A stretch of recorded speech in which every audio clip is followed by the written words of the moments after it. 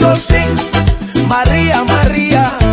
Now los aquí across the Gulf of Paria. Persona non grata. Why you call me that name? Persona non grata. Lord, you make me feel shame.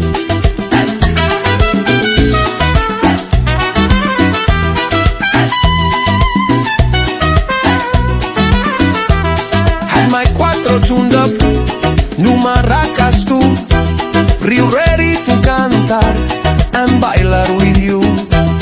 They send a ver nota, a diplomatic note, keep you late, no airplane. They say I can't take both. Persona non grata. Why you call me that name? Persona non grata. Lord, you make me feel shame. The phone ringing non-stop, the whole band calling, saying I set them up, I'm crying and bawling. Carone, laughing me in my situation. Maduro, Semino, going to end Thailand. Persona non grata. Why you call me that name? Persona non grata. Lord, you make me feel shame.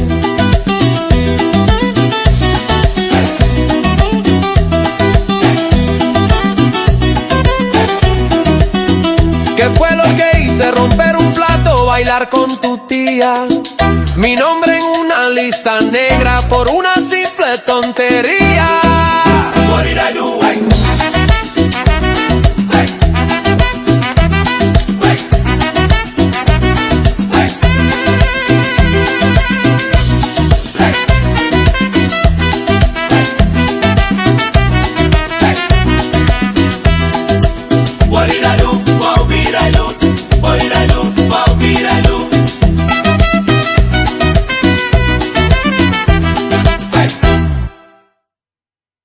Persona non grata, mi utelva muse. So I eat barata and drink my Grey Goose. I did plan to parang in Caracas this year, but your cuss and your fuss and your people declare. Persona non grata. Why you call me that name? Persona non grata. Lord, you make me feel shame. Persona non grata. Why you call me that name? Persona non grata. Lord, you make me feel shame.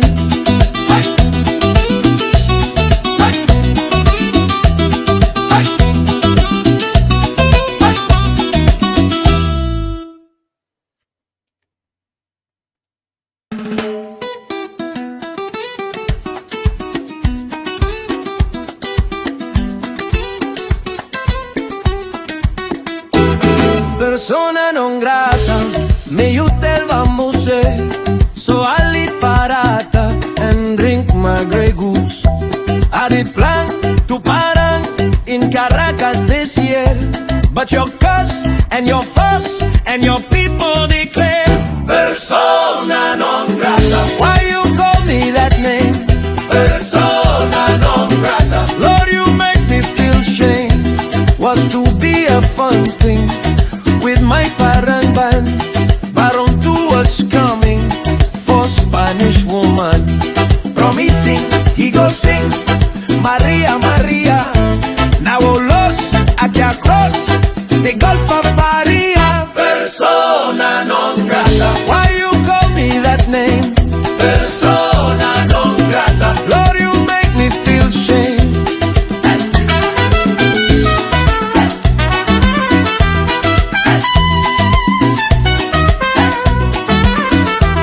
Had my cuatro tuned up, new maracas too, real ready to cantar and bailar with you. They send a ver nota, a diplomatic note, keep you late, no airplane. They say I can't take both. Persona non grata. Why you call me that name? Persona non grata. Lord, you make me feel shame. The phone ringing non-stop, the whole band calling, saying I set them up, I'm crying and bawling. Carone, laughing me in my situation. Maduro, Semino, going to end Thailand.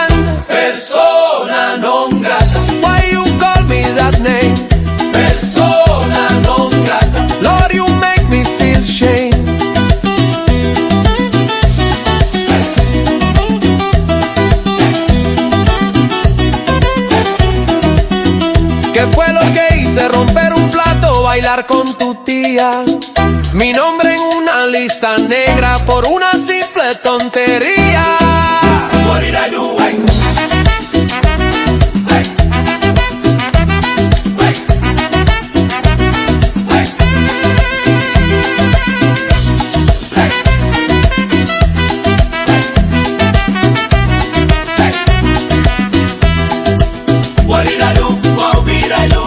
What did I do? What did I do?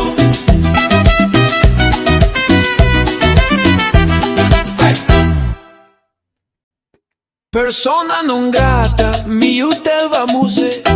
So I lit barata and drink my Grey Goose. I did plan to parang in Caracas this year, but your cuss and your fuss and your people declare Persona non grata. why you call me that name. Persona non grata. Lord, you make me feel shame. Persona non grata. Why you call me that name? Persona non grata. Lord, you make me feel shame. Hey. Hey. Hey.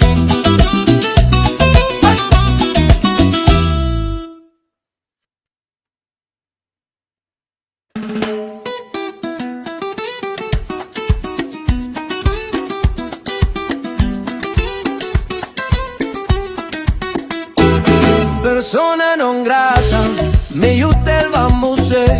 So I lit parata and drink my Grey Goose. I did plan to parang in Caracas this year, but your cuss and your fuss and your people declare Persona non grata. why you call me that name. Persona non grata. Lord, you make me feel shame.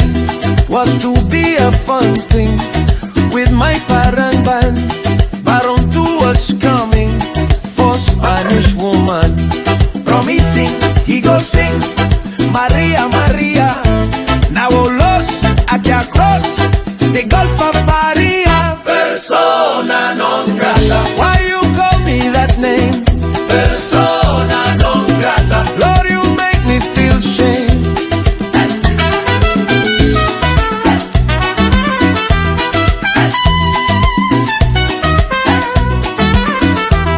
Had my cuatro tuned up, new maracas too, real ready to cantar and bailar with you.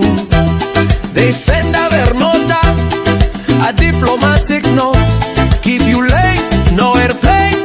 They say I can't take both. Persona non grata. Why you call me that name? Persona non grata. Lord, you make me feel shame. The phone ringing non-stop, Ole, the whole band calling, ole, saying I set them up. ole, I'm crying and bawling, Carone, laughing me in my situation. Maduro, Semino, going to end Thailand. Persona non grata. Why you call me that name? Persona non grata. Lord, you make me feel shame.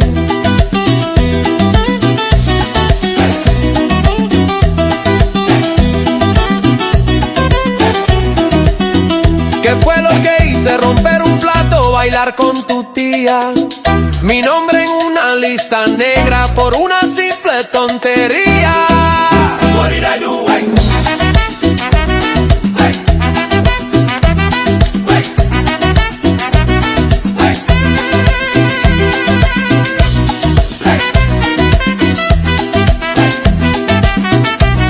Hey. What did I do? What did I do? What did I do? What did I do? Hey. Persona non grata, mi utelva muse.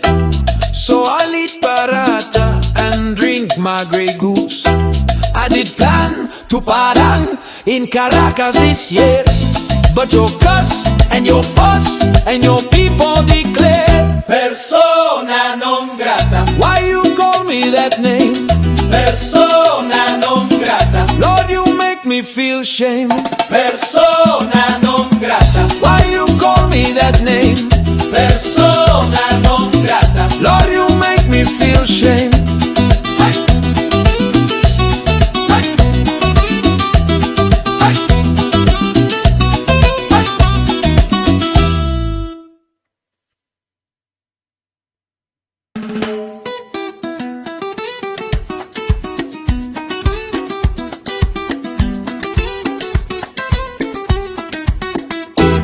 Persona non grata, me you tell vamuse. So I lit parata and drink my Grey Goose.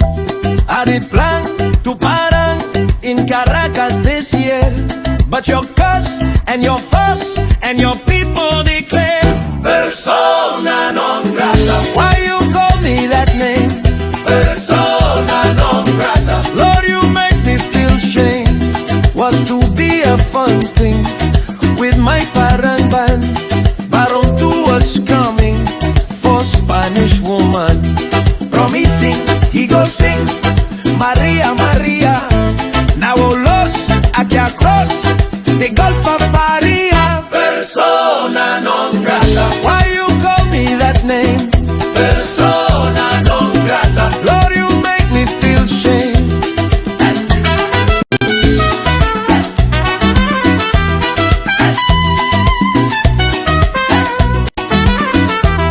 Had my cuatro tuned up, new maracas too, real ready to cantar and bailar with you.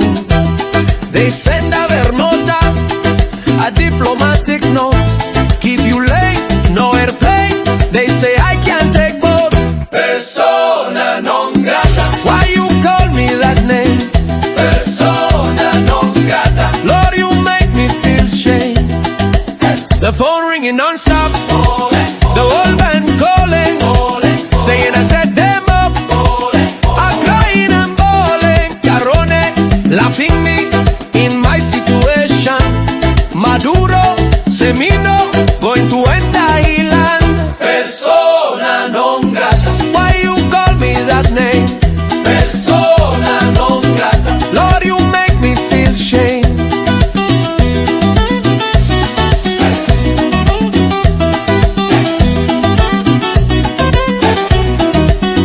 ¿Qué fue lo que hice? Romper un plato, bailar con tu tía. Mi nombre en una lista negra por una simple tontería. What did I do?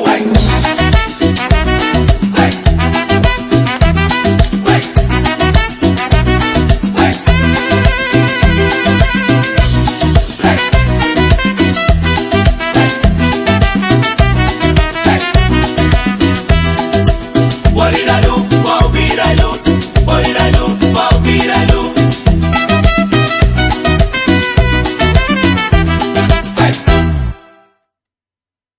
Persona non grata, mi utel vamuse. So I lit parata and drink my Grey Goose. I did plan to parang in Caracas this year, but your cuss and your fuss and your people declare persona non grata. Why you call me that name? Persona non grata. Lord, you make me feel shame. Persona non grata. Why you call me that name? Persona non grata. Lord, you make me feel shame.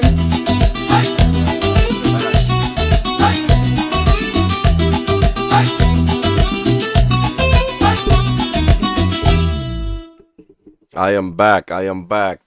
Sorry about that. How do you music? Oh.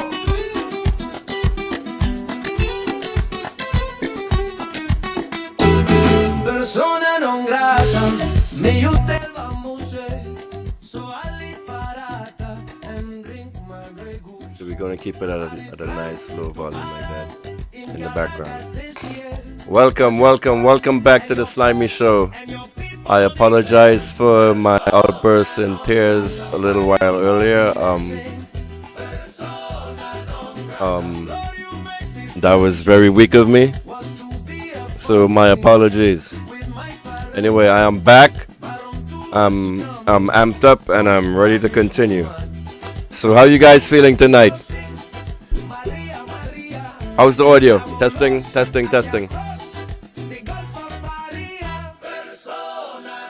How is the audio?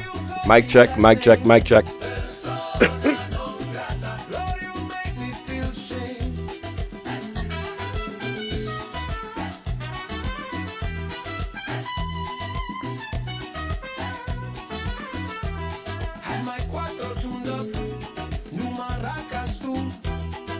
Mic check, mic check.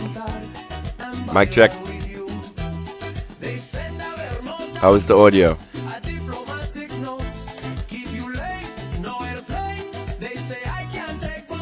Persona non grata. Why you call me that name? Persona non grata. Lord, you make me feel shame. The phone ringing non-stop. The old man calling. I just had this shit in front of me.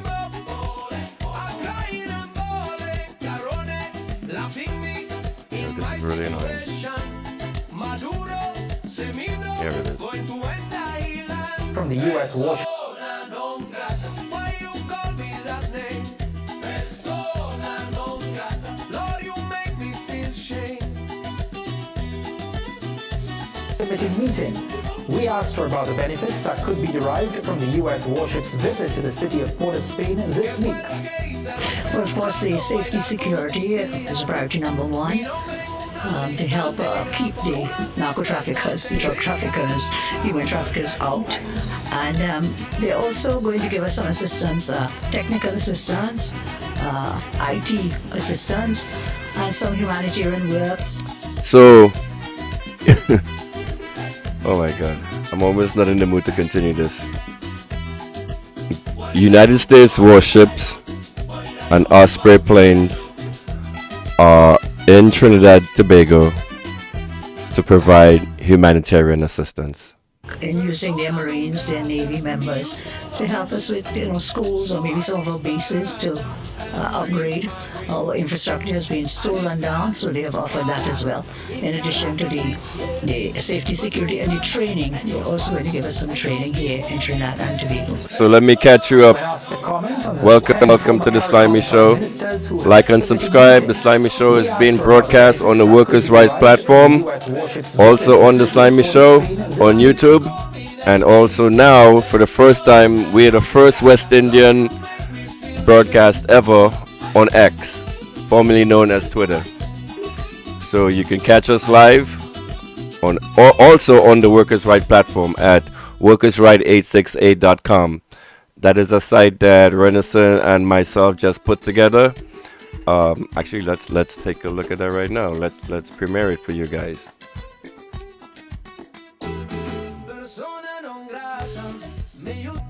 And like I told you guys yesterday, this website is going to be, we're going to change it into like a community-based website where members from every group, every district, every constituency can like get together and pool resources with each other, kind of like what they're doing in Venezuela with their communist system. So we all know that if you still on the stream and you actually listen to me and you listen to the last stream, you should be pro Venezuela by now. So Venezuela is in the right for contesting their property in the Essequibo region, and we went over that in the last live. Right, so you should be pro Venezuela when you come on here. So back to the Workers' Right website of workersright868.com. We intend to change this website into a virtual model of what they have in Venezuela. So this is a video library. Oh, this is so cool. So we're using artificial intelligence and some human intellect to actually build this. And some human intellect. Perfect, it works. Well done, Renison. And the donate function on the website does not work yet. The contact us page does work. So you can actually go onto this page and send us any tips or tricks or if you feel like snitching on someone, this is the place to do it. If you want to do it anonymously, or you can contact me through WhatsApp 347-791-3311. So far, I've had quite a few of you actually called me offline, and I've had some very interesting conversations. But I will actually encourage you people, instead of telling it to me privately, share it with the world. Right? So once again, the number to call in is 347-791-3311. This is the Workers' Right Platform website. We now have a new website. I encourage it. Well, there's not a whole lot to do, just to look around and maybe look at the video library. But in like the next few weeks, we're going to change this into a powerhouse. So back to Venezuela when they got their sanctions. So when the United States imposed sanctions on Venezuela some years ago, the people actually facing like economic difficulties and hardships, they actually banded together among themselves. So like each neighborhood in Venezuela has like a if Miss Arima is on the line and you know what I'm talking about, feel free to contact me. I forgot the name of they call it, but basically it's like a community group where all of the guys get together, they pool their resources, and they're within that group they take care of their own. So like when it comes to food, medication, trash removal, whatever, like the members like working with themselves actually got themselves through US sanctions. So Venezuela is now 90% food sufficient, meaning they only import 10% of their food supplies. Because of sanctions, Venezuela has become a much stronger country than it was before when the US and whatever was involved. So Venezuela, one of the reasons why sanctions hit the country so hard was because the country was overly dependent on its oil sector. So when the United States came in and slapped sanctions, and let me explain, maybe you people don't really understand what sanctions is. It's actually, in this day and age, it's an act of war. People die from sanctions. And actually in the period when sanctions were first instituted in Venezuela, the number is around 80,000 people passed away because of the United States sanctions on that country. So what happened is, like, hospitals would run out of supplies. When it came to technology that they needed for their oil sector, they were prevented from doing that. They were prevented from selling their oil on the international market. And in addition to that, they had all of their gold reserves that were stored in the United States stolen, confiscated by the United States. They had assets in America, Citgo. I remember Citgo some years ago when I used to drive. That was one of the gas stations I used to go to. And Citgo is a Venezuelan-owned gas company. So what Venezuela did, since the United States was its biggest customer, Venezuela bought refineries in Texas. And so with the refineries that they own and the infrastructure that they own and built in the United States, they were taking like oil directly from Venezuela and shipping it over the Citgo, and Citgo would process gas products. And guess what? That was stolen from them. Your boy Juan Guaido, which your current... I should have it on this. Excuse me 1 second, I gotta change the setting.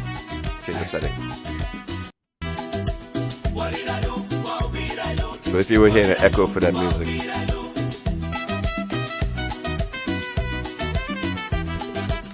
Alright. So, shit. Let's start the show with a prayer. I know you guys are all religious in Trinidad, so at the start of each show, we start the program with a prayer. So I would like you guys to bow your heads for 2 minutes and listen to Telling reminder of the Islamic imperial prayer. arrogance that has long treated Caribbean lives as expendable in the name of security. Let us be clear, this is not protection, this is recolonization. Trinidad and Tobago's alignment with US military objectives marks a catastrophic betrayal of the Caribbean consensus that our region must remain a zone of peace. In a single stroke, our leadership has reversed decades of struggle towards regional autonomy, from the Federation dream to the founding principles of CARICOM, by inviting a foreign power with documented history of anti-Black, xenophobic, and extractive aggression into our waters. This government has traded the dignity of the people for the optics of proximity to empire. We must name it for what it is: the sale of sovereignty dressed as diplomacy. What we are witnessing, the invasion of our Caribbean waters, the killing of 32 men on alleged drug boats without due process or evidence, is not justice. It is murder. It is imperial violence dressed up once again in the rhetoric dog whistle of security and war on drugs. Again, let us be clear, this is not about drugs. It is about natural resources. It is about oil. It is about power. The United States, abetted by local collaborators, has long used narratives to justify control over territories rich in natural resources and geostrategic access. Our region has been a pawn in their empire building for centuries. With the apparent complicity now of our own leadership, the cycle continues. To our goodly Prime Minister, I say this: allegiance to empire is not leadership, it is capitulation. It is the mimicry of colonial power masquerading as progress, even as it alienates us from our Caribbean brothers and sisters who continue to insist on peace, independence, and regional self-determination. I write not as a partisan. I have long unsubscribed from our party-led politics, nor do I subscribe to the bankrupt capitalist system that sustains them. I write as a Caribbean socialist, aligned with the unrealized visions of those who imagined freer, fairer, more humane futures for our people. From Claudia Jones to Una Marson to CLR James to Morris Bishop to Audre Lorde to Sylvia Winter, may they all walk in power. Their work reminds us that another world was always possible, even when empire insisted otherwise. What we face now is a moral and ideological crisis, not just of governance, but of imagination. It is time to reclaim both. We must begin to dream again, knowing we do not have all the answers, but still willing to painstakingly envision a brave new hybrid, uncolonized way of being, living and thriving outside of the death-riddled machinery of capitalism and militarism that has never served us. Caribbean sovereignty is not for sale. Caribbean lives are not collateral damage. And peace, true peace, must never be bartered for power. I am taking this public stance for my baby girl so that one day when history measures who stood silent and who spoke, there will be record that I did not sit idly by. However small, inconvenient, maybe terrifying or inconsequential it may seem to some, silence in moments such as these is complicity. So I stand here today for my daughter, for our children, for those not yet born. Let this be on record. I am Abeo Aisha Christabel Jackson, sixth-generation American from the lineage of Amphi and Bashana Jackson. Amen. Amen. Amen. So guys, welcome back to the Slimy Show. Welcome back to the Slimy Show. I had to do a reset.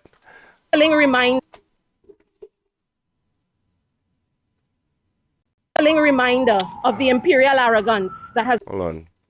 I had to do a reset. And the video that I've been looking for with David Naked, I can't seem to freaking find it. I thought I had it here, but it's not. Christ have mercy. Horrible show planning. But anyway, we just heard, I hope you heard and listened to that sister and everything she said. Right? She spoke about colonial powers, sovereignty, independence. Now, after you heard this, I want you guys to take a listen to this video right here. How weak and pathetic. Actually, no, I don't want to make any disclaimers. I don't want to make any pronouncements on the video. I want you guys to tell me what your impression is. What is your opinion on this? So, what happened yesterday? After Maduro gave your prime minister a smackdown, her mouthpieces came on the air after Penny took a visit from the Venezuelan ambassador, and this is what is amazing, right? Penny Beckles did not go to the Venezuelan ambassador. The Venezuelan ambassador came to her. So she hosted a visit from Venezuela. And this was after President Nicolas Maduro handed a smackdown to Kamla Persad-Bissessar, where she was declared persona non grata in Venezuela. So what does that mean, being declared persona non grata? It means that your leader cannot set foot on the country of Venezuela. Your leader cannot speak to anyone in the Venezuelan government. That is what a declaration of no persona grata means. Persona non grata. That's what that means. No dealings. So after the Venezuela Congress did that, and they also smacked you by cutting off all gas supplies to you. And if you listen to the last video, you should understand how critical it is for Trinidad to get gas. Right? So, Penny Beckles heroically, in my opinion, because she's like the only adult in the room, and it seems to me like that the leader you people voted for, Kamla, does not seem to understand diplomacy. She has this gung ho attitude, like almost like when Trump was on the campaign trail, like just speaking her freaking mind. And in a declaration your prime minister made regarding the persona non grata declaration, she said that it does not affect her, that it has no effect on her and her life. How does that make you feel, Trinidad and Tobago? Is Kamla doing all of this for herself, or is she representing you on the main stage? You elected Kamla Persad-Bissessar as your #1 salesman, correct? So how would you assess your salesman, your servant? How would you assess her performance on the world stage right now, where she has basically cut us off from our #1 supplier of energy? Hard times are coming for Trinidad. So Penny, it wasn't reported what was actually accomplished in the meeting Penny had with the Venezuelan ambassador, but let's hope it was something positive.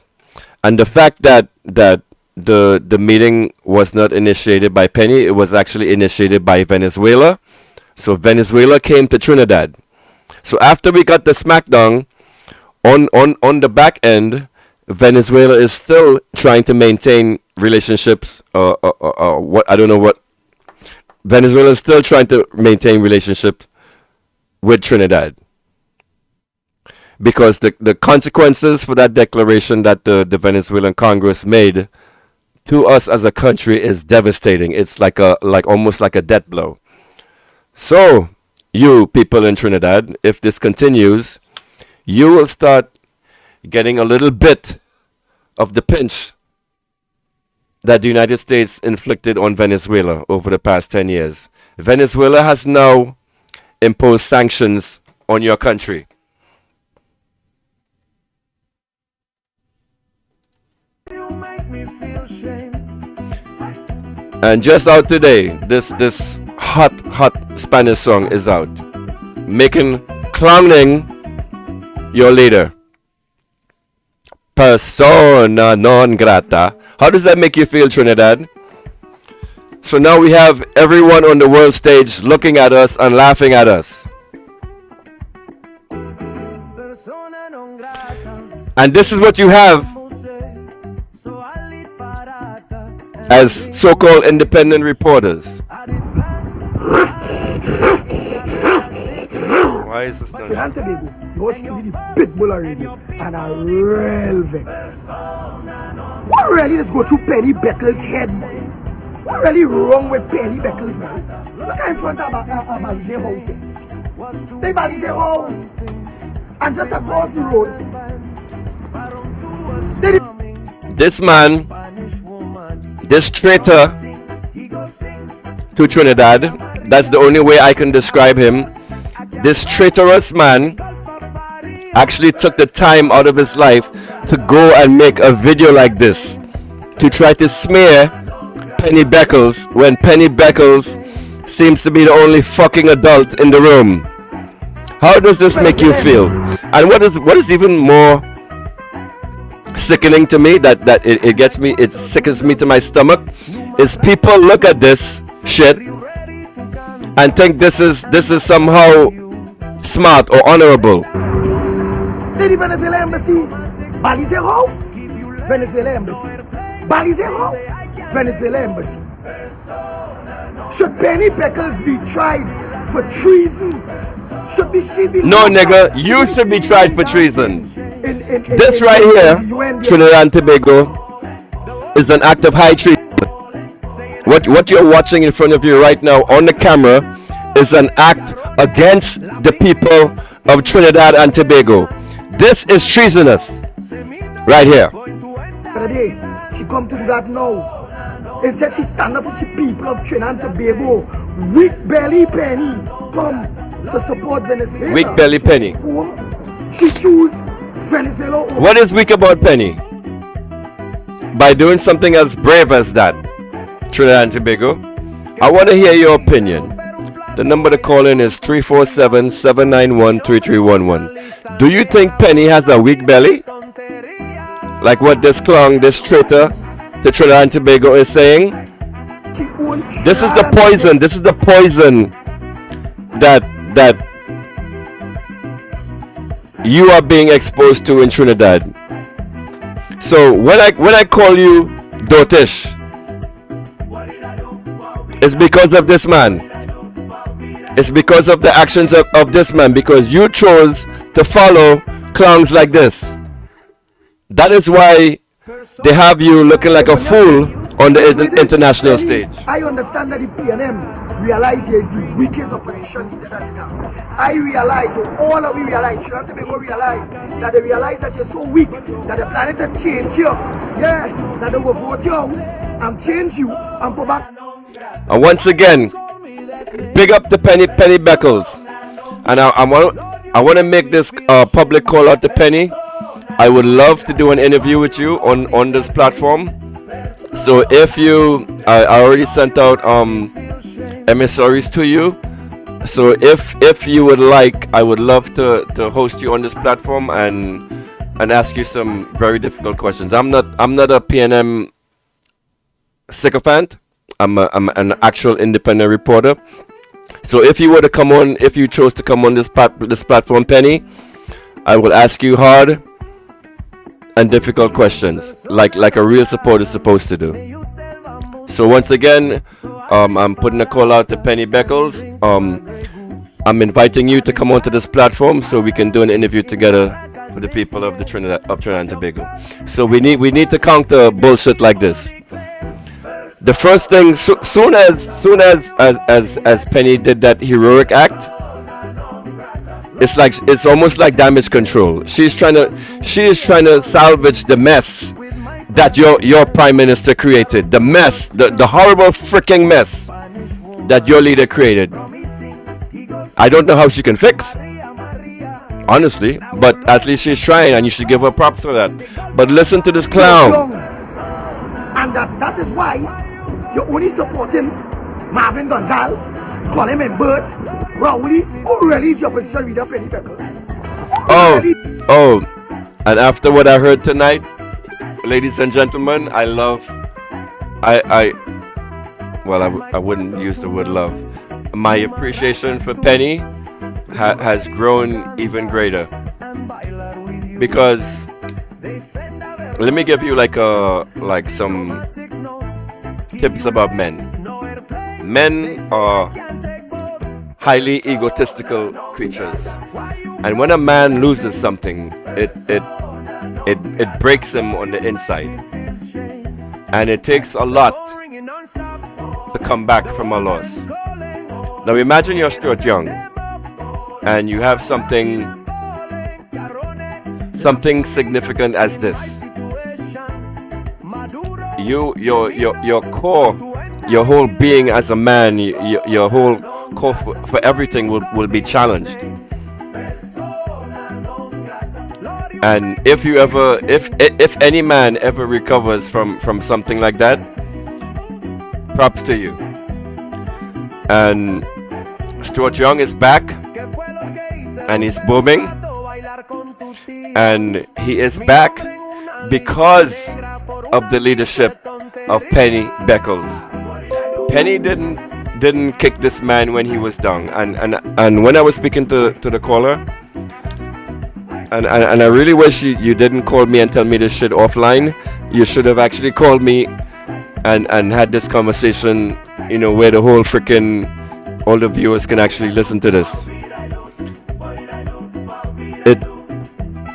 I don't want to sound chauvinistic, but it takes a certain kind of woman to nurture a man back from a loss. So as the person was telling me this story about Penny and Stuart, because Stuart was crushed, which is understandable, and I know this from personal, like when I broke caught up. my stepson spying on me in the shower at the same time that my husband used this trick to get hard. I discovered something crazy with a What is Boston that? doctor. I almost fired him until I let my stepson test it on me at dawn in the Get bedroom. hard? It's really a homemade hardening trick, most effective for guys over 40. Did you know that your What the back hell? doesn't get stiff because the arteries are clogged with toxins that block blood flow down there? Well, that's when my doctor taught me a valuable lesson. Rubbing a little salt with hot water in the shower completely Where is that clears coming the from? blocked veins from your tool. Just 13 seconds and that's it. There'll be so much blood on your staff that it'll be hard to even pull up your pants. And it's so simple to do. Yeah. Plus, of course, zero side effects because it's totally natural. No pills or procedures. Yo, only where for is that embarrassment. ad coming This trick from? is real.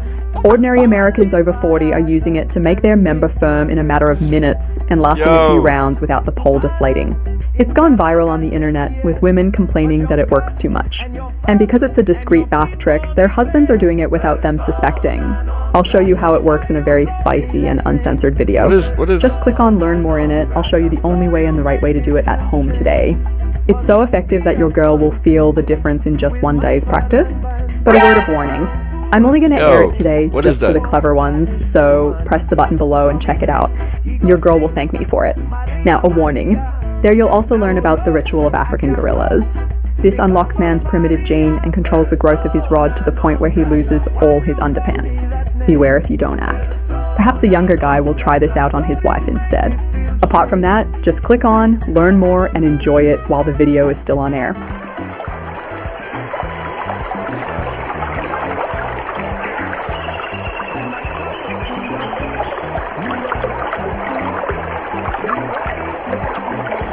Why is a penis ad coming on as I'm doing this? And what is up with these new ads? There's an ad that's playing and I don't even know what the hell it's playing from.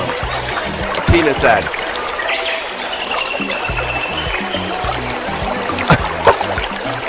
Well, then again, how appropriate a penis ad will come on as we playing this guy right here. So let's roll with the flow.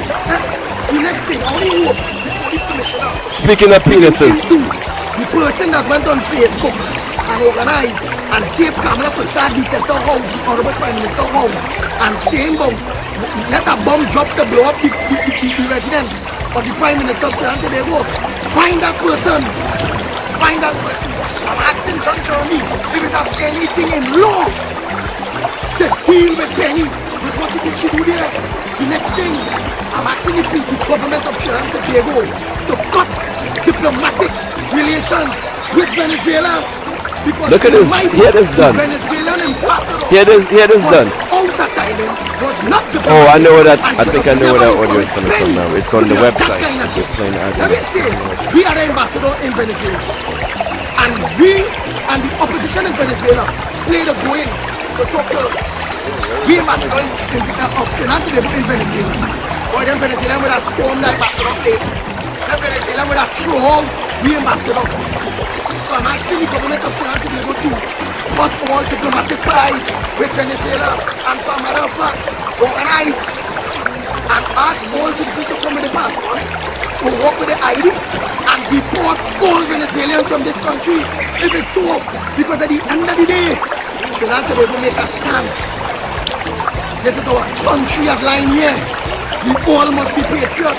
We have to stand up for the government. Hold up. There's this noise. Where is this coming The from? opposition is really what? Venezuelans? Or is Trinidad and Tobago? Who the opposition, this weak belly opposition leader for? Trinidad and Tobago? Or for Venezuela? Or for the people of Venezuela? Come on now, man. Penny, weak belly Penny. Do better than that. Come better than that. The hell with you. At the end of the day, they will move here any. Alright, this is weird. This is really weird. No, you're weak. Weak belly Penny. Weak belly Penny. I should bite you for that. I should.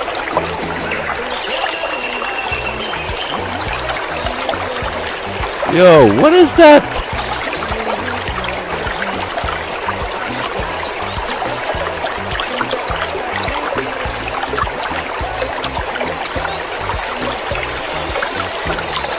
Alright, I'm closing freaking everything.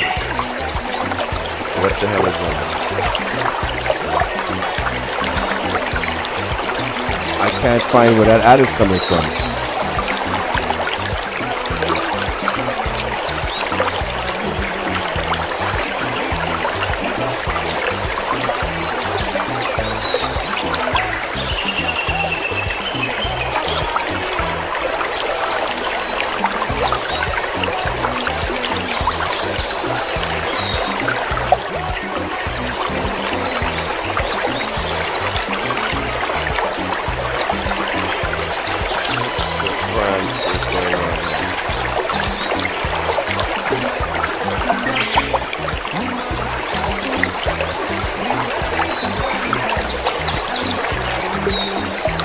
Hang on a second. Let me try to figure out where this ad is coming from.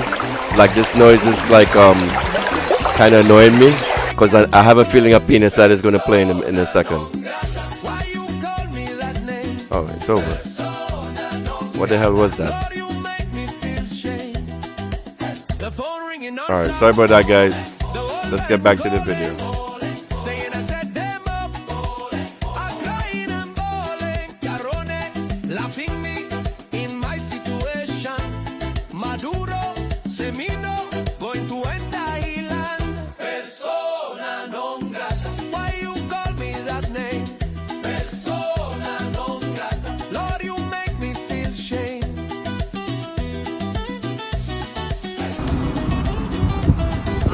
Alright, we're back. Trinidad and Tobago was truly pitbull already and a real vex. What really is go through Penny Beckles' head, man? What really wrong with Penny Beckles, man? Look in front of Balize house. They Balize house. And just across the road, they the Venezuela embassy. They the Venezuela embassy. Balize house, Venezuela embassy. Balize house, Venezuela embassy. Should Penny Beckles be tried for treason? Should she be locked up? She do the same damn thing in the UN the other day. She come to do that now. Instead she stand up for the people of Trinidad and Tobago. Weak belly Penny come to support Venezuela. She choose Venezuela over she own Trinidad and Tobagonians.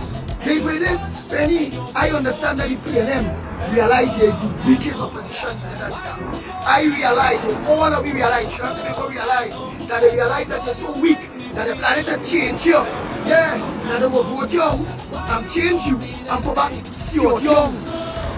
And that is why you're only supporting Marvin Gonzalez, Colin Bird, Rowley, already is your position leader, Penny Beckles.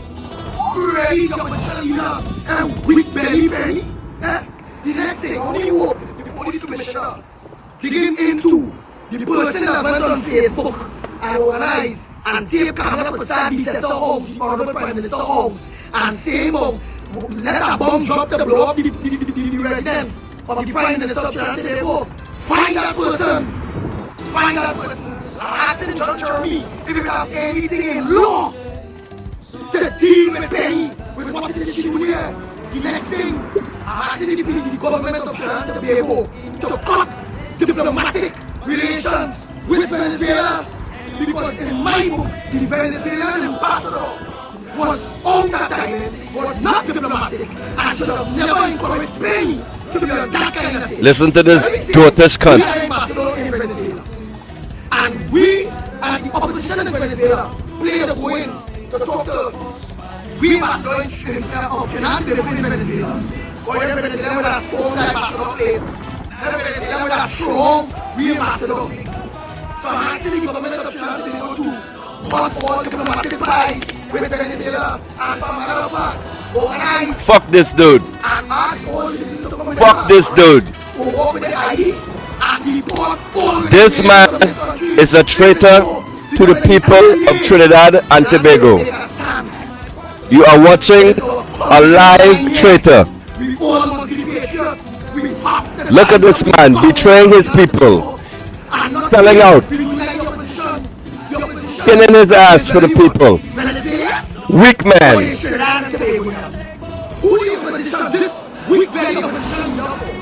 Listen to this traitor.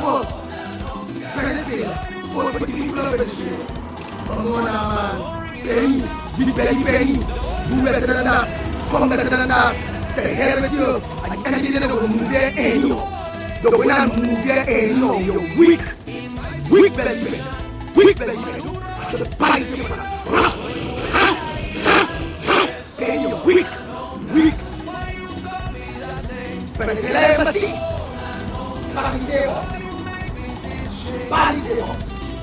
Baliseos.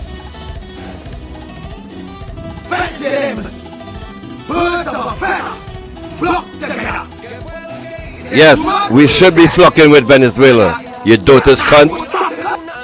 Drug dealers.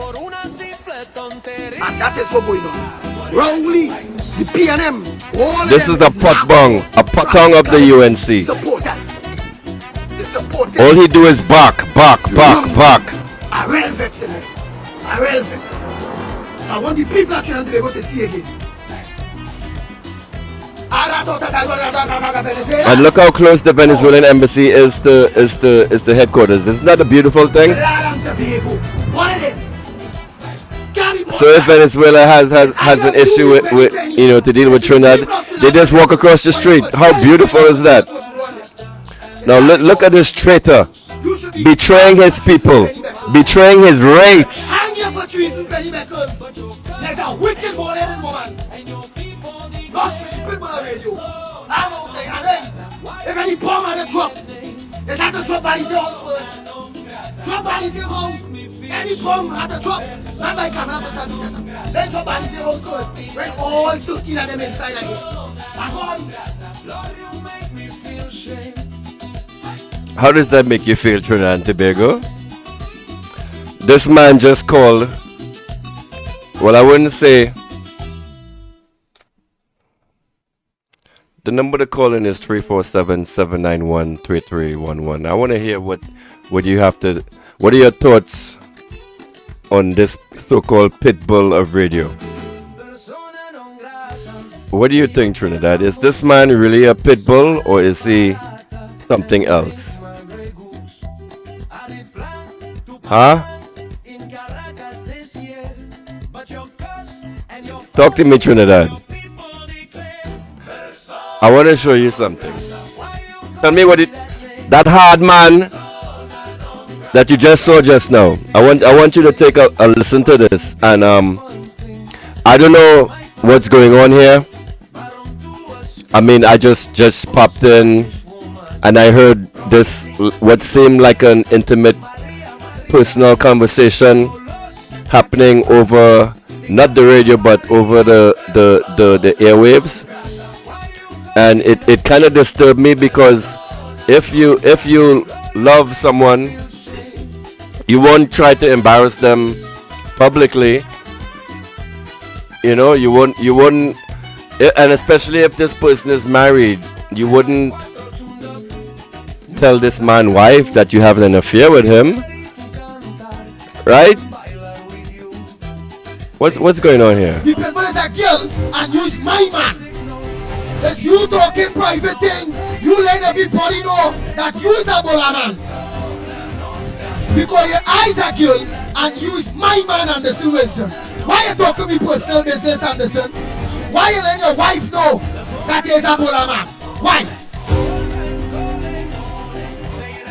So, ladies and gentlemen, Andy just this put he. I said, leave me this morning. Andy, a girl. Yeah. You must know it's a girl asleep with you. You can't remember? What? Ask him, let me tell your wife. Put your wife on the phone and let your wife see her thing. Then she look on. Let me tell she is a girl. Because you asleep with you. And the Wilson, yeah, you ain't tell she. I slap you all out. You slap me all out. You put me all out. You ain't tell your wife. That's why you know it's a girl.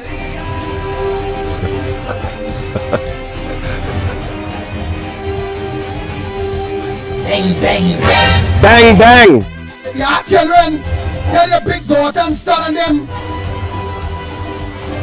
that you sleep with the girl, the pet bull already, Andy Williams, you slept with me. Tell your children and them that too. No shame.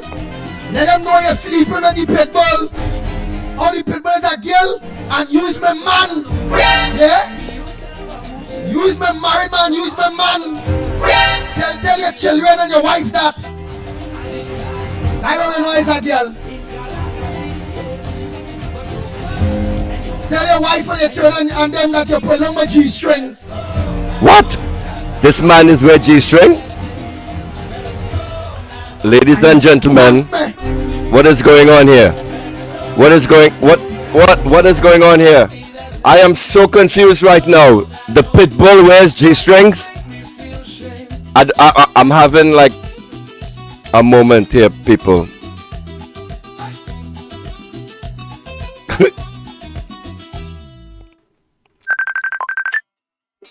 What is really going on? What? I have a caller.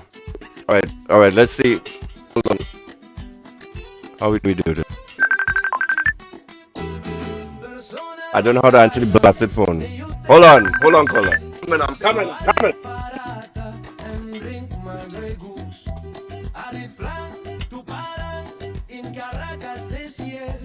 But your cuss and your fuss and your people declare persona non grata. Why you call me that name? Persona non grata. Lord, you make me feel shame. Was to be a fun. I'm coming. Baron who was coming for Spanish woman. Promising There we go. Maria. Now los aquí across the Gulf of Paris. Persona non grata. Why you Welcome to the Slimy Show. Caller, Lord, you make me feel shame. can you hear me?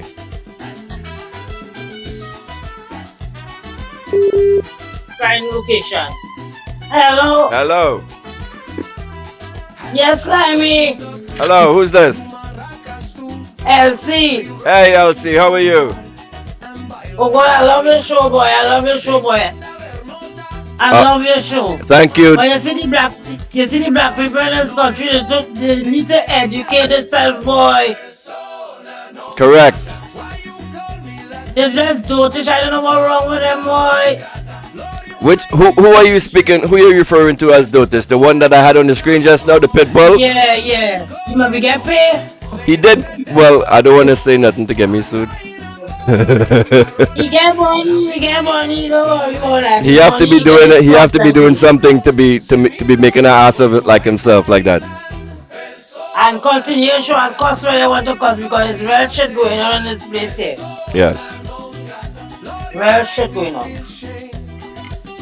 But I will always tell you this country is divided by race, eh? We gotta stop that.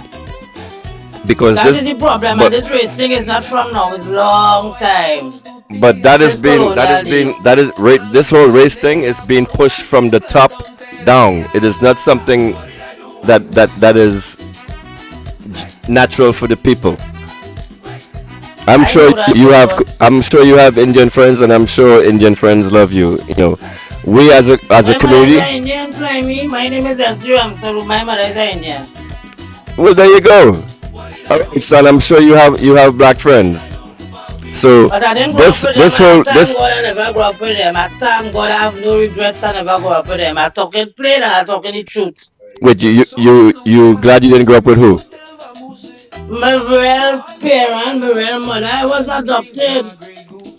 Oh, For in them days when an Indian go with an African man, it Ah, was a thing. It's a right. shame. Yes. It's a Yes. shame. And so in my book, there's only go with them African man if you could benefit something from them. I do business. I just tell them like it is. Very But I good. love your show. Thank you. I I keep on appreciate your cussing. I support. just cuss too. I just cuss to keep on cussing. Thank you. Yeah. So you're you my have actual first official caller onto the Slimy Show. What's your name I again, know some people Delcy? don't like to hear the truth. They don't like to hear the truth. Well, they're gonna hear it from me. Mm-hmm. They rather hear lies, but they go get it in their ass. Don't worry, they'll get a rude awakening. That is what we're trying to prevent here. Well, it done to happen already. We can't do nothing about it. There actually is something we can do about it, but I don't know if you guys go on hear that. We can do something. We can do something. Emergency. We can do something like what Abraham Traore did.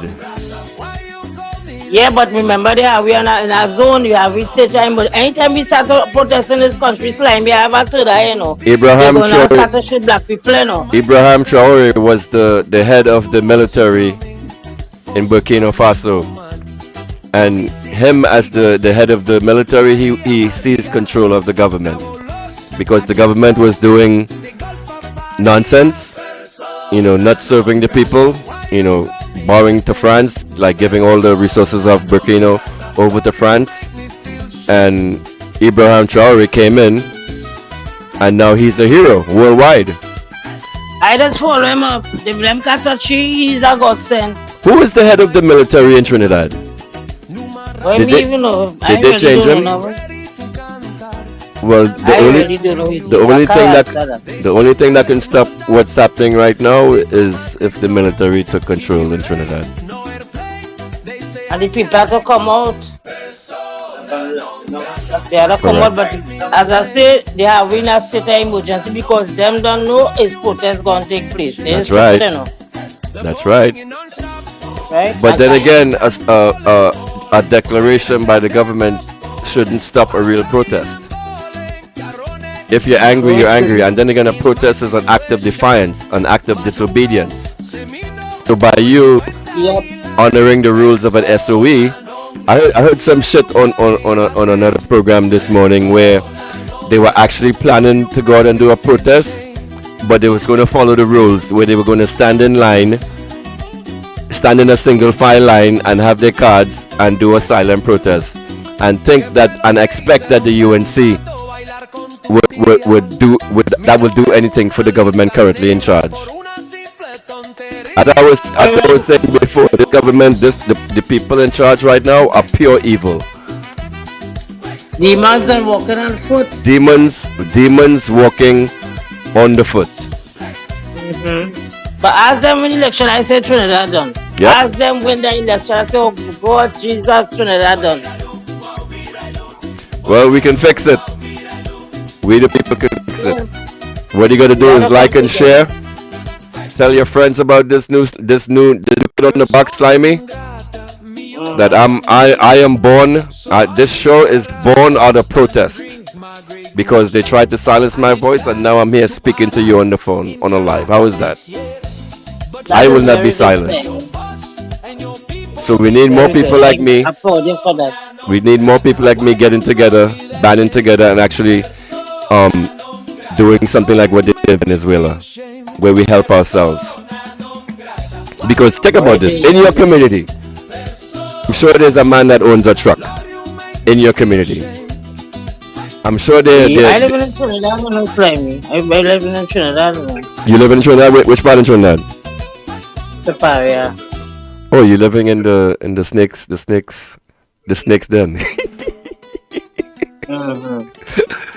Oh God! Superior is not a good place to be right now, man. You know, anyway, be home, I'd have been inside. So you ever seen Pink Palace? What big palace? The Pink Palace in Superior. Have you ever seen that? Well, actually, I'd be inside. I just really very much should be playing on slimy.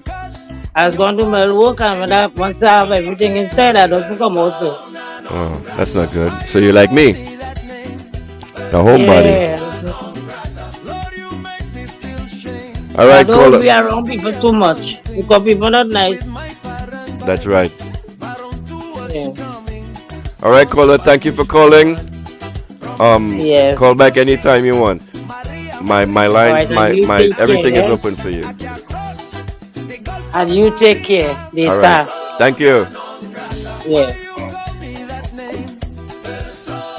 Okay, so how was the audio on that call? That was our first caller. Is that the same caller or different caller? Hello, welcome to the Slimy Show.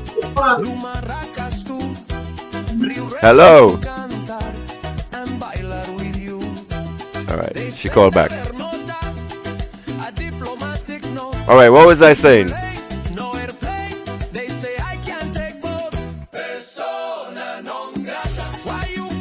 Oh, we were in the middle of this slideshow right now.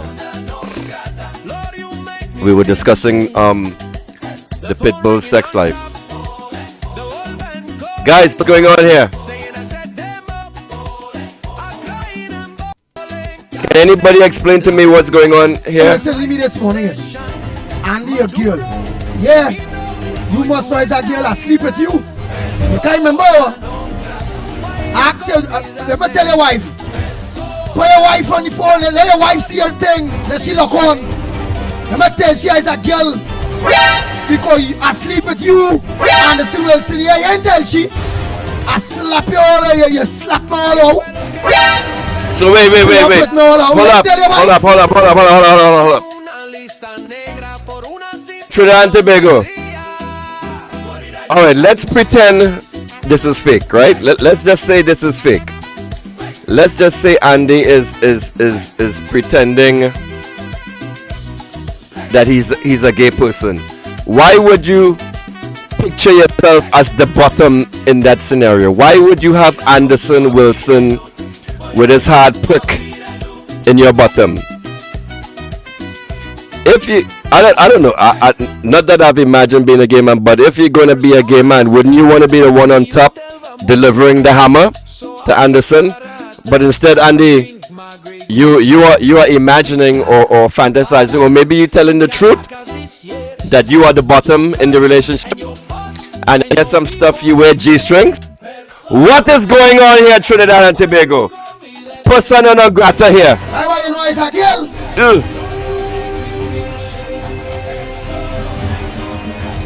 And Patricia really tracking this man. What's going on here?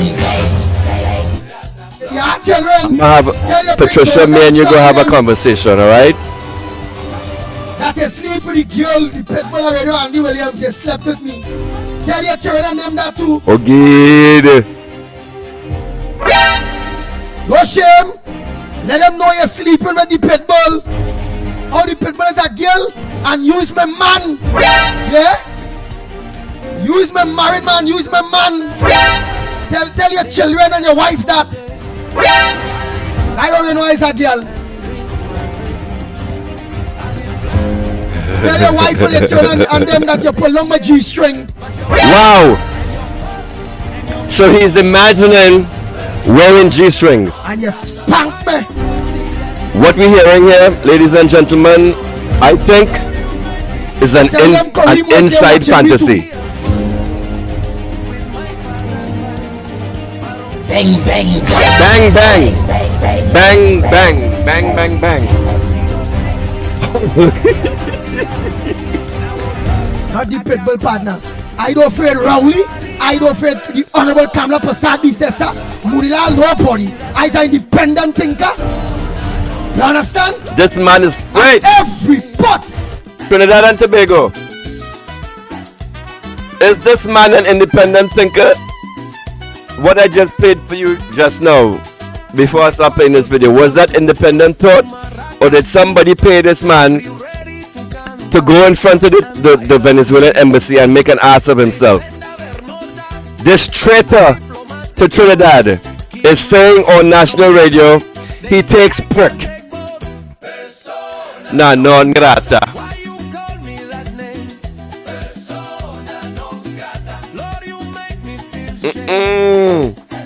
No, Andy, no. Saying I set them up, I'm crying and bawling, Carone, laughing me in my situation. What's going on here, Trinidad? Semino, going to end island. Persona non grata. Why you call me that name? This right here is persona non grata, people. Lord, you make me feel shame. He made me feel shame. And this right here was a song whipped up by Venezuela for your leader, Kamla Persad-Bissessar. Let's hear it from the start.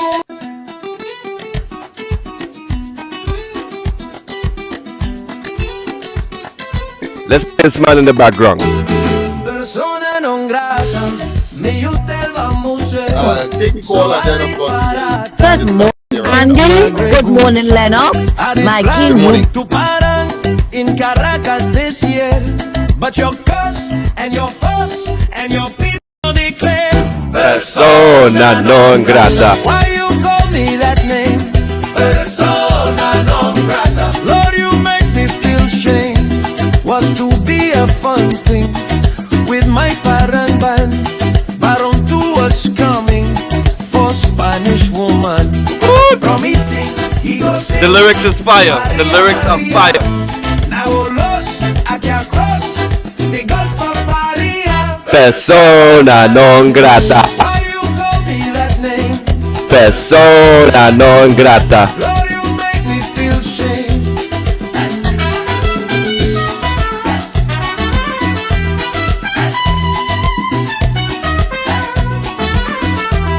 Had my cuatro chundos I got something else to show you.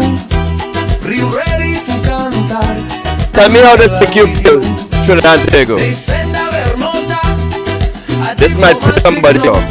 Keep you late, no airplane. They say I'm here to piss people off. Persona non grata. Why you call me that name? Persona non grata. Lord, you make me feel shame. The phone ringing non-stop. The old man calling. Saying I said them. Trinidad and Tobago. Tell me how this makes you feel after you see this next. Let's wait for my piece of shit computer to load up this video. Tell me how this make you feel.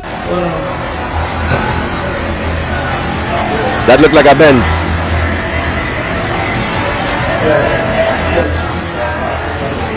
And they blasting Jamaican music. Listen to it.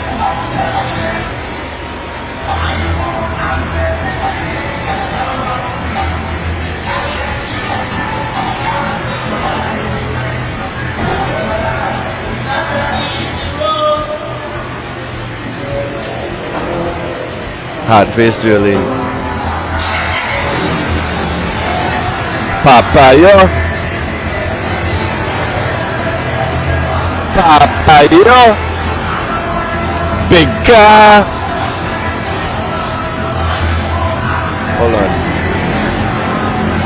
White people like to message me when I'm live, boy.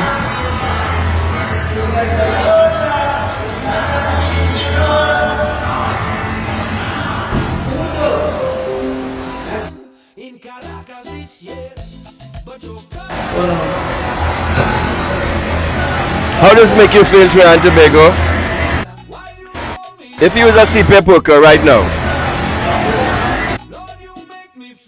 if you was a CPAP worker right now, how you feel about your elected representative driving up to work?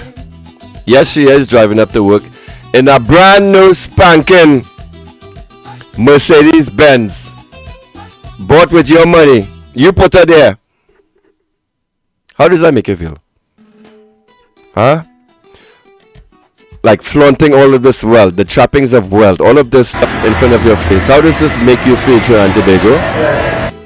Especially if you're a CPAP worker, or a URP worker, or you're working for Nutrient. How does this making you feel right now?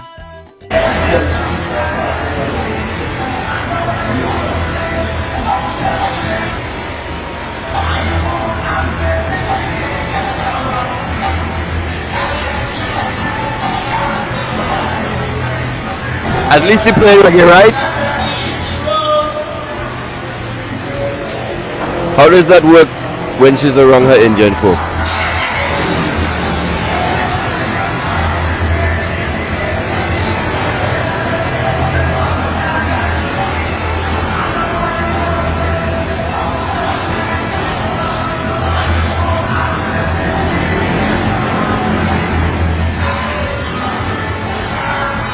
Up the limestone system there, right? Oh, she jamming.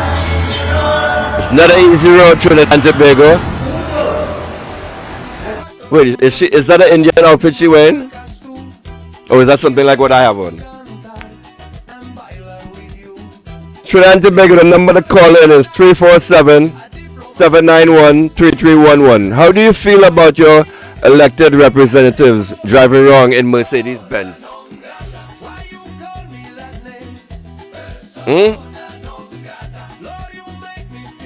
Your persona non grata. This is how you looking on the internet right now.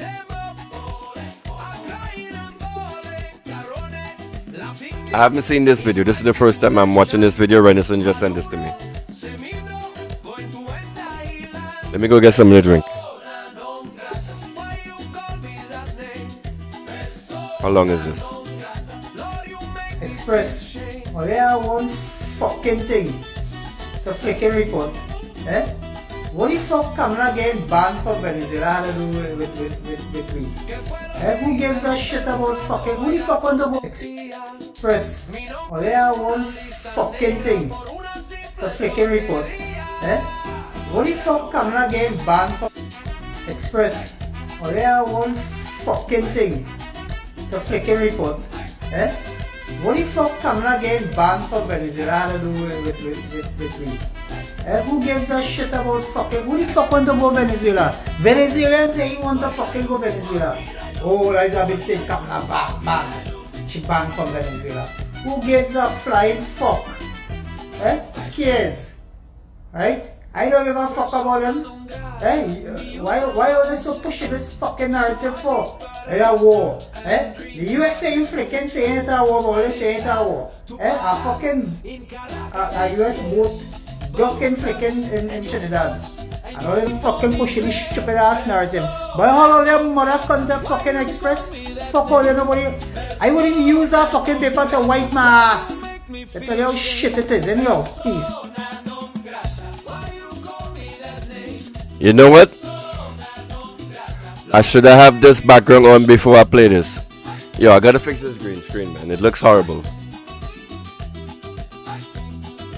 Alright, here's the outside my window. This is the technology. This is magic here. The technology of green screen. So this is just a simple sheet that covers everything. Maybe I should just leave it open.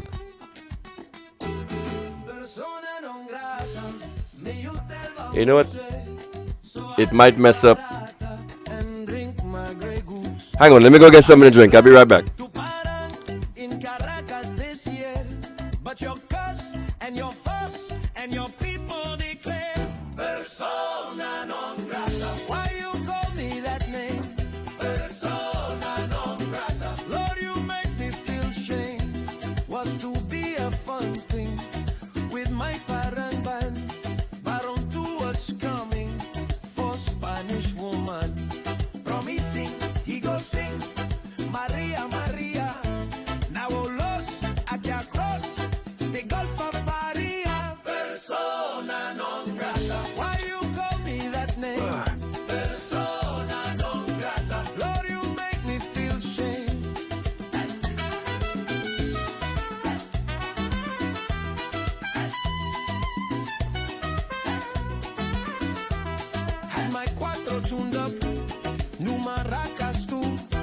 Express, well, they are one fucking thing. The flicking report. Eh? What the fuck Kamla getting banned from Venezuela had to do with me?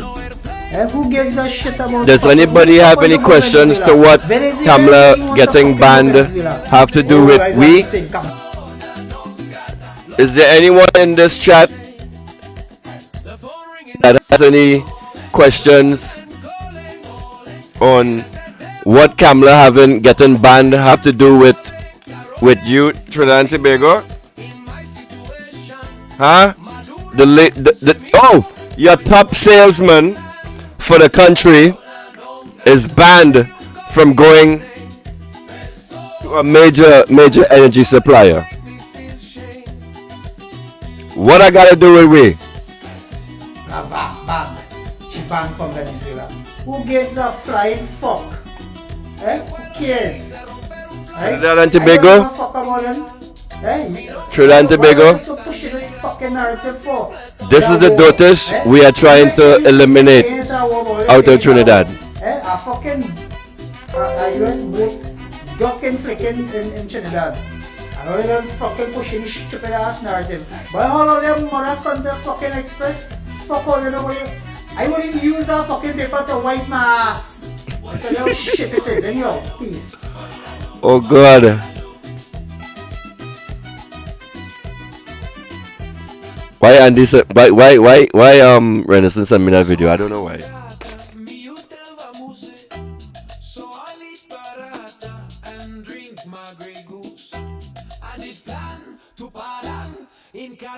What the ass?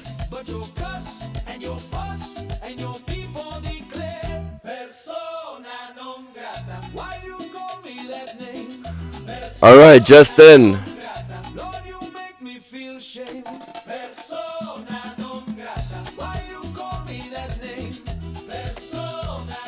Someone just sent me this through WhatsApp.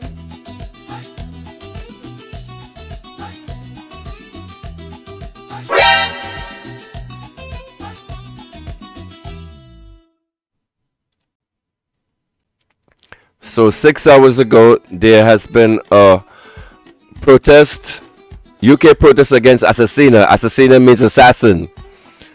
So people in the UK are calling your leader an assassin.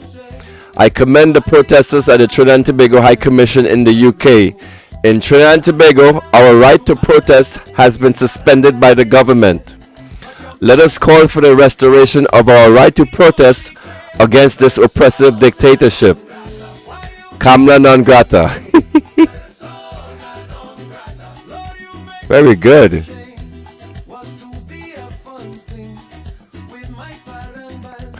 So you see, we do have some right-thinking Trinis out there, but it just seems that the daughter side, it just seems the daughter side of Trinidad, what seems to be pushing through when it comes to the media bias. I don't want this video on my computer. Let me delete this bullshit.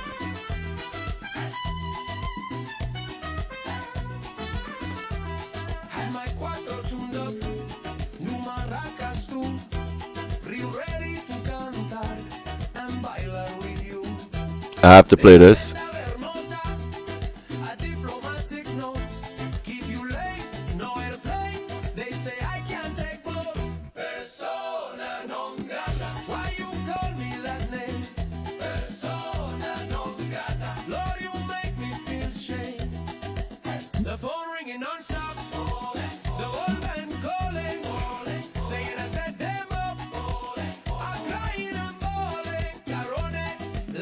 Disclaimer. The content presented on the Workers' Rights 868 YouTube channel is intended for informational purposes only.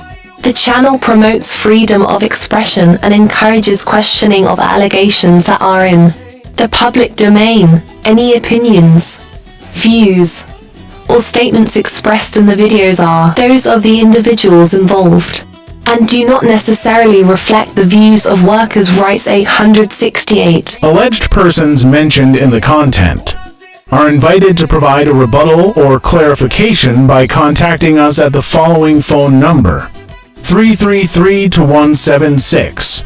We strive to maintain fairness and open dialogue, allowing all parties involved an opportunity to address any concerns or inaccuracies that may arise. Please note that the information... Enough of this shit.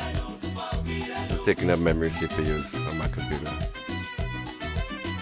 Alright, so let's do a little browsing through Twitter. So once again, I'm encouraging you guys to get on X. Like if you're on Facebook, that platform will keep your head filled with disinformation.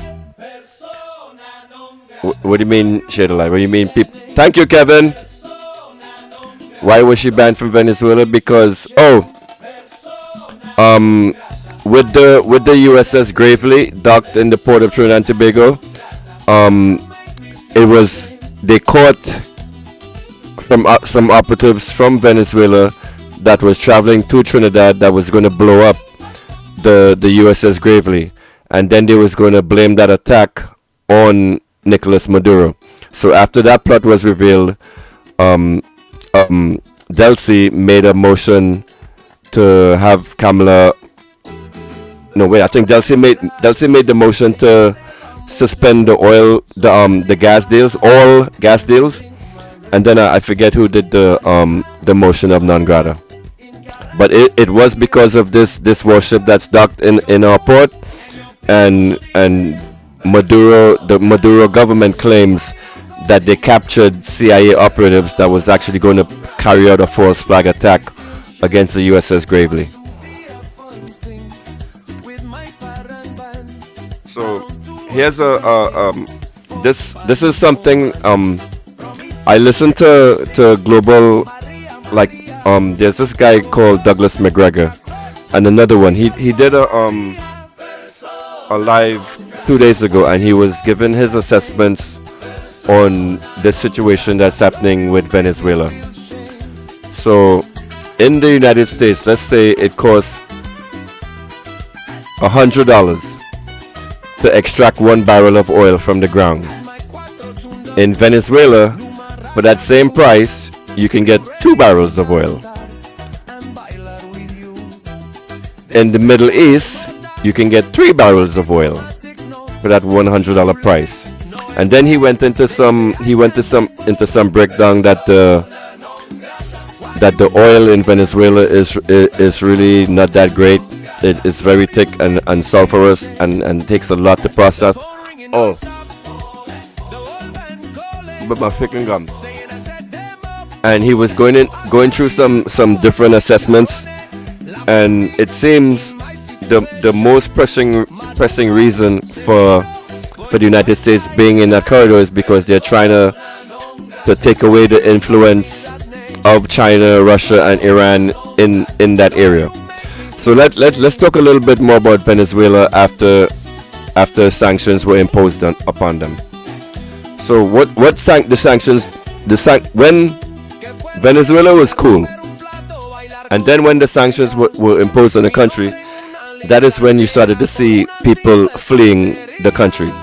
It wasn't because of the anything that Maduro had done per se as a leader.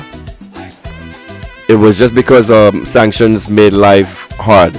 So at first, the first set of migrants that actually fled Venezuela at the start was the migrants who had skills, like the doctors, the lawyers, the ones with wealth or whatever. They left the country. But from what I read, the sanction mostly like crippled the government, where certain items could not be bought, and that is where Iran came in. If you go into Venezuela, you will see huge Iranian supermarkets, and you will see statues of the Ayatollah Khomeini.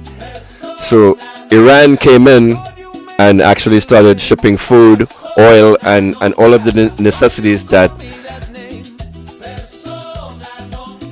Why Trump back off? Because Russia and China was on his back. Trump backed off of what? Trump is trying to back off of Ukraine because they're losing their ass over there right now. Oh, I forget what I was saying. Lost my train of thought. I was doing something about Venezuela. I can't read the comments and go into a speech at the same time. I gotta figure that out. I'm still new at this. Like I said, I'm the new kid on the block. This is like what my third or fourth live stream. So I'm getting the hang of like clicking the buttons and doing the tech. So that's a little easier now.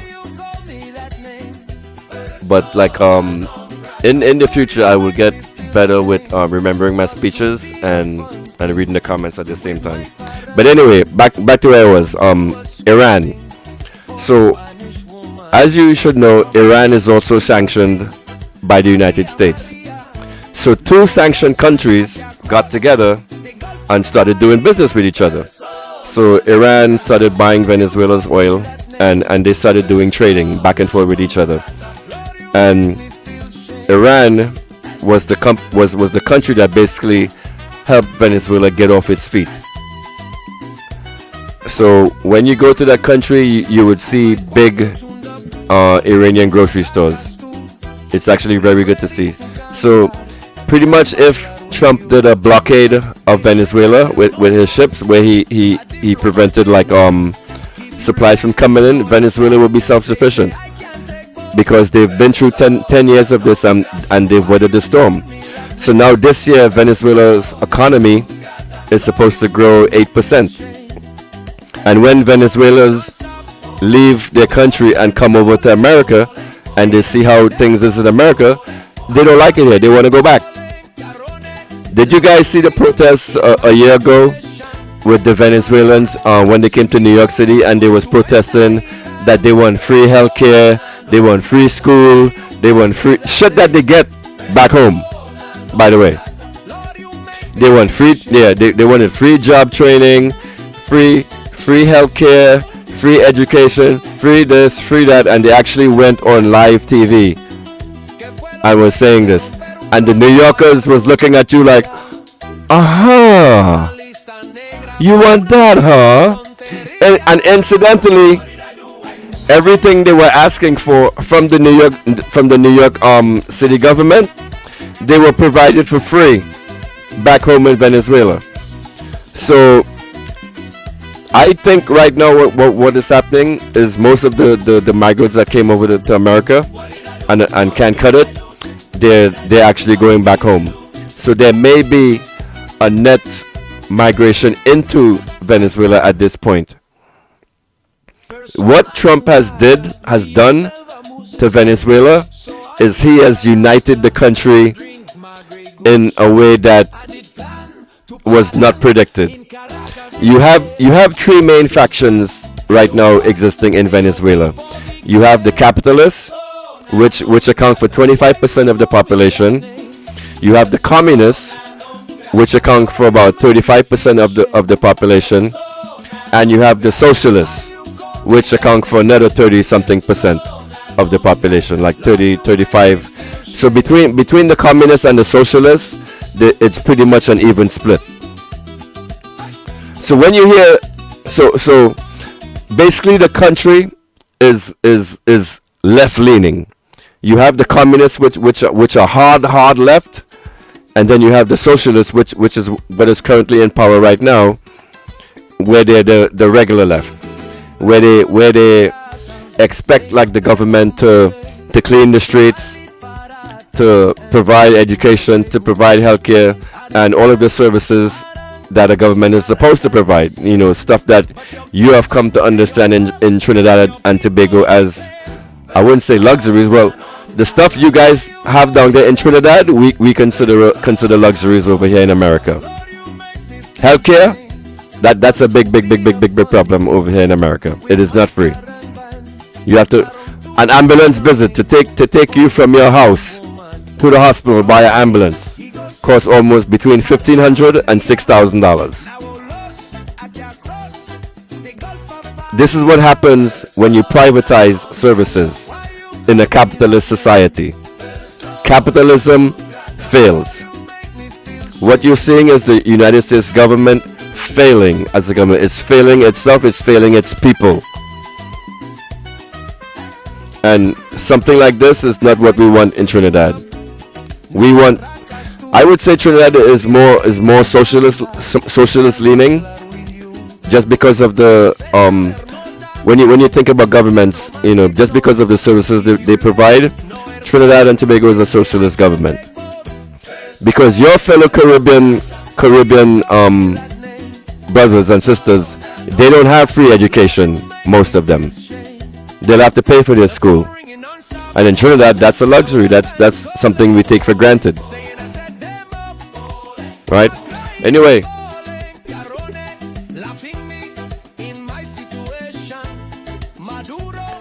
I'm pretty much getting ready to wrap up this stream. I don't have any new topics to talk about, but so let's browse X for a minute to see what's happening in the news. Most of you will ask yourself, why am I so smart? Why am I so up to date with global politics and everything?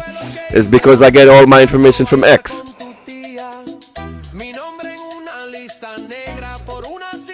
So here's a post right here. Ian Alien is to Kamala as Fox News is to Trump. Let's give that a like.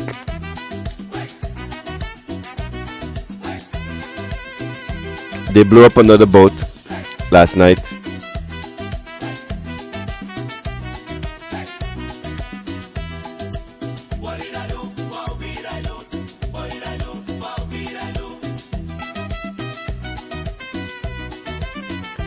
Trinidad will be out of the region wars indefinitely. We ask you to respect our privacy at this time.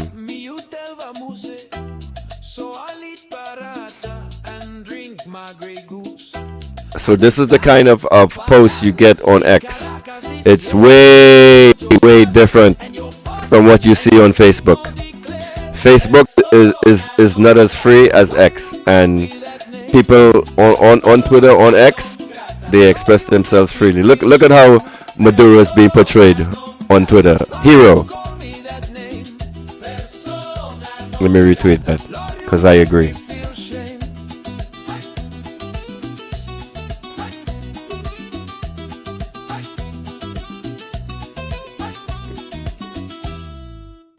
Did this really happen in Trinidad? Someone did an interview like this on TV in Trinidad? Is this for real?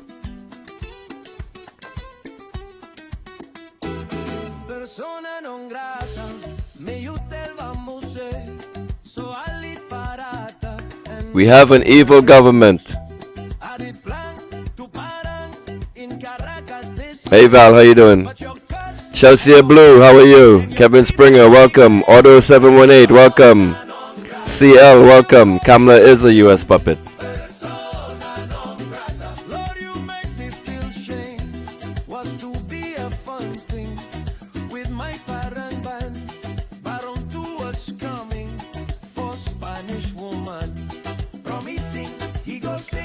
This is in Jamaica, I'm assuming, this post.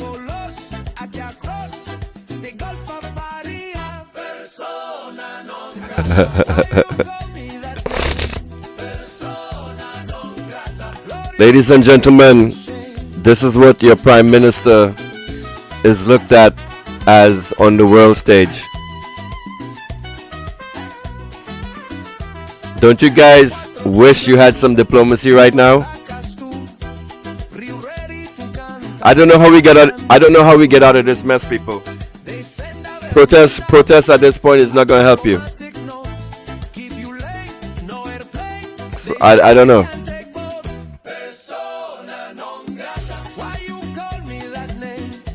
And this is your Prime Minister. We don't need Venezuelan gas. A country that is highly dependent on Venezuelan gas. Your leader is coming out and making these dotage statements.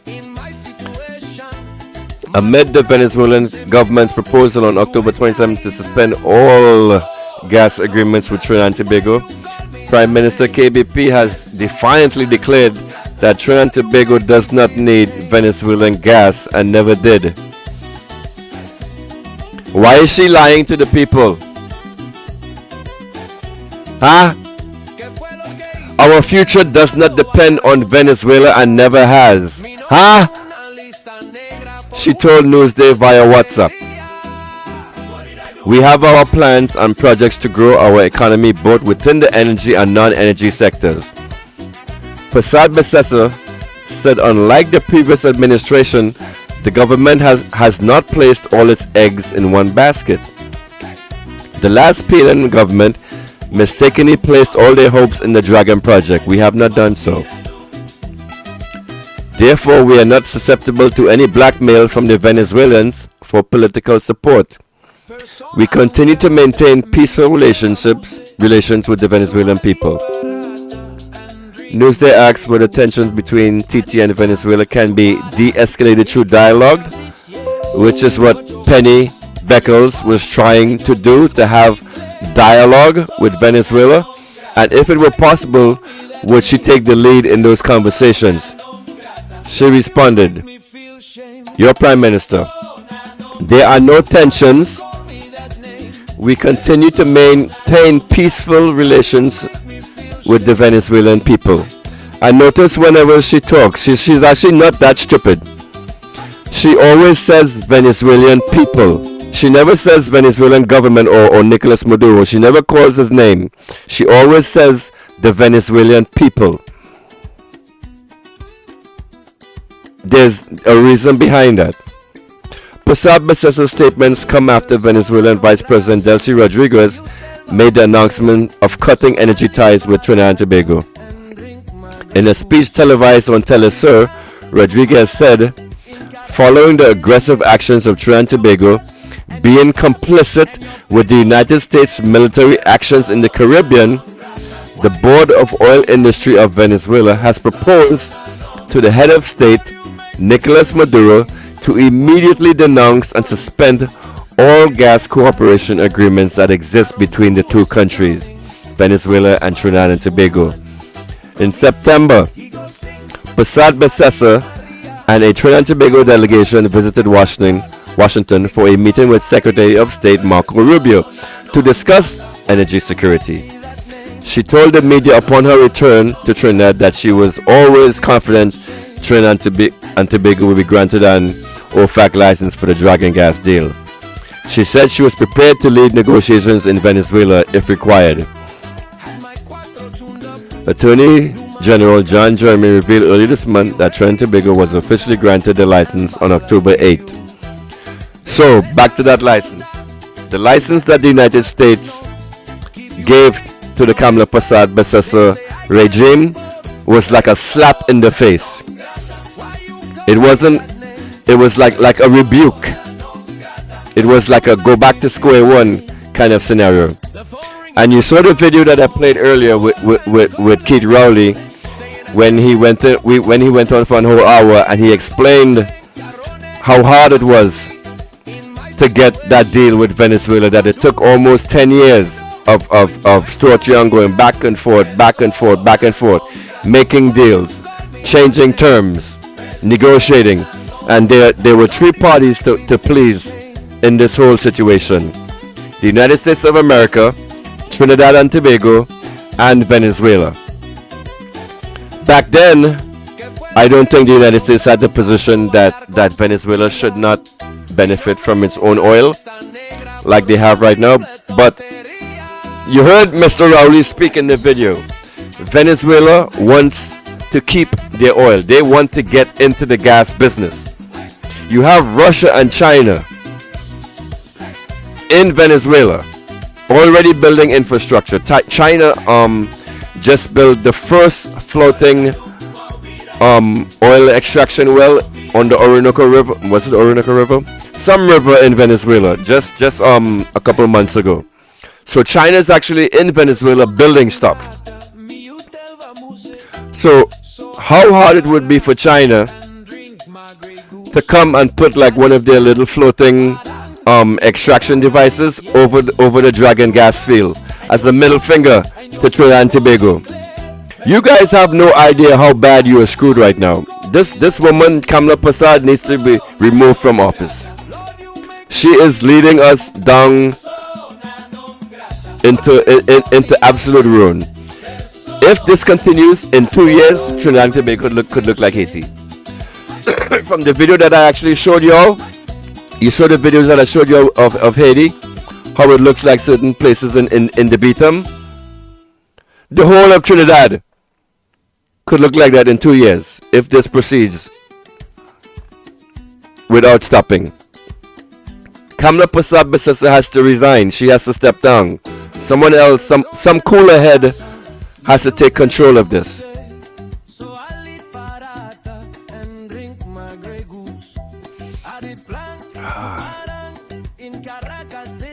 Doing this job is hard, man. Like reading bad news to you people every day. Instead, like, I ain't gonna lie to you. When I used to call into the ground report, I knew back then that the people in government used to listen. So I would call in, and every day I would be like, change your manifesto, fix your manifesto, fix your manifesto. You gotta show the people of Trinidad and Tobago what you want. And every time I would do that, this Monsami creature would come on. And actually that's when they gave me the name Manifesto Police. Right? Because I would always call in and criticize what is the UNC doing. How are you going to show to the people that when you get in charge you're gonna have a plan? And look at where we are today. No plan. Even if they had they did give a manifesto, none of that came to be. And I was hopeful at the start. You know, like I was hoping to, especially with the Ministry of Artificial Intelligence, because you guys know that I'm in tech. So I have a keen interest on everything that happens technologically with Trinidad and Tobago. And it's been 6 months, and the first we've heard of this new Ministry of Artificial Intelligence was last week in this budget. And actually I wanted to do a presentation on that whole AI thing. I recorded the video and I set up the slide for you. So maybe I might do that sometime later, because artificial intelligence is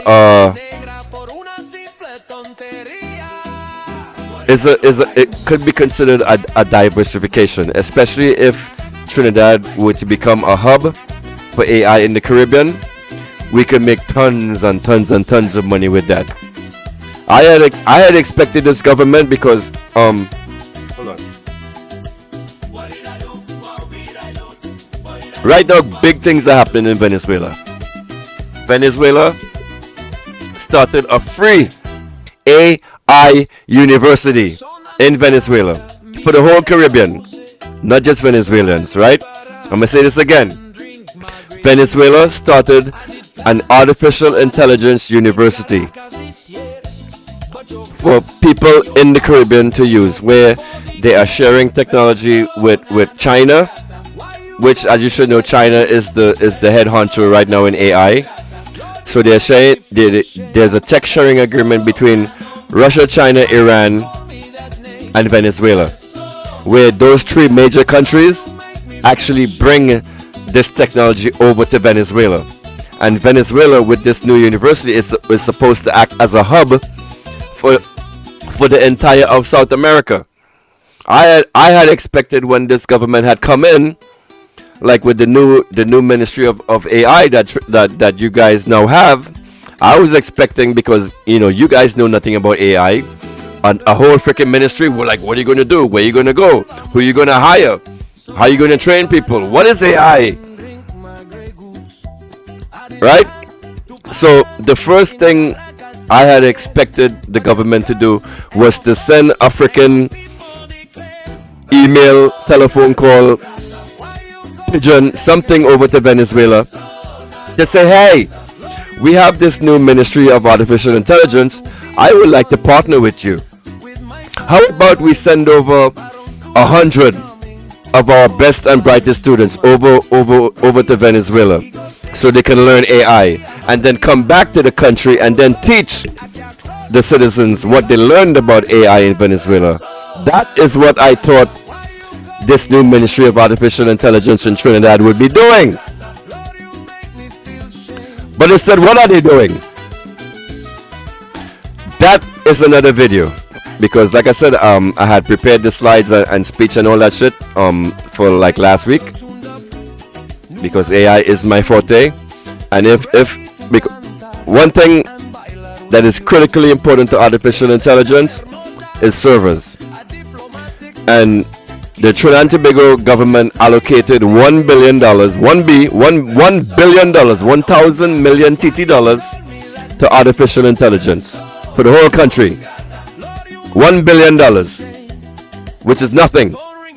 It's like a piss in the bucket.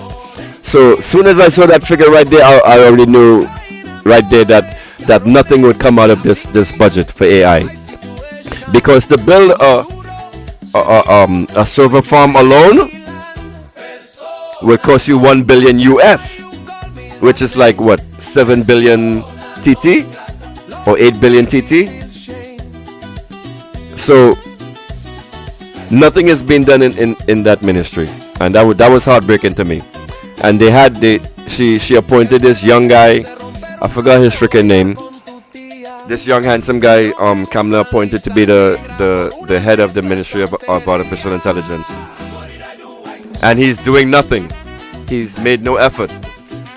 So, sir, Mr. AI Minister, if you're listening, just review the past 10 minutes of this video and see what you should be doing in your job. You should be partnering with the head honchos, with the 800-pound gorilla in the room, which is China. And China is right now in Venezuela teaching the Venezuelan citizens artificial intelligence. Venezuela built a whole fucking university for the whole Caribbean so that we can use to go there and learn AI. And what is this woman doing? Because she said some bullshit yesterday that we don't need Venezuela gas because we're diversifying the economy. Where was proof of that in the fucking budget that she just delivered to you last week? Where was proof of any diversification in the economy? The only good thing I saw in that budget was freaking Tobago. Tobago was doing their shit. The mega farm that's being built in Tobago, the focus on tourism in Tobago, the budget should have been, the budget that Tobago had was what, and the policies that's been enacted in Tobago should have been also being done in Trinidad. Trinidad and Tobago should have 2 mega farms. So why build 1 mega farm in Tobago? Is Tobago going to feed the whole country of Trinidad? Is that the plan? I don't know. What are your thoughts on this matter? The number to call in is 347-791-3311. I'm getting frustrated and tired because I hate to see incompetence, and people accept incompetence.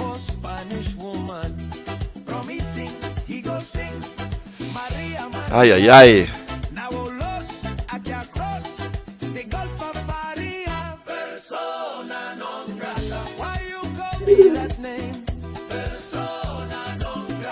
The number to call in is 347-791-3311. There is no censorship on this platform. This is a people-focused platform, the workers' rights, where workers gather. All of you are workers. None of you who are simping for these elites have anything remotely similar to those 1%ers. PNM, UNC, the proletariat, you should be uniting. Workers should be uniting. Workers' rights. Like and subscribe. Like and share the screen, people.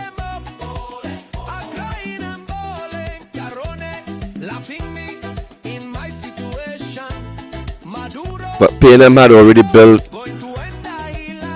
PNM had a few already built and working, and was also looking to build more, but there's no all that done now. What did PNM had built? Sorry, I'm not reading the chat. Kamla is a fool. Yes, we know, Sarah. Look for the video. What video? Chelsea Blue. What video you guys are talking about? So this is X, ladies and gentlemen. If you care about politics, if you care about having a truthful spin on your politics, oh, mega farms, yeah, Trinidad is not building any mega farms. You have mega farms in Trinidad right now? Val. That I haven't heard of. You see, I'm actually, believe it or not, I actually learned two things from you guys tonight. The first was that stuff about Lisa that had me crying like a damn fool, and now this. I wasn't aware that Trinidad had any mega farms. Tobago could actually seek independence right now, because with that farm, they would be able to feed the entire population with that one freaking farm in Tobago. And if one thing, and something so easy as agriculture, literally all you have to do is just clear a plot of land and plant seeds, and then money sprouts out of the freaking ground. That is what agriculture is. That's what planting is. Something as easy as that. The government couldn't even propose. They did not even have that in their budget. And how much would it take to build a farm? Trinidad has tons of freaking land that is state owned. So let's say the government say, all right, here's 50 acres of state land. Let's clear all the trees. 3 in Chaguaramas and 2 in South. I didn't know that. So we have 5 mega farms in Trinidad. Well, we should have 5 more. Because right now the planet is going through a global food shortage. I told you guys this was coming 2 years ago. We're currently living it right now. Why isn't anyone in the Trinidad and Tobago government have any kind of intelligence where they could be looking at global trends, seeing what other countries are doing, seeing how other countries are failing, and you taking policies, you enacting policies in your country to avoid that shit, or maybe even profit from it? There's a global food shortage. You have fertile land in Trinidad and Tobago. Why aren't you planting the land? Simple basic steps that I expected this government to be doing. The AI one, the agriculture, water capture is another one with that I had a vision for, where the water problems in Trinidad could be easily eliminated and cheap too. Like in America, like in like when you go to rural counties in America, and you've seen this in movies, you would have these huge water towers. It would be like a big ball, big iron ball on stilts. Those are water towers that are in the rural cities in America that are set up and are used to distribute water for the people. So in times of high flowing water, the tanks get filled up, and when there's like low pressure or less water, the tanks actually add as a backup to the system. Why isn't a cheap, simple solution like that being instituted in Trinidad? Simple, a freaking water tank, a giant, huge water tank that could serve the needs of the entire community. But you know what it is? And Philip Alexander actually said this one time, because people are making money from selling those plastic water containers to everybody. Is Trinidad really that fucking corrupt? The number to call in is 347-791-3311. Is Trinidad that inept?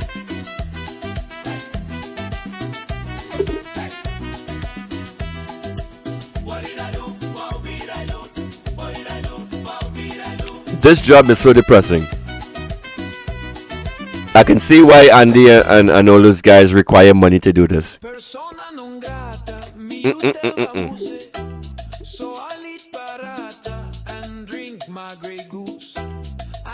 So once again, some progress on the workers' right and what we are doing.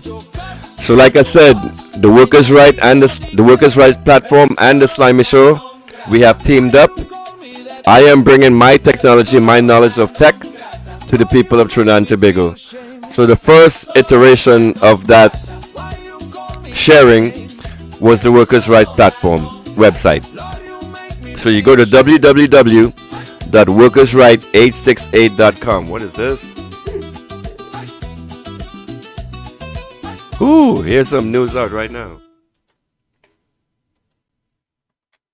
So Venezuela is now being patrolled by Russian jets. How beautiful.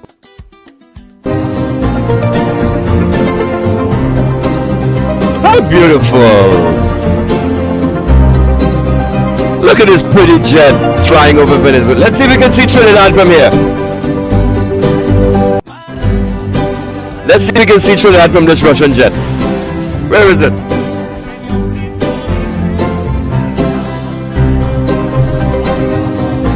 I can't tell him that's Trinidad.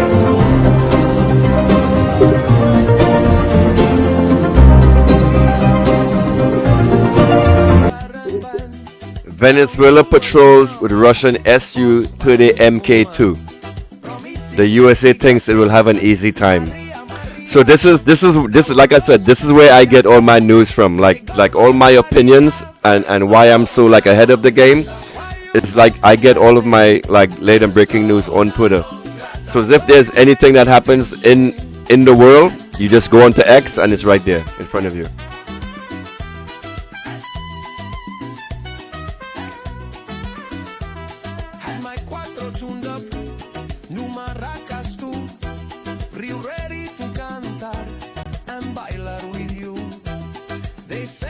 Interesting, look at this.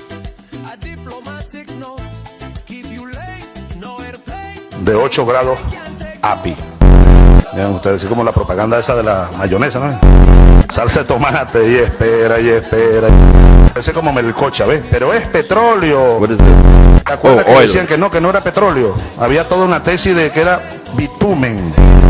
Y que por tanto había que negociarlo, pues, al precio del carbón. Con eso me conseguí yo en Miraflores. Además, convenios ya firmados por la República, el gobierno anterior, y aprobado por el Congreso de aquella época. Where is Mr. Rima? Más de qué se trata Mr. Rima, translate for the chat. What is Hugo Chavez saying? Este coque, por ejemplo, mire, I'm assuming this is bitumen or por encima de 1 millón de barriles coal or something de like este that. petróleo. Estamos produciendo más de 1 millón de barriles en la faja del Orinoco. This is the true reason why the USA wants a change of government in Venezuela. They miss our oil, the same oil that is used to be given to them for free, until Chavez came along and opened our eyes. Long live Chavez. Do you hear that? The United States was extracting oil from Venezuela for free before Chavez came along.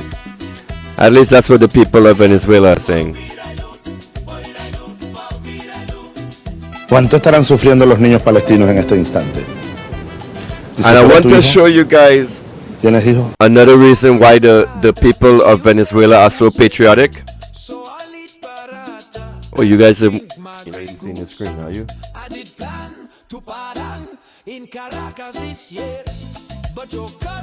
You are seeing the screen.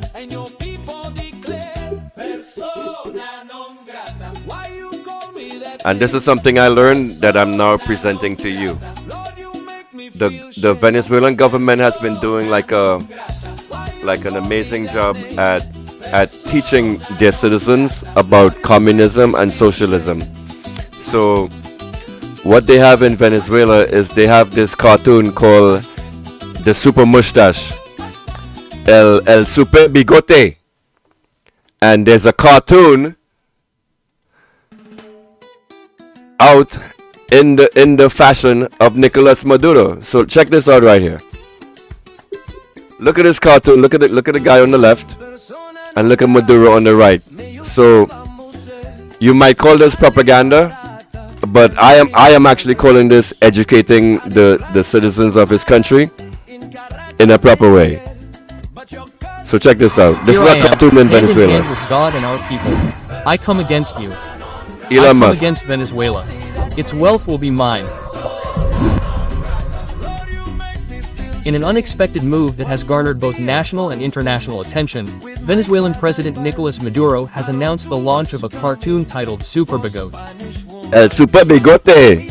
According to the president, this new animated character comes as a response to his critics, with special mention of one of the richest men in the world, Elon Musk. Super Bigote is a hero of the country. Maduro declared in a speech I love how he broadcast pronounces on it. national television. Whenever you hear Maduro, He is the you gotta listen to representation of the speeches, man. resistance of the Venezuelan people And against another the reason attacks why of I'm kind empire of and attracted to henchmen. Maduro is he kind of looks like my dad. The series that premiered on state television My dad promises looks exactly to mix like humor fucking with Maduro. direct political criticism, targeting not only the internal opposition, but also international figures who, according to Maduro, have intervened in the sovereign affairs of Venezuela. The first episode of the series focuses on a satire of Elon Musk, whom Maduro accuses of being part of a global conspiracy to destabilize his government. Musk may have rockets and millions, but Super Mustache has the power of the people and the truth. The power president of the said with a people and the defiant truth. You hearing that shit? With all the power I have in technology and dominance over social media, I'm going to change the way Venezuelans think. I want the natural wealth that this country has, and I don't believe in any superheroes. I'm coming for you, Super Mustache. The cartoon depicts Super Mustache as a superhero with a thick mustache and a blue cape who uses his strength and cunning to defeat villains who represent his detractors. In the case of Mask, the character is parodied as an ambitious This is tycoon beautiful. who tries to seize Venezuela's natural resources. You only could to be- be if thwarted you- if time you're and again by the against- invincible Super Mustache. The ad has drawn mixed reactions, with Maduro supporters celebrating the cartoon as a So, I've actually watched a few of these cartoons. What the government of Nicolas Maduro does with his cartoon is they're appealing to the youth of the country, and it's also teaching them about socialism, the roles of the government. They're teaching them about capitalism, the evils of capitalism. Yes, Auto 718. And so this you will find a highly educated population in Venezuela just because of this cartoon. This is like the Sesame Street of Venezuela. So imagine this.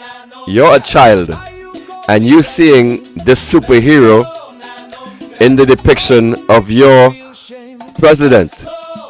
So you will grow, especially if this cartoon turns out to be, I don't know if it's good or not, but I'm assuming it is.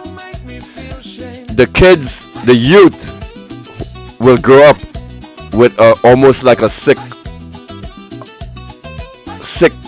love for this man. So this is kind of smart the way he's doing this, and it's actually I support it because 75% of that country is socialist, and we need to get that other 25% over onto the socialist side.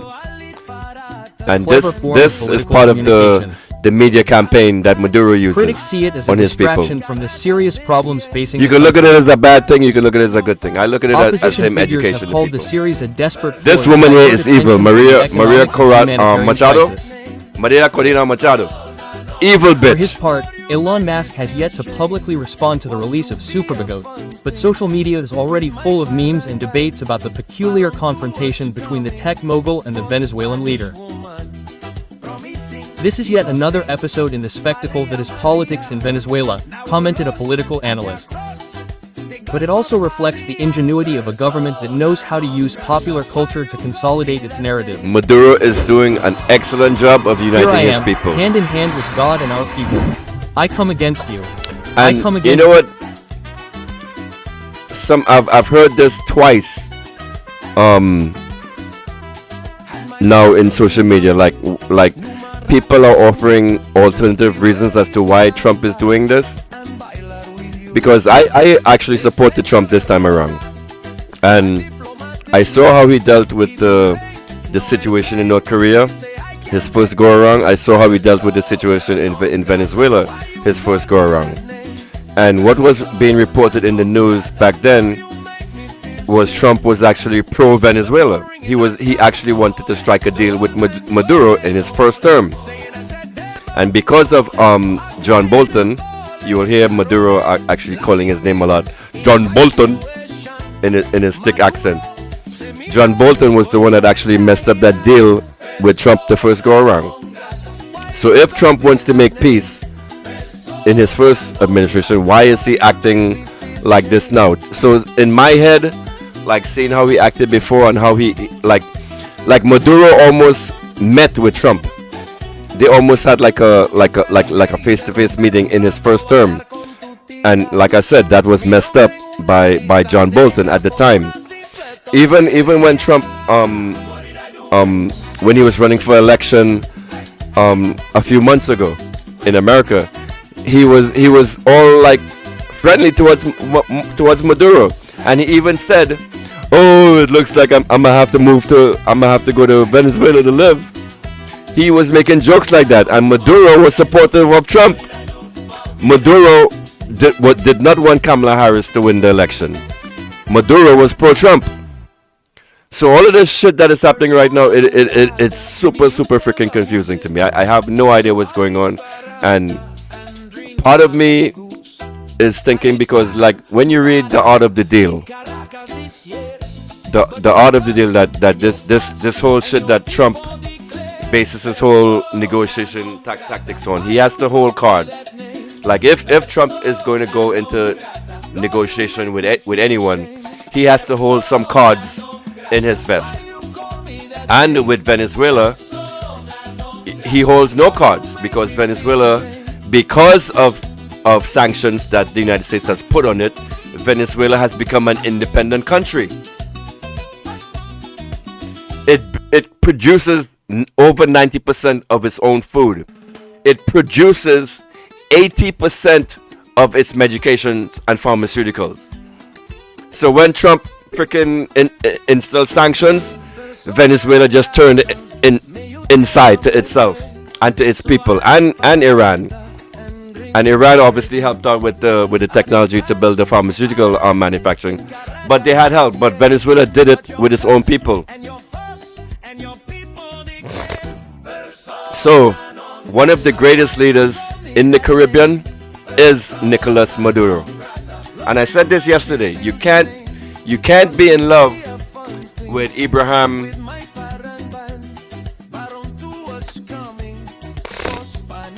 transition.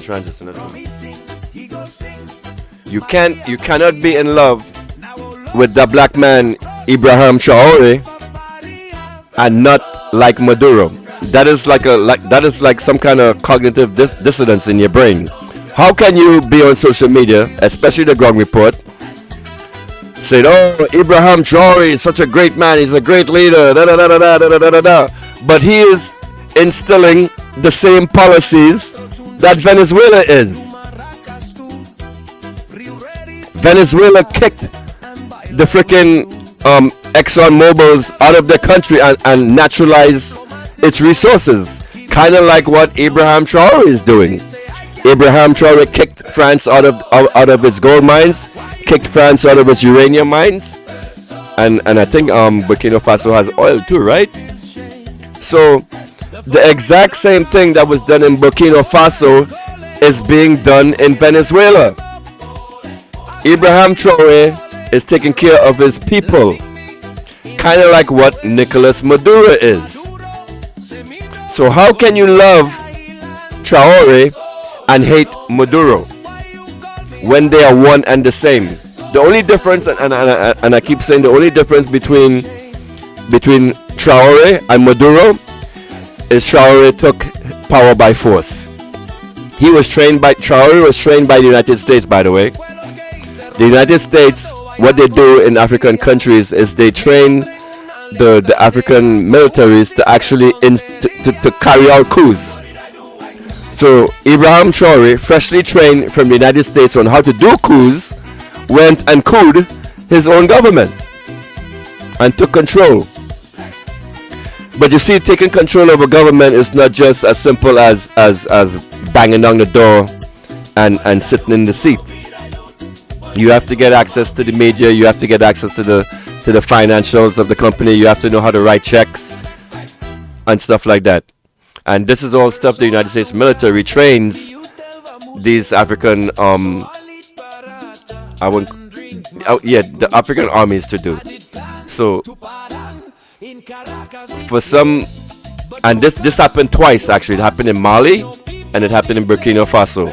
The United States military turned against their puppet government and took control. So I'm gonna say this again. The military, let's see if you guys could get my point here.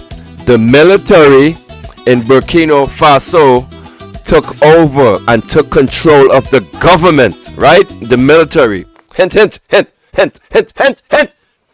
The military of Burkina Faso took control of the government and is now doing great things in Burkina Faso. What if something like that was to happen in Trinidad? If you're like me and you see Trinidad getting bombed within the next few months, if you don't see Trinidad making it to Christmas without getting bombed, wouldn't a coup be the best thing for the country? Because protest is not going to fix this. No matter how you guys talk about protesting, you want to go out peacefully with your flags and stand with your flag standing. That's not going to do anything to change the mind of the government. In 1972, when Trinidad actually got some change done, when the people got some change done in 1972, when they did their protests, it wasn't peaceful. Pressure had to be applied. Back then, the protesters used to go in front of the homes of the MPs and protest in front of the houses of the MP.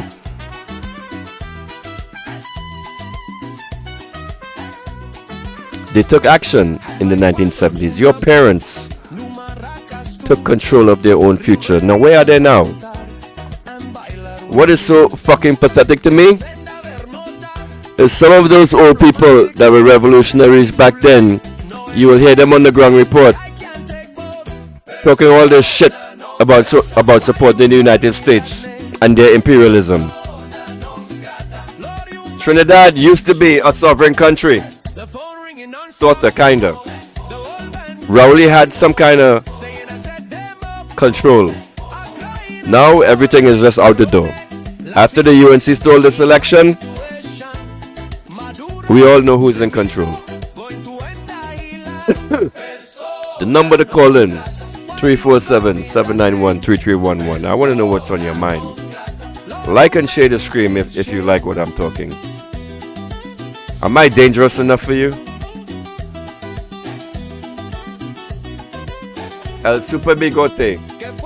So, this should make you love Nicolas Maduro more and more. Oh, look at this.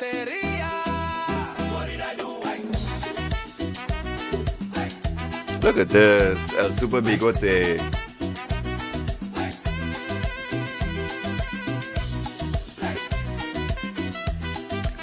I'm going to use this meme right here.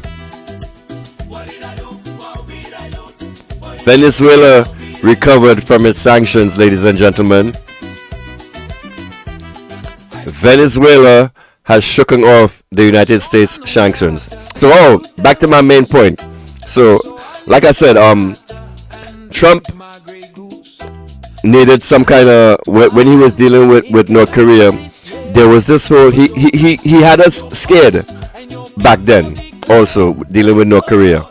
But he couldn't do his whole battleship bullshit like what he's doing with now with Venezuela. But there was this talk, there was this rhetoric between Donald Trump and Kim Jong-un. If you remember, they was doing this stuff with the whole my button is bigger than yours, my button is better than yours, my button works better than yours, that kind of shit. And after all the hype and after terrorizing the whole freaking world that he was going to start nuclear war with Kim Jong-un, North Korea, he went over and shook this man's hand. After all the rhetoric, after all the nonsense. So Trump this second time around and trying to get into negotiation with Maduro, he has to hold some kind of cards. He has to hold something above him if you're going to follow the art of the deal. And what we see happening right now is Trump basically playing his cards. Or maybe he's really trying to kill Maduro. I don't know. But like I said, I used to be a Trump supporter. I saw how he acted with the first war with North Korea, because he was warned by Obama. When Obama left the office in 2019 and Trump came in 2020, you know how they leave their little notes to each other. Each exiting president leaves like a note to the next president. So in the note to Donald Trump, it was, North Korea is going to be your biggest problem as your presidency. And then something else about don't hire this person, Michael, whatever his name was. So Trump took that as a challenge, and he went and he fixed the problem with North Korea. So now we're here dealing with him the second time around with Venezuela. He almost had it done the first time. So what is Trump doing? What is his idea? If this is the art of the deal, would Trump want to actually kill anyone on Venezuelan soil? I think if we see that actually happen, that means Trump has strayed from his first stance, like when in his first term of actually doing the fear-mongering tactics and to try to get to the deal, to get to the table, negotiation table. I heard that assessment one time on X, where a guy said that Donald Trump is doing all of this to help Nicolas Maduro. That's what one person assessed on X some weeks ago, and I looked at it and said maybe, because what is happening in Venezuela right now is the people are united. There's no way the opposition party is going to win anything in Venezuela. The people are so freaking united, and it's almost beautiful to watch. And you see America. America over here, we have this problem with guns, with the citizens being armed. If Nicolas Maduro was a dictator, as you say he is, why would he give out weapons to all of his people? Wouldn't they kill him? Think about that. Nicolas Maduro is giving weapons to his people because he knows his people will turn the guns in the correct direction. Feel me? So any gringo landing on Venezuelan soil will get a Venezuelan cap up their ass. If Nicolas Maduro was a hated dictator, he would not arm his people. That is why you're seeing movements in America to disarm the citizens in America, because we are so heavily armed, and the government that in control over here in America fears that this will turn into like some kind of civil war where the people actually turn against the government and eliminates the government. That's the greatest fear of the United States. Nicolas Maduro does not have that fear. You see Nicolas, oh, let me pull this slide up.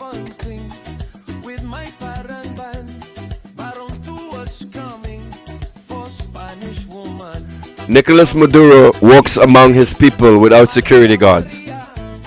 Nicolas Maduro drives his own freaking car around Venezuela. There was a video, they had Maduro and Delcy was taking a ride around Venezuela some months ago. No security anywhere around. If this guy is such a hated dictator, such a criminal, a drug dealer, horrible to his people, would he be able to do that? Or would he be going around in armed? Wait a minute, here's a question for you guys. I want you guys to answer me this question. The number is 347-791-3311. Can Kamla Persad-Bissessar walk around freely in Trinidad and Tobago right now without security? I want to hear your answer. Can Kamla do that?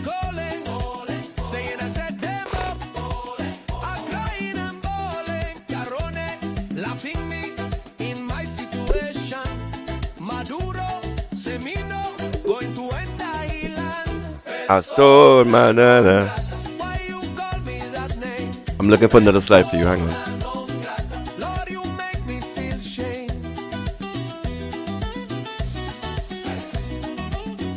Actually, you know what? You guys should see this. You should actually see how the soup is made. Whatever that saying is. Oh, one of the next presentations I want to do for you is on the mark of the beast. You guys know that the Kamla Persad-Bissessar government is introducing digital ID in January 2026. Okay, let's do the slideshow right now. How you guys feel about that?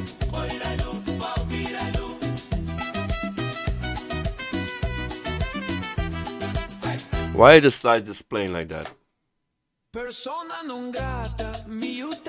The mark of the beast is coming to Trinidad and Tobago.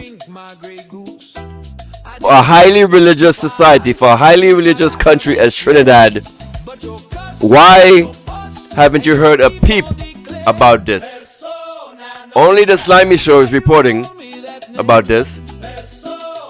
In the Trinidad and Tobago budget read last week, it was revealed by Mr. Tanku that Trinidad and Tobago, and they touted this as something beautiful, so great.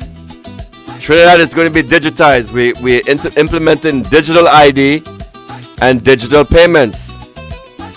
What's another word for digital payments, Trinidad and Tobago? CBDC. Central Bank Digital Currency. You all with me? You with me? So you have this government, this evil, wicked, conniving government, and you see all of the policies that they are pushing on you. Do you trust them with a digital ID system? Especially the one from India. I want to hear your replies. I want to hear your thoughts. If you don't have any thoughts, call and ask questions. You know, Slimy is like I have a wealth of knowledge inside of me. So if you want, just call me, ask me questions. You don't got to call to challenge me, to challenge my intellect, which is what I tell you guys to do. You can call to simply ask a question and I'll answer it. I'm that smart. So, Trinidad and Tobago, reporting first, live on the Workers' Right platform. Digital ID. How do you feel about that? And the government, what he was saying, he mentioned the digital ID system that they're using in India. All you have to do is do a simple Google search, and you can even use Google for this one. Google the digital ID system they tried to implement in India and how it failed miserably, how it was always getting hacked. People were losing all of their information. So you could go on the dark web and become someone else, pretty much. So the digital ID is basically like an app that you install on your phone, and it tracks everything you do, everywhere you go, every time you interact with your phone. The government sees all of that. It's not just like a ID that you show and present. It's a form of control. And with everything that you see happening, oh, do you guys remember this? After Ukraine got attacked by Russia, they implemented a digital ID system over in Ukraine also. Oh my fucking god. Would they be trying to do this in Trinidad? After Trinidad get bombed? To slap a digital ID on you? With the thought that, oh, we can send you payments directly to your phone. Like the government wants to give you welfare payments. If you want to get it, all you got to do is just install this app on your phone and you get your money. And that's how they got the citizens in Ukraine who were affected by this war to sign up. And it's being used over there now. You guys don't believe me? You can look this up. It's all available on X. It's all on Twitter. Go look it up. You're not going to find it on Facebook. Facebook is a place for the dumb people, for the stupid people. So how do you feel about the United National Congress rolling out digital ID and CBDC to you, Trinidad and Tobago? Do you like to be controlled? I would say yes. From what I've seen from you people in Trinidad, yes, you want to be controlled.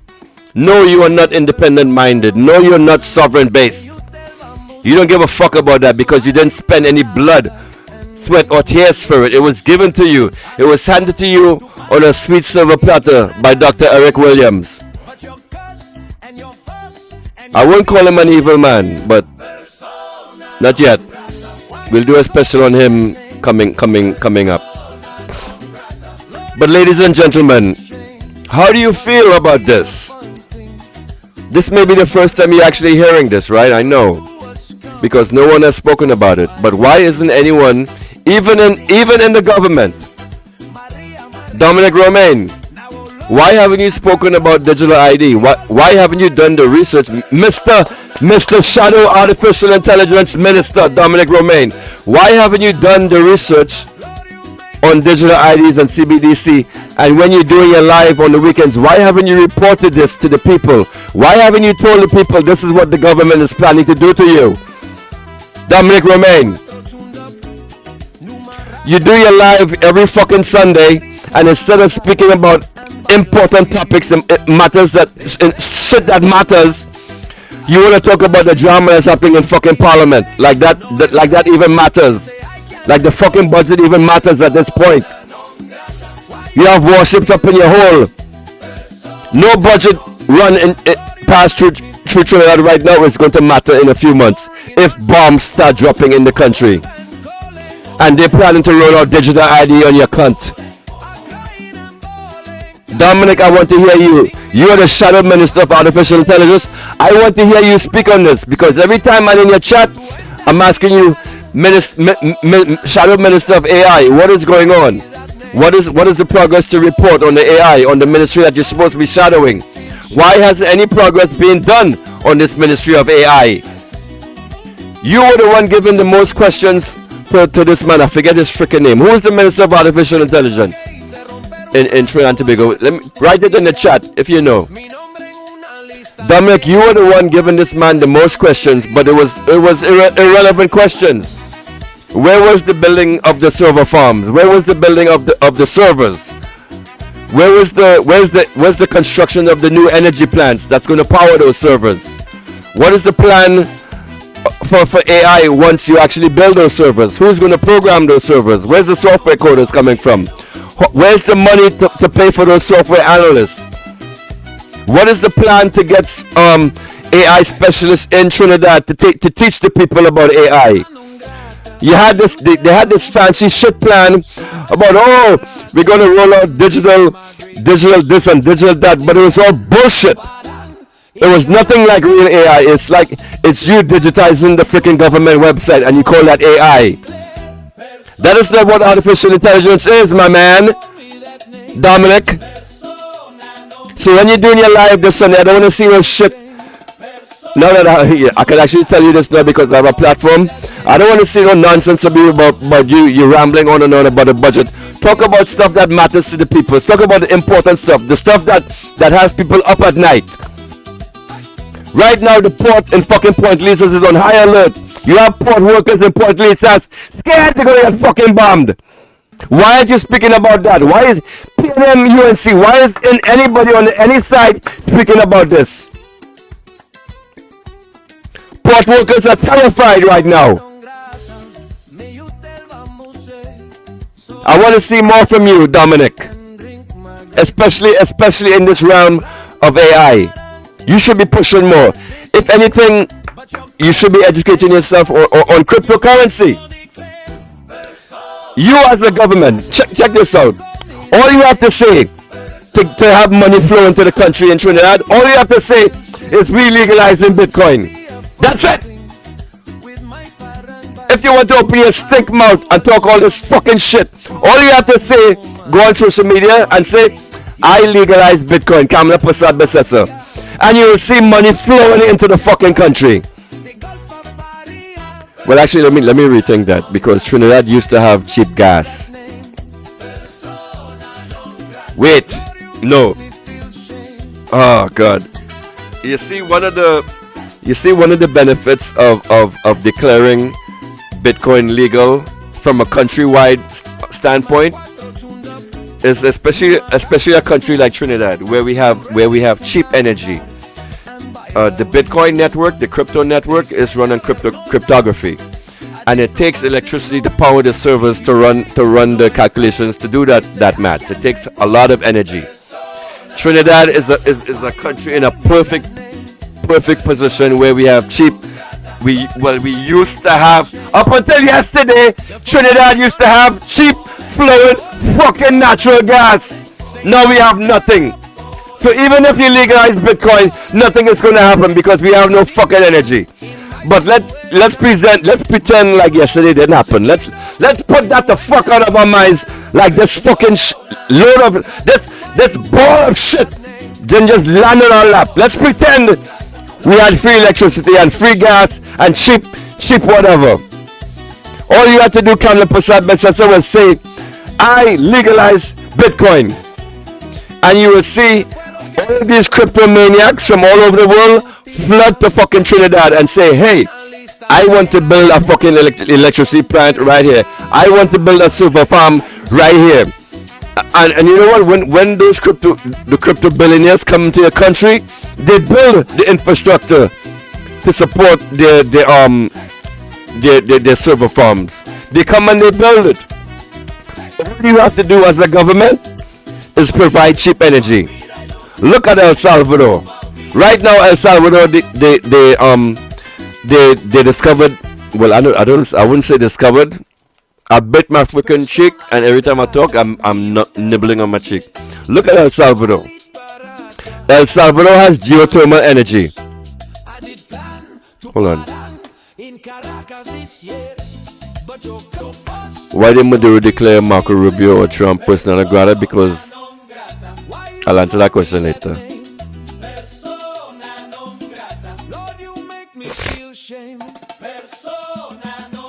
I forget what the ass I was saying. Why am I reading the chat?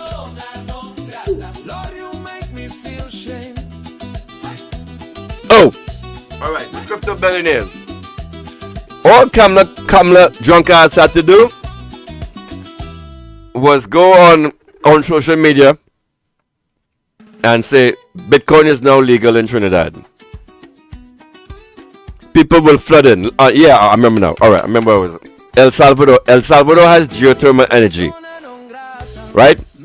And what Bukele did, the leader of Nayib Bukele, what he did in El Salvador, he's now using his geothermal energy to power crypto farms. He is using the heat from the freaking earth to power server farms in El Salvador. So El Salvador, they legalized crypto a few years ago when the value was like $48,000 per Bitcoin. Now the Bitcoin is at 117,000, something like that.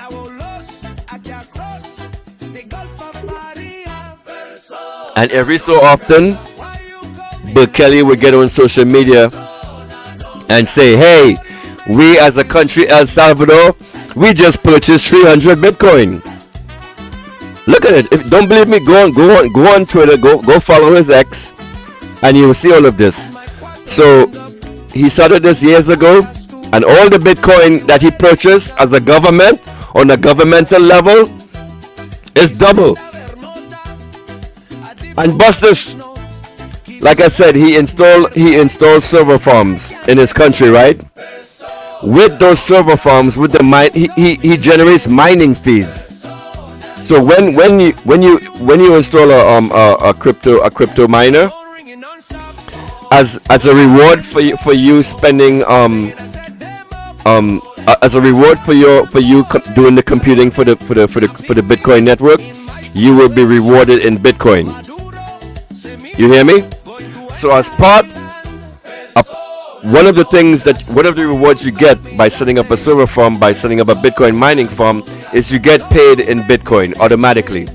So let's say you have and this is how it's actually done officially with the Bitcoin mining networks. You have a guy with one computer or one server farm. He teams excuse me. He teams up with 100 other guys, right? So let's say he had 1 gigabit of computing power. Now he has 100 gigabits of computing power because he teamed up with all of those other server farms. And so that computing network, on the network, they are given, like, once they do enough computing, they are paid as a group. And then that group actually takes the fees and splits it out among everybody else based on the amount of computing power that they've done. On a governmental level, Trinidad could be doing something like this because we used to have cheap energy. Trinidad used to be an energy producing nation, so something as unheard of as mining, you could have done on a country level that actually produces money for the country. And that's just one aspect. When Bukele legalized Bitcoin, he did it for the whole country. So now all of the citizens, and I tried to do this, I tried to sign up to get some free Bitcoin, but it didn't work because I'm not living in El Salvador. So all of the citizens got their free Bitcoin wallet, and in the wallet was $100 worth of crypto, of Bitcoin. So all of the citizens in El Salvador got this, and now they are using this crypto app to do actual trading. And a personal story of mine, I took $800 from the stock market and put it into crypto. Within 2 years, that $800 turned itself into $25,000. If you don't believe me, well, how can I prove this? Actually, I documented this while it was happening. There was this great run. Remember when Elon Musk had declared Doge, a crypto, and then there was this huge shoot up in the market? I had actually $800 in Ethereum. I had 5 Ethereum, and for like all that time, about a year, I would flip my Ethereum like let me show you guys this. I know I'm straying from my topic of digital currency, but I think I've covered enough on this. You guys don't want to hear nothing else. So anyway, this digital currency and digital ID is coming to you soon, so that no one can buy or sell unless he has the mark. That is the name of the beast or the number of its name. 666. Right? This is something that they wrote in the Bible like 2,000 years ago. Here we are now in 2025. Similar policies that, like what they had back then, are now being implemented on the people today. Funny how history repeats itself, isn't it? Alright, so let me show you a crypto trading.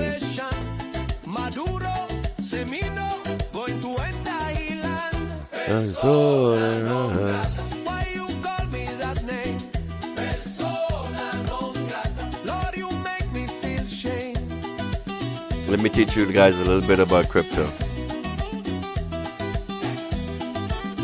Here we go. So this is let's do Ethereum. So this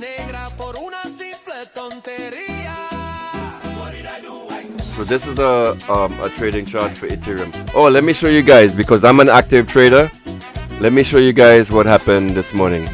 So when you trading, you trade in waves. You buy low, sell high, buy low, sell high. Right? Waves in trading look like this. It goes up, goes down, goes up, and goes down. So when I had my $800, I had 5 Ethereum. And I was trading like whenever it will get, and Ethereum is actually pretty predictable. Like the support points and the sell points were pretty predictable with Ethereum back then. So every day I would make like 50 bucks just from trading those 5 Ethereum. So Ethereum went up from less than $200 to $3,800 where it is today. So I turned my $800 in crypto into $25,000. Me. And when this was happening, I actually did it live on Facebook. Like every day I would take pictures of my crypto trading platform, and I would show the value of it. And every freaking day, back then, like after Elon Musk had made the proclamation that Tesla is going to invest in Bitcoin, and he said that he's going to accept Doge as a currency to buy the Tesla cars. The market just shot the fuck up, and that's when Bitcoin was less than $5,000, and it shot up to damn near 50. So imagine riding that wave. I was in Bitcoin from that levels when it was $7,000. I rode that wave all the way up to 50 grand. But I wasn't in Bitcoin, I was in Ethereum. But Ethereum had the same price spike because all the cryptos go up together. So Ethereum was at the 200 level. It shot up to around I think the $3,000 range back then. And I totally banked on that. And if I can do some stuff like that in crypto, you guys too. So what I do with all my, I don't store my money in the banks. The only time I put my money in the bank is if I'm paying some bill. But any money that I have left over that goes into saving automatically goes into my crypto account. And let me show you guys this shit that happened this morning. This is the Solana network. So this is a chart. So here we go.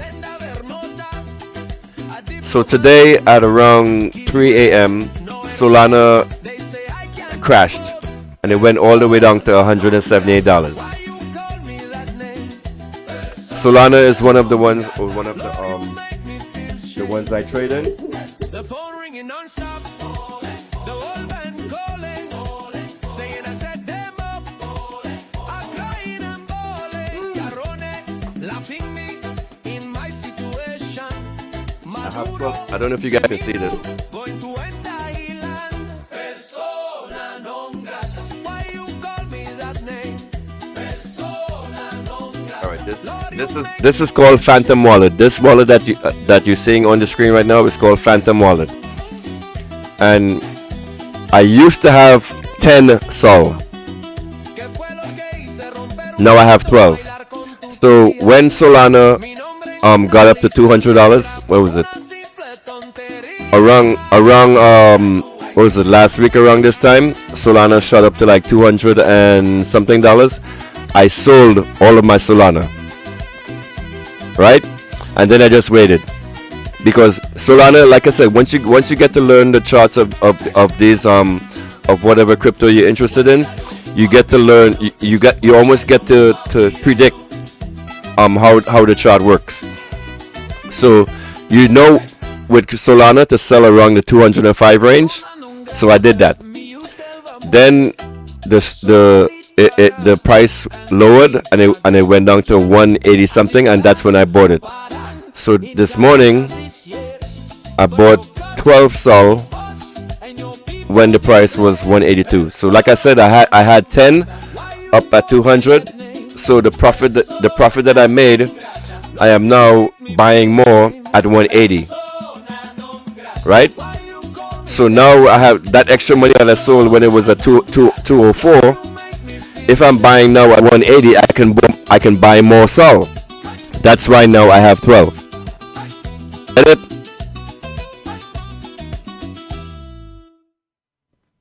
All right. So back to you guys and diversification. So this is stuff that I expected this government to be doing, especially since Kamla said that she's starting a Ministry of Artificial Intelligence. How can you have a Ministry of Artificial Intelligence and not have crypto? We have people in the government that's not thinking, that's not functioning, and I think it's time, ladies and gentlemen, for Kamla Persad-Bissessar to step down. Too much damage has been done to the country at this point.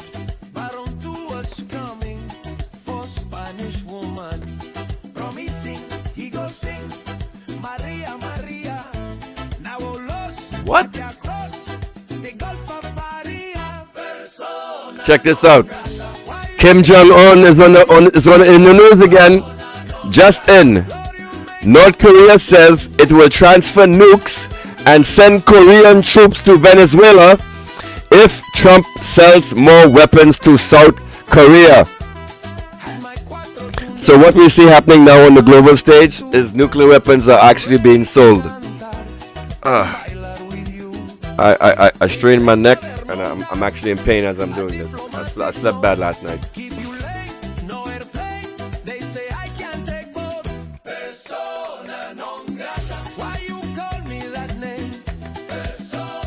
Let's hope that I was right in my initial assessment that Trump is just doing the art of the deal and pressuring Nicolas Maduro to the bargaining table. Let's hope no loss of life happens. Let's hope that all of this ranting and raving that I'm doing about bombs being dropped in Trinidad, let's hope it's all not going to happen, and that I'm being crazy, that this is all fake. It's all a negotiating ploy by Donald Trump. Because Donald Trump should know that in the year of 2025, the warship that he has does not project power like they used to 20 years ago. What is this?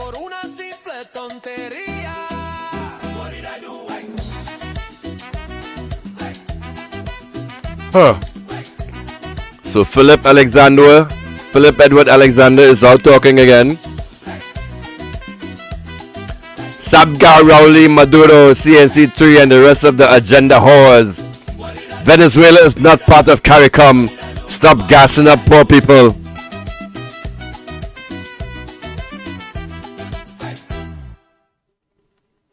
Persona non grata, mi utelva muse. Alright, here's a post on X. President Xi lets Trump wait and comes out after he stood there for a bit. The handshake is cold. Trump passes back. Xi does not react. How embarrassing for Donald Trump. You know this is a power play here, right? The fact that he has a president of the United States waiting for him. This is a power play here. You know that, right?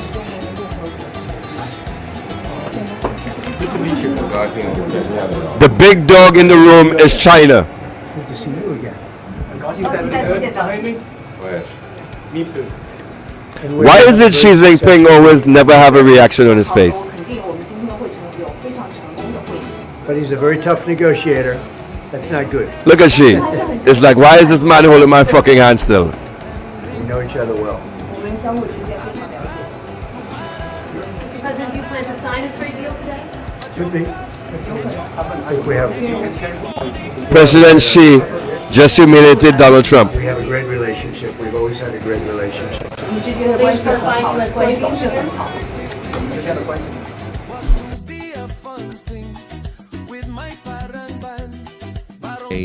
Ukraine, Russia, these faraway conflicts, groups that are really not connected to the United States. Tucker Carlson is now talking about us. The United States.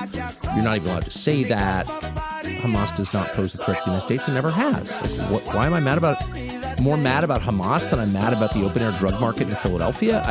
Why don't any politicians in the Congress put the open-air drug market in Philadelphia above the threat of Hamas?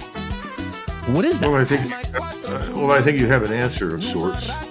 And it comes, interestingly enough, from Mrs. Machado. I don't know if she's married or not, so I call her Mrs. She may just be Miss Machado. She's the lady that just won the Nobel Peace Prize, and she's from Venezuela. And she said, if we're liberated by the U.S. Armed Forces and they remove Maduro, our first act will be to move the Venezuelan embassy to Jerusalem. What does that have to do with... I'm completely confused. Like, what? Well, you can't be that confused. I think she's hit on something very important. She's figured out where the power lies.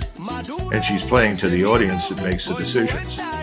You're talking about this democracy business. We've always been a republic with limited democracy. But I think we can pretty much conclude that we're ruled now by a small group of extraordinarily wealthy people.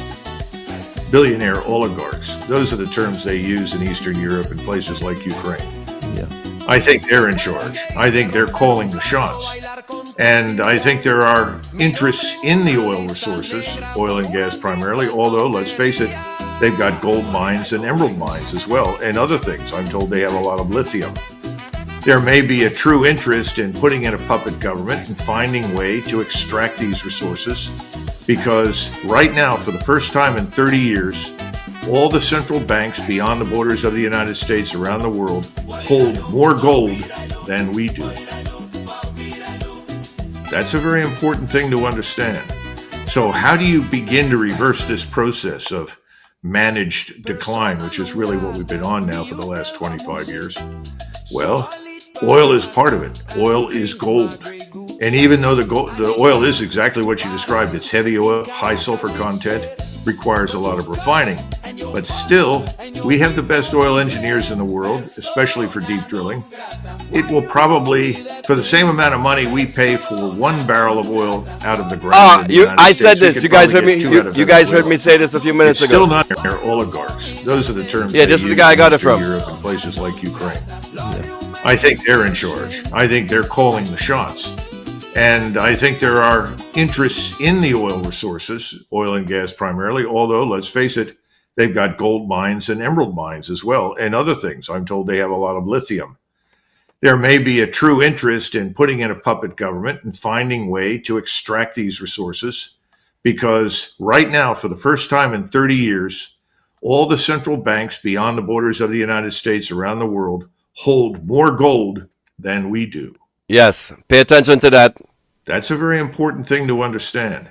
So how do you begin to reverse this process of managed decline, which is really what we've been on now for the last 25 years? Well, you're watching the decline of the United States empire in real time. And even though the oil is exactly what you described, it's heavy oil, high sulfur content, requires a lot of refining. But still, we have the best oil engineers in the world, especially for deep drilling. It will probably, for the same amount of money we pay for 1 barrel of oil out of the ground in the United States, we could probably get 2 out of Venezuela. It's still not as good as Iran or Libya, where you could probably get 3 barrels out for what we spend to drill in the United States. But it doesn't look like we're going to get control of the Iranian oil fields. And I think we've bullied the Emirates and the Saudis about as much as we can at the moment.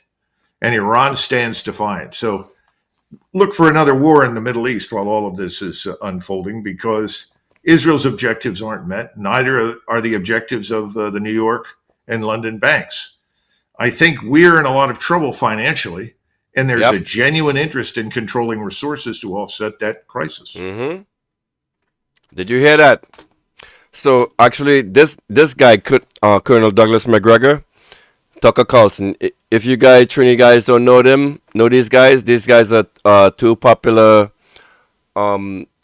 social media figures in the United States. Tucker Carlson, he used to be on Fox News. Colonel McGregor. He used to be in the Obama administration, and now he's an outspoken military analyst. So whenever there's some war breaking out somewhere, they call on Colonel Douglas McGregor to do an analysis. And you said what he just said, that Israel is gearing up to attack Iran again, right? I told you guys yesterday, and this is something McGregor discussed. An aircraft carrier, a destroyer in the ocean in 2025 is nothing but a freaking target for an advanced military like Iran. The United States no longer possesses the force projection that it did 20 years ago. Now it no longer instills fear into countries. You guys are looking at Venezuela and thinking that Venezuela is scared. You're thinking that Maduro is scared. Maduro is not scared. Maduro is actually excited that this is happening, because this is going to be the end of the empire. And if this plays out, in the end, the United States is going to destroy itself over Venezuela. Because fucking around in Venezuela is going to be like another Vietnam for the United States. And they know this, because Venezuela is nothing but mountains and jungle. And some mountains have jungles on them, and jungles with mountains. That is Venezuela. The United States is going to have a hard time landing troops on Venezuelan soil, because everywhere, every corner you turn, because now the Venezuelan people are armed and they're ready to defend their country, right? Because Nicolas Maduro sent out all these weapons to all these people. He literally had freaking areas where Venezuelan citizens can go pick up their freaking guns. So the country is armed to the teeth. So what U.S. troop is going to come in there and thinking that the Venezuelan people are going to welcome them with open arms? It's not going to happen. They're going to get bullets up their ass. And Trump knows this, right? So Trump is playing a chess game here. And I think this is from what McGregor said yesterday, that stuff in the Middle East is going to get amped up, because Israel is itching to attack Iran again. With the peace deal that Trump signed with freaking Iran, they threatened, if you fuck with us, we are going to sink your ships. An aircraft carrier is the symbol of power for the United States military. It's the symbol of strength, known worldwide. Whenever you see an aircraft carrier come into your waters, everybody like is shook. That's how it used to be back in the days. Not no more. Countries like Venezuela, countries like Iran, look at aircraft carriers as a floating target. And whoever sinks one, you get to be the top dog.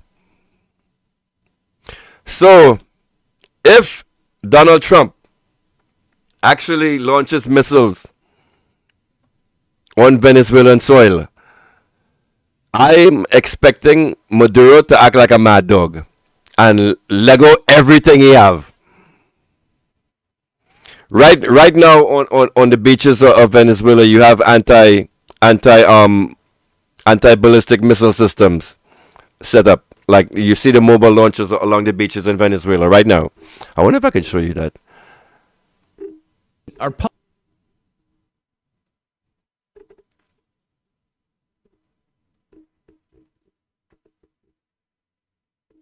Were in possession of illegal All right, drugs, this is just Sean Sobers getting an interview. Report accurately on the facts.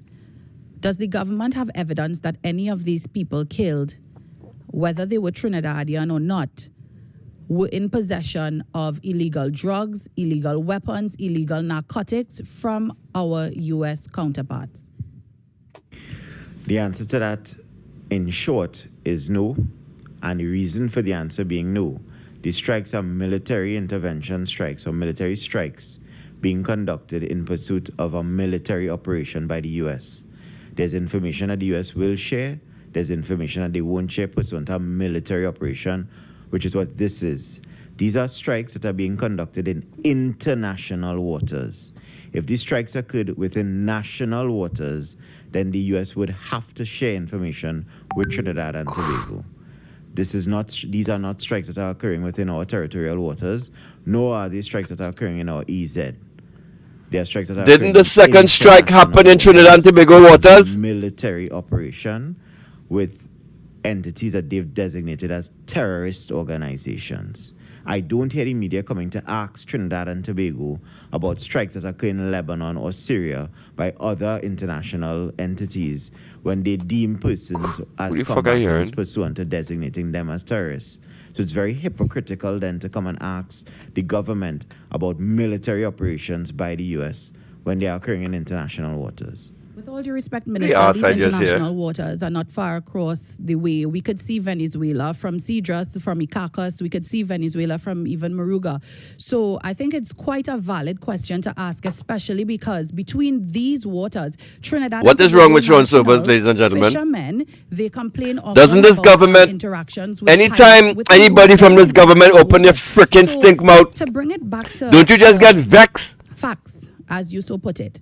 And in fairness and in the interest of the citizens of Trinidad and Tobago, not because of my personal interest, but the national interest of the people of Trinidad and Tobago, who sometimes go between Venezuela and Trinidad. We have very good question, reporter, whoever you are. These kinetic strikes are taking place. This is a freaking question. Very good question. Whoever this lady is. What is this lady's name? It is a fair question. So again, are we even seeking to get that evidence from the United States, especially because it may, only because there's a possibility that it may involve Trinidad and Tobago citizens? As we said, what a question! Began, yo, pick up that reporter, whoever that reporter is. I don't know her name. Or pleasure craft person operating legitimately, you have absolutely nothing to fear. And that answers your question in short. Do we have evidence that the strikes occurred in international waters and not our own? Yes, absolutely nothing. Once you are... Who is this sister? What is this sister's name? Minister of Foreign and CARICOM Affairs so-and-so was asked during a post-cabinet media conference if he had evidence that any of the vessels destroyed in the U.S. kinetic strikes were in fact carrying illegal items. He said no, and became upset that the question was even asked. Who is this reporter?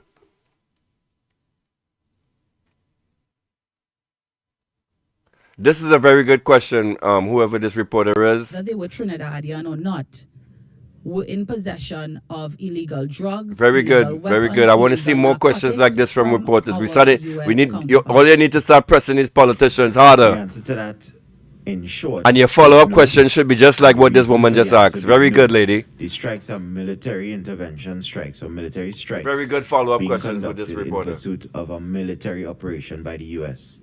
There's information that the U.S. will share. There's information that they won't share pursuant to a military operation, which is what this is. These are strikes that are being conducted in international waters. If these strikes occurred within national waters, then the U.S. would have to share information with Trinidad and Tobago. These are not strikes that are occurring within our territorial waters, nor are these strikes that are occurring in our EZ. They are strikes that are occurring in international waters, pursuant to a military operation with entities that they've designated as terrorist organizations. I don't hear the media coming to ask Trinidad and Tobago about strikes that occur in Lebanon or Syria by other international. What kind of freaking answer is this, man? When they deem persons as combatants. Doesn't this upset you? Listening to this shit, doesn't this upset you? It's critical then to come and ask the government about military operations by the U.S. when they are occurring in international waters. With all due respect, Minister, these international waters are not far across the way. We could see Venezuela from Cedras, from Icacos. We could see. Didn't you have shit washing up in Trinidad the other day? Was that a true story or was that fake? Especially because between these waters, Trinidad and Tobago nationals, fishermen, they complain often about interactions with pirates within those very international waters. So to bring it back to facts, as you so put it. Amazing question. And in the interest of the citizens of Trinidad and Tobago, not press them.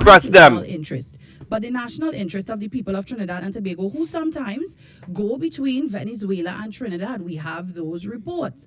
And because these kinetic strikes are taking place in international waters and our citizens may be involved, it is a fair question. So again, are we even seeking to get that evidence from the United States, especially because it may, only because there's a possibility that it may involve Trinidad and Tobago citizens? As we said, What amazing question. Big up to the reporter. Law-abiding fisher folk or pleasure craft person operating legitimately, you have absolutely nothing to fear. And that answers your question in short. Do we have evidence that the strikes occurred in international waters and not our own? Yes. Yes, we have evidence that the strikes occurred in international waters. We'll present it. Minister, so you said you had information that the strike that reported on October 14th happened in national waters. And what evidence exactly is that? What specific evidence you have? That would have been some of the information that would have been shared to us by the U.S. Do you know exactly where it happened? No, I don't have the longitude and latitude to provide to you now. But you should! Will you do it sometime in the future? I may consider providing you with the longitude and latitude in the future. Wow. Alright, where is that music coming from? Another ad is running. Where is that shit coming from? It's happening again.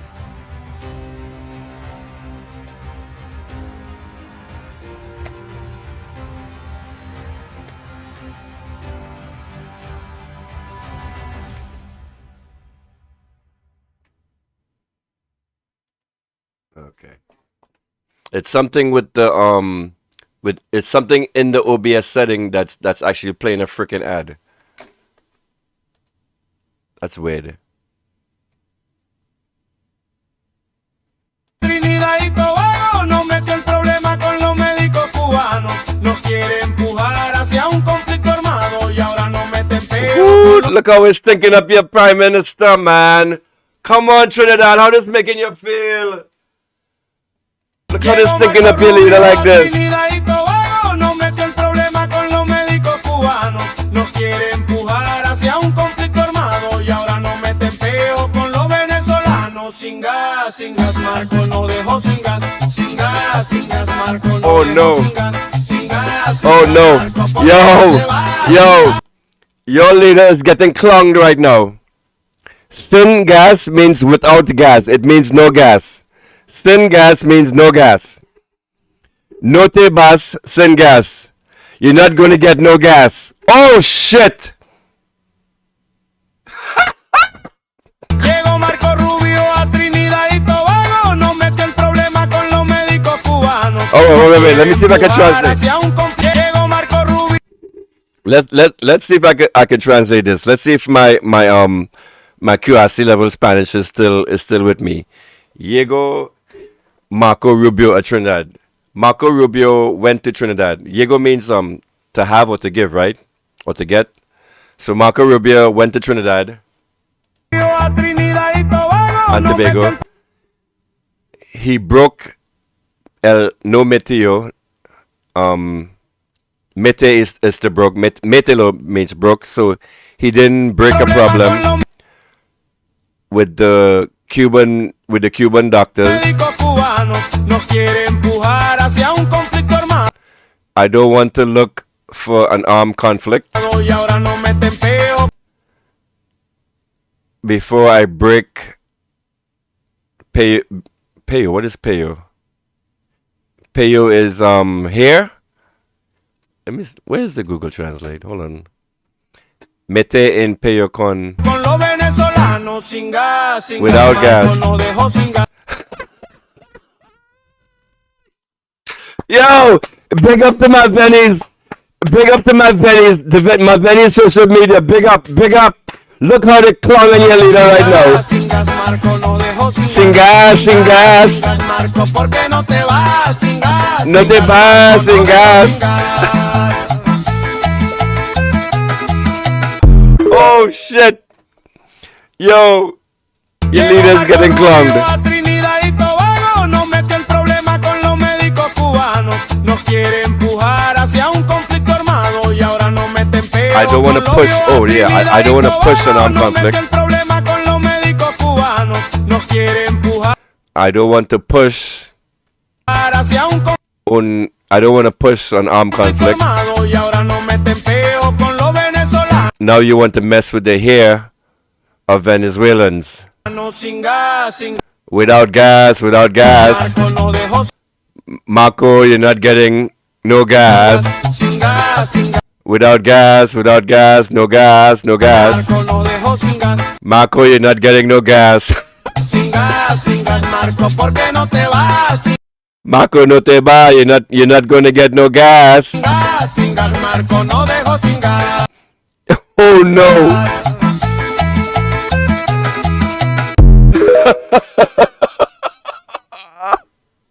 Llegó Marco Yo. Trinidad y Tobago nos metió el problema con los médicos cubanos. Nos quiere empujar hacia un conflicto armado y ahora nos meten peo con los venezolanos. Sin gas, Marco no dejó sin gas. Sin gas, Marco no dejó sin gas. Sin gas, Marco, ¿por qué no te vas? Sin gas, Marco no dejó sin gas. Oh no. Alright, I gotta reshare this. I gotta repost this. This is kicks. Llegó Marco Rubio a Trinidad y Yo, so Tobago. once again, this platform is called X. It used to be called Twitter. If you want to follow me on X, which I recommend you do if you're getting on X for the first time, because it's kind of as a first. If you sign up to X for the first time, you're going to see a lot of Democratic propaganda. You're going to see a lot of yeah, that's what you see as a first time member. So you have to train the algorithm on your X feed to actually bring posts that you like. So if you start following like a lot of Trinis on X, X will start showing you a lot of posts from Trinidadians. So my handle on X is Penny Mafia, Penny_Mafia. That's me on X.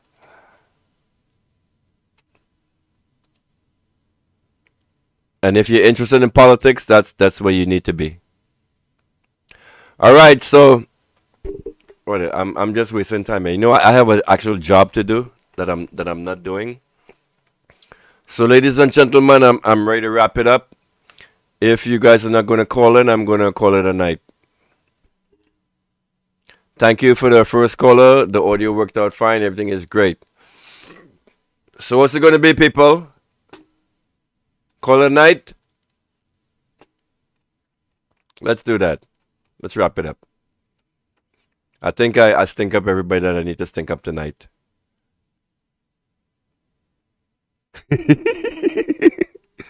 Come on, pal.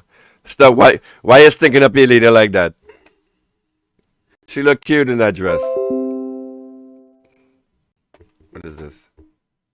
Penny is a weak source. Waiting for the longest 4.5 years ever. What is this? Pandey warned about KPB, behold. Manning warned about KCR, behold. KCR warned about PB, behold. I like Penny.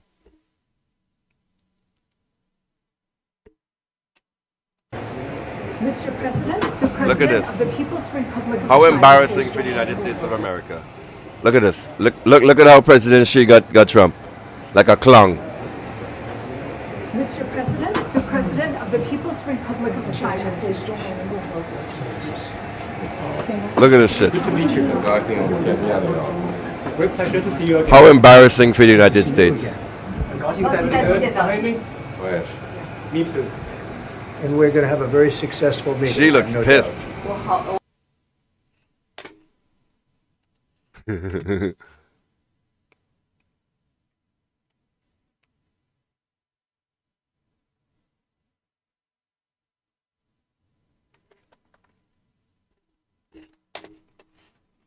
Alright, let's put back on some music. Sing guys.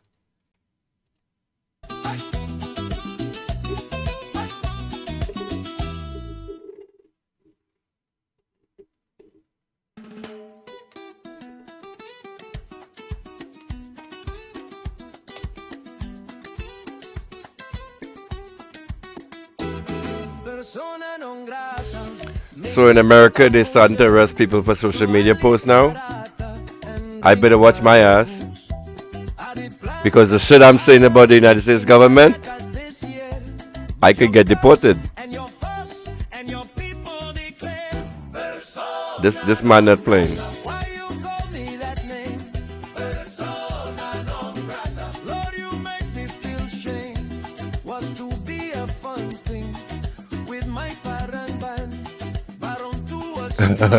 Yo, oh, that's another thing.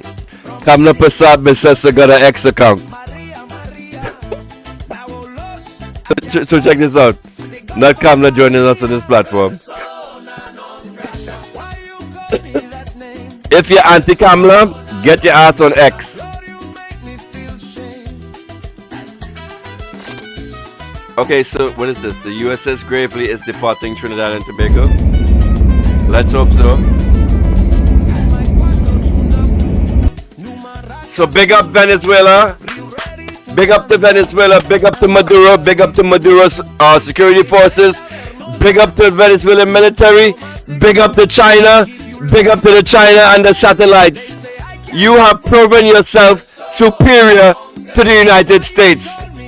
Venezuela successfully foiled a false flag attack against this fucking ship on Trinidad and Tobago soil. Big up Venezuela. Now this demon ship leaves our waters. Oh, let me tell you something about this ship, the USS Gravely. The USS Gravely just came out of the freaking shop. Why? Because they got their asses bombed when they was in freaking by the Houthis. Remember there was this mess. I don't know if you guys heard it, but on social media there was this incident where a United States ship had made like a sudden turn and one of the aircrafts on his deck had slid off. That was this motherfucker.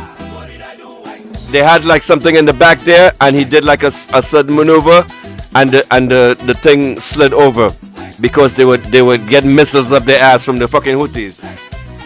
Or maybe I'm getting the ships mixed up because the Houthis was lobbing rockets at these ships left, right, and center, and I think 2 of the warships got damaged where they had to come back into port, and one of them was the US. Ow! I bit my cheek, man. And one of them. Oh, that is the worst shit. I keep biting on my cheek.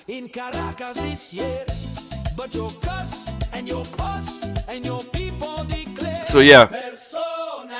So fresh out of getting his ass kicked in the Middle East, they brought the rust bucket over to Trinidad and Tobago to get some more bombs, and they were trying to use this to set this up as a false flag, so they can go into Venezuela.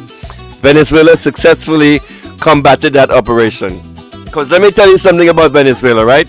And another tech tip. China is the most sovereign country on this planet. Outside of the United States, China has its own systems for everything. It has its own satellites. It has its own GPS system. It has its own social media apps. It has its own telephones. And its telephones are on a separate network outside that the United States. Well, I don't know if they can hack it or not. But Nicolas Maduro says he has a telephone that cannot be hacked by the United States because it's a Huawei phone, and Huawei uses systems that is outside of the United States. So while you are using the GPS on your phone, and most of the countries worldwide use the GPS system that is set up by the United States, know this: the GPS system is controlled by the United States military. Understand that. So you as a country, like if you're a government, that is not a good thing for you, because the United States controls the signal, they can manipulate the signal. So if you're, let's say you have like something that's automated in your country that like for example Venezuela has their underwater drones. Oh, did you know that?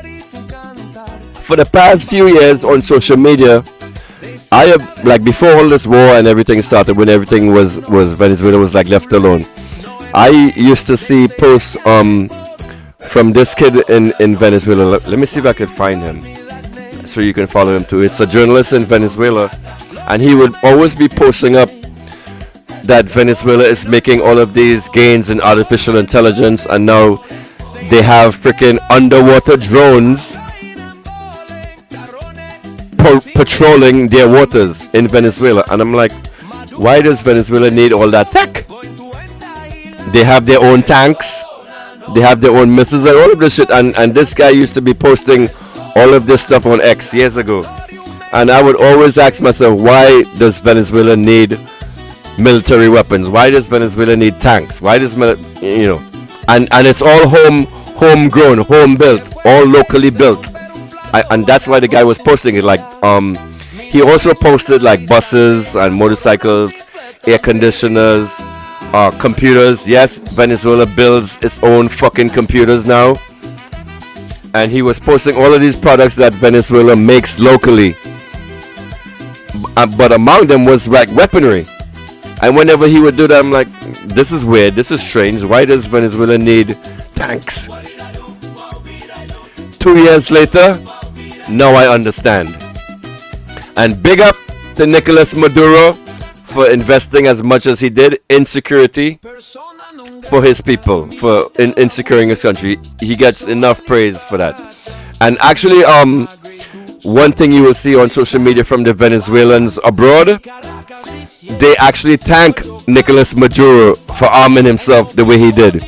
Because when Venezuela did its show of force last month, and they posted the videos on social media, all the Venezuelans abroad were like, oh my god, my country has this, my country can do this, this is what, wow. And everybody was really impressed. So Nicolas Maduro is loved by Venezuelans inside his country and outside, because they see and trust and believe Venezuelans that left their home and are now in the United States. They're catching their ass like everybody else, because they're now in a capitalist society where they don't have as much services like they did when they were back home. And one thing the legitimate Venezuelans do is this: they get into the construction industry here in America. Like if I go outside my apartment right now, there's a whole bunch of Mexicans. Hear me, Mexicans, I call them Mexicans, but there's a whole bunch of Venezuelans working on an apartment building down the block from us. When one of them gets injured on the job, do you think they'll have free healthcare like they have back home in Venezuela? They will learn fast, trust me.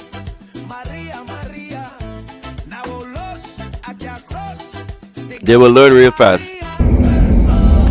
So Trinidad and Tobago, say goodbye to this weapon of war that was in your waters. It is leaving.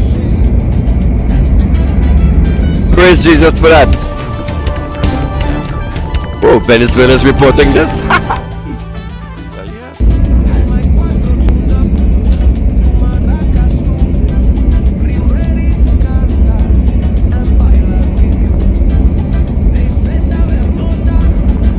This is a good thing.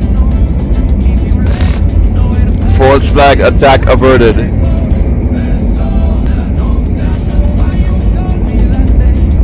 Goodbye, you piece of shit.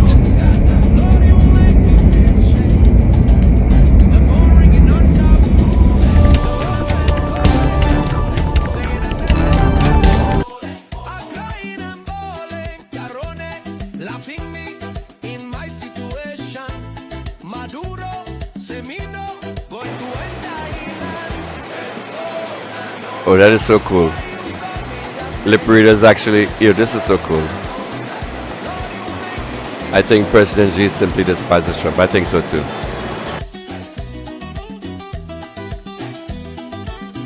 This is the president of Colombia, Gustavo Petro. Here he is. This is a post he made 3 hours ago. He says, we seize illicit drugs like no one else in the world, and without killing. Check this out. This is Colombia.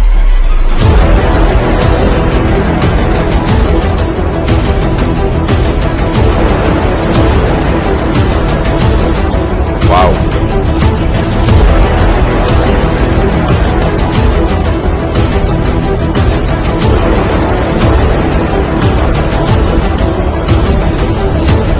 They hiding cocaine in concrete now?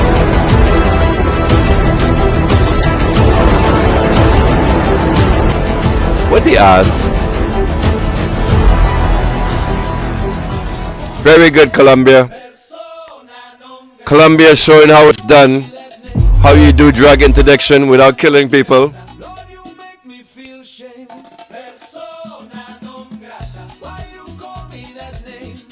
What is this?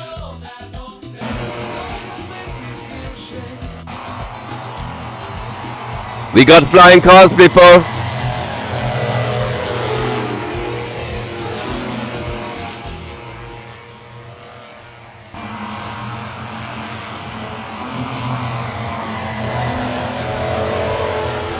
Oh, you guys can't see the shit, sorry. I thought I was showing you my desktop. Nobody in chat said nothing. Come on, wake up.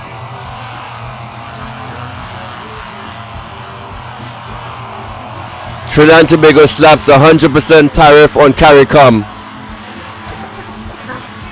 Rum and cigarettes to cost more. That is your government, ladies and gentlemen. That is what you voted for. So now, are you going to remove them? Or are you going to just sit back and take prick?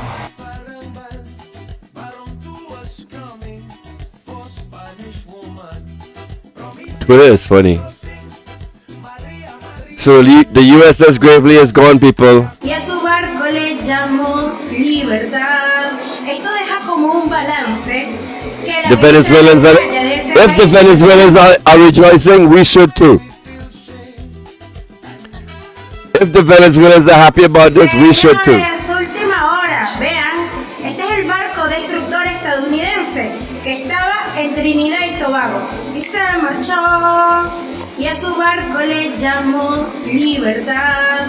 Esto deja como un balance que la ministra Lacalle de ese país, persona no grata acá.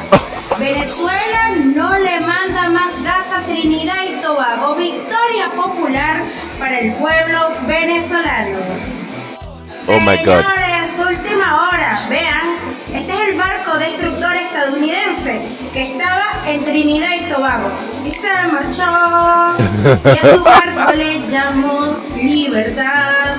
Esto deja como un balance. All right, check this out. Breaking news. U.S. ship took off from Trinidad and Tobago.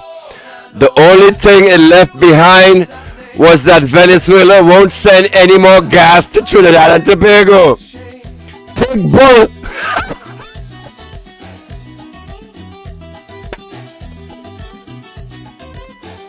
I'm not rejoicing for you know what, let me stop.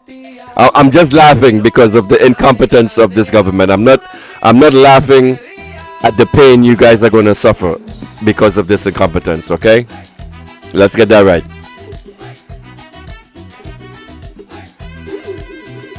This is the man right here. Before the Cuban, all right, let's read this post. Before the Cuban Revolution, U.S. financial interests owned 90% of Cuba's mines, 80% of public utilities, 50% of railways. Cuba has railways? 40% of sugar production, 25% of bank deposits. The U.S. blockade on Cuba has been a punishment for Cubans daring to claim back their economic sovereignty. Understand that. Understand this. And we had something similar to this that was happening over in Venezuela when Hugo Chavez took power and he renationalized all of Venezuela's resources, bringing it back to the people, kind of like what Ibrahim Traore is doing. You know, the guy you guys love so much in Trinidad, Traore? Him and Nicolas Maduro are one and the same. They are fighting the exact same battle against imperialism and for sovereignty, for national sovereignty. Wait, what happened to the UWI students? They still stuck in freaking Jamaica?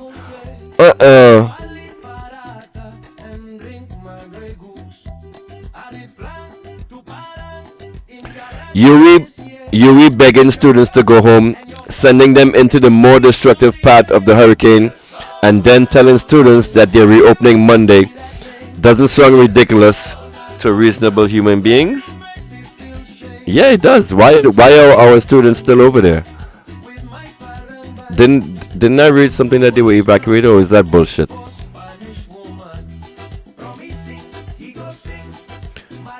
All right, you guys, there's a petition going around to sign for immediate elections in Trinidad and Tobago. Let's post that link in the chat.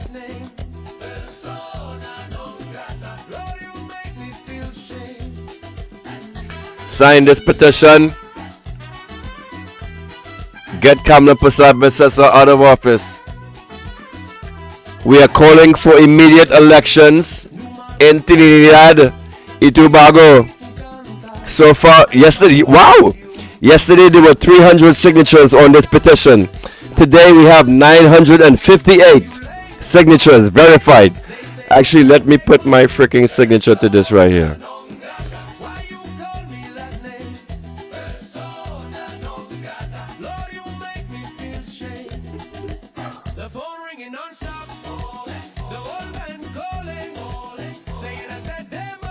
Alright, I shared it.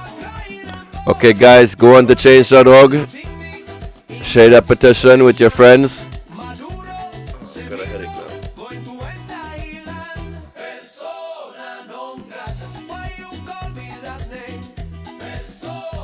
I have a headache.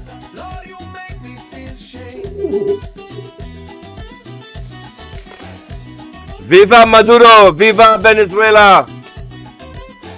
I am unapologetically pro Maduro. Okay?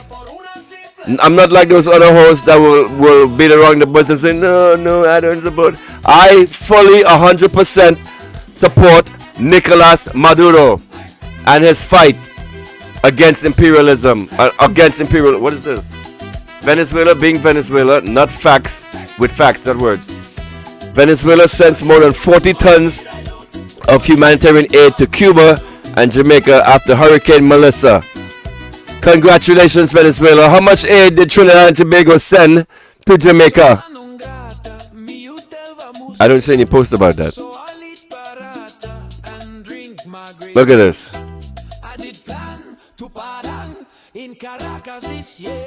And what is so fucked up? Jamaica is actually pro-United States. And Venezuela is still sending aid to them. Dictator Nicolas Maduro is sending aid to pro-United States Jamaica. When you had the coalition of the willing just a few months ago, Jamaica was one of them. And here comes Venezuela flipping the script and now sending aid to Jamaica. God bless you.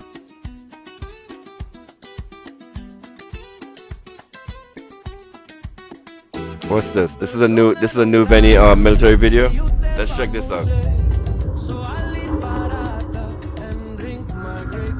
And people, you people in Trinidad and Tobago, I want you to be very clear of this, right? When you see a Venezuelan loading up to go into an aircraft transport carrier, they coming to invade Trinidad. This video right here is for you, Trinidad and Tobago. They're not gonna take the freaking airborne troops and fly it into Guyana. They can simply invade Guyana through land. They can drive a truck or whatever. They say they're now putting it together. Right, so this show of force I'm about to show you is meant for you, Trinidad and Tobago. This is what is coming to you if you don't behave right.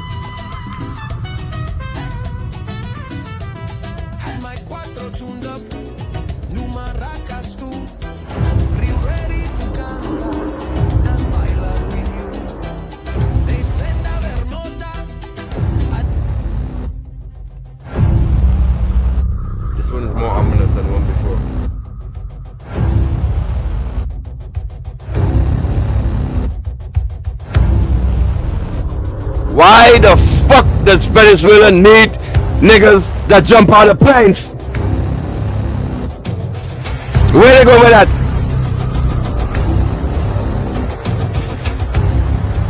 What the ass? This is for you, Trinidad and Tobago. From Venezuela with love.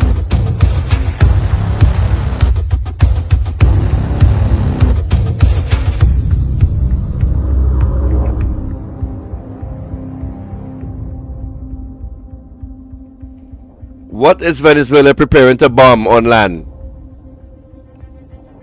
Does anyone know? Does anyone in the chat know? Does anyone know what Venezuela is trying to bomb on land? Besides Guyana? What do you ask? This is a air defense system. What the ass? This is some stuff they just got from China. These are anti-ship missiles.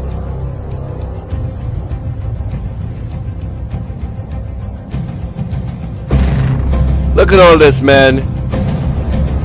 Anti-ship. You see that? Bring your warships into Venezuelan water, motherfucker. We got something for you. Bring your shit. Bring it. You think Maduro's scared of Trump?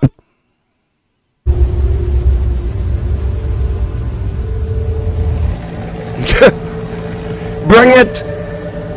Why does Venezuela need people coming out of the water to land on what beach?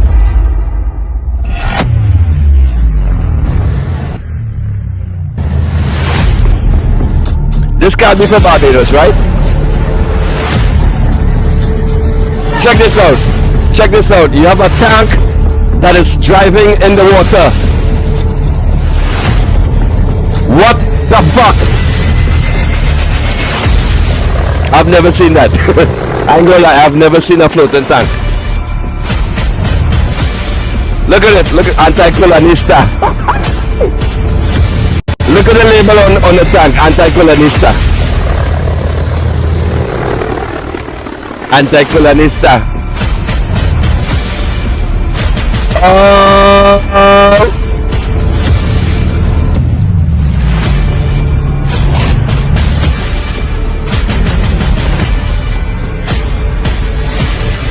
Mother cunt. That looked like a one of them old Soviet whatchamacallit. That don't look modern. But why does Venezuela need all of this?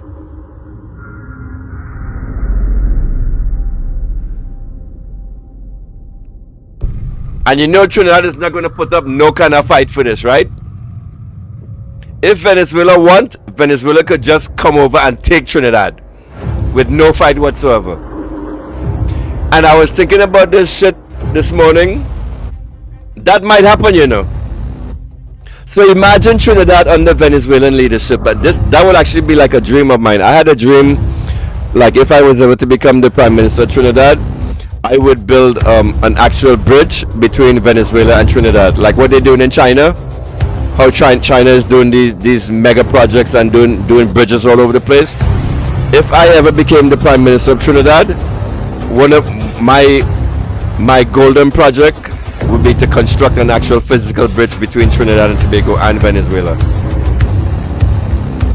In addition to the friendship, the strengthening of the bonds between the two countries that would also benefit the two countries greatly if there was like a path of transit between the two countries. Like a literal road or something.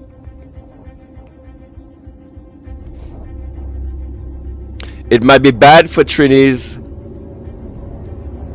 who looking for work in Trinidad, because what a bridge would do, it would actually, you know what?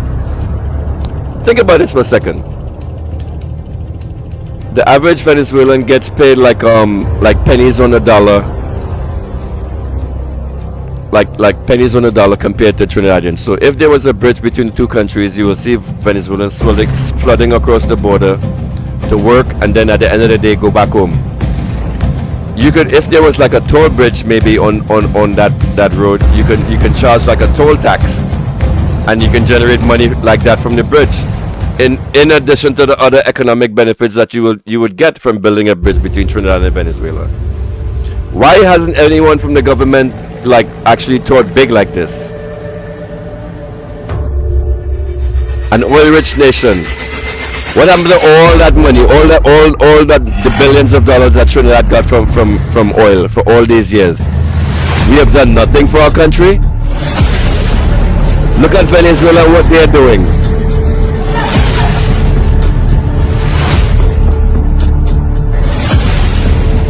Does Trinidad have anything like this?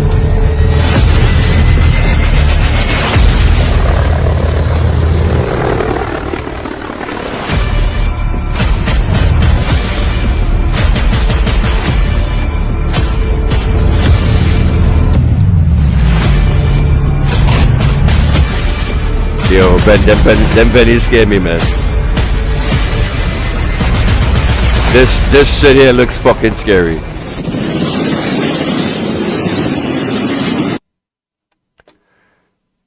They ready for them Yankees? Alright, so here's the post. It says, do not underestimate the defense of our 1 million square kilometers. The territorial of integrity is sacred. Mi mapa. CC, Guyana, and Trinidad. Oh shit. They ain't playing. I tell you, the Vennies are active. The Vennies are activated. The Vennies are freaking activated. Even the women. The Venezuelan women are going and doing military training.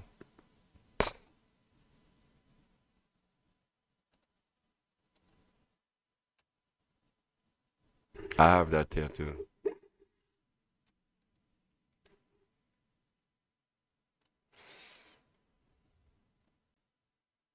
This is my old.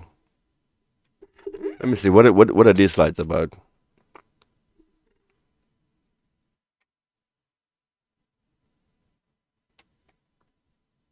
There was the video with this with this lady right here. She's actually a Venezuelan hero now. This lady right here.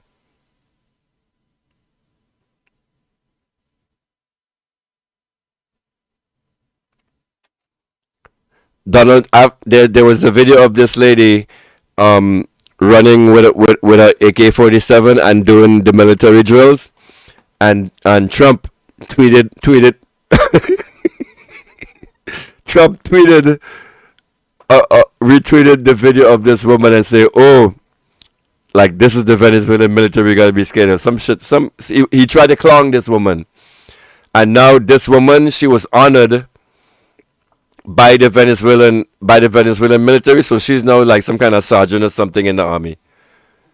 So they took that piece of propaganda that Trump did and they turned it around. And I love beautiful patriot, Venezuelan patriot.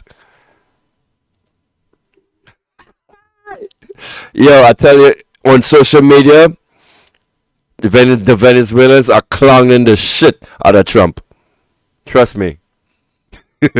Diosdado Gusado. Diosdado is his name. I forget his last name. Why do I have this man up? So these are the slides I did for y'all.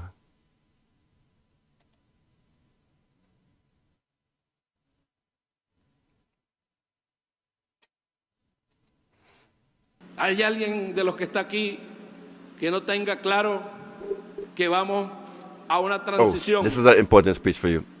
Is there anyone here who isn't clear that we are transitioning from a peaceful revolution to an armed revolutionary struggle?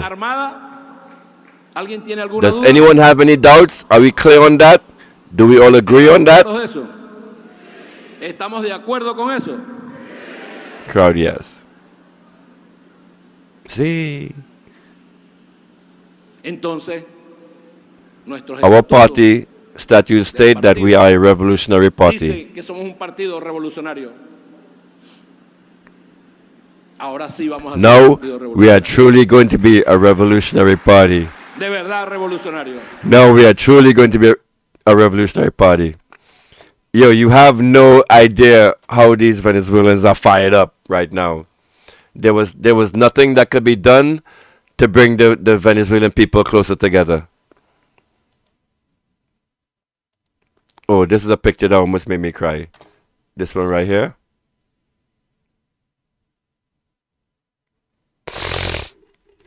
Thinking about this shit bringing tears to my eyes.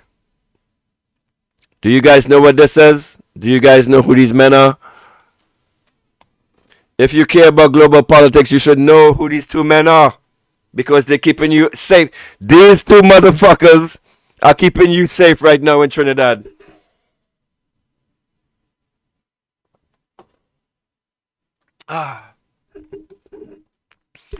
This shit bringing tears to my eyes seeing these two countries unite like this. In this picture is Gustavo Petro, the president of Colombia, being kissed by Lula, the president of Brazil. For years, Brazil and Colombia has been at war. And when this guy Petro came in a few years ago, he came in on he used to be a military man. He used to be in the FARC. And when he came in, he said he wants peace. And so the two countries were basically like at war with each other almost because of the United States and this whole war on drugs. And he said enough. And seeing this right here, these two men. And right now, these are the two men pushing back against Trump.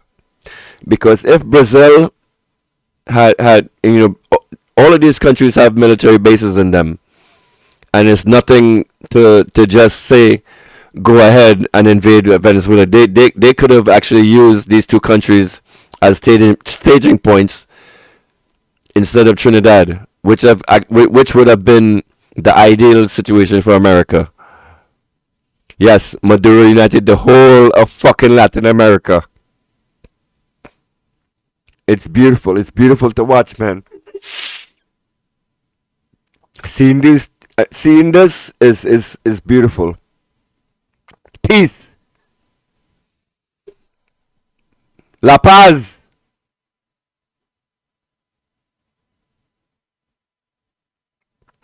And I heard Petro might not be running for re-election again because the United States undermined his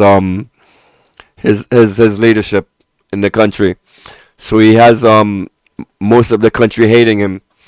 But on the global stage, he's pushing for peace. Great man. Petro, I love you.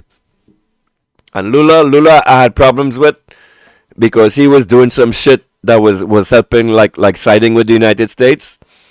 But finally, fucking Brazil stood up, man. Peace. This shit makes me cry. Seeing this shit right here. What a beautiful picture. Why couldn't we be like this in fucking Trinidad, man? This should make me so fucking angry.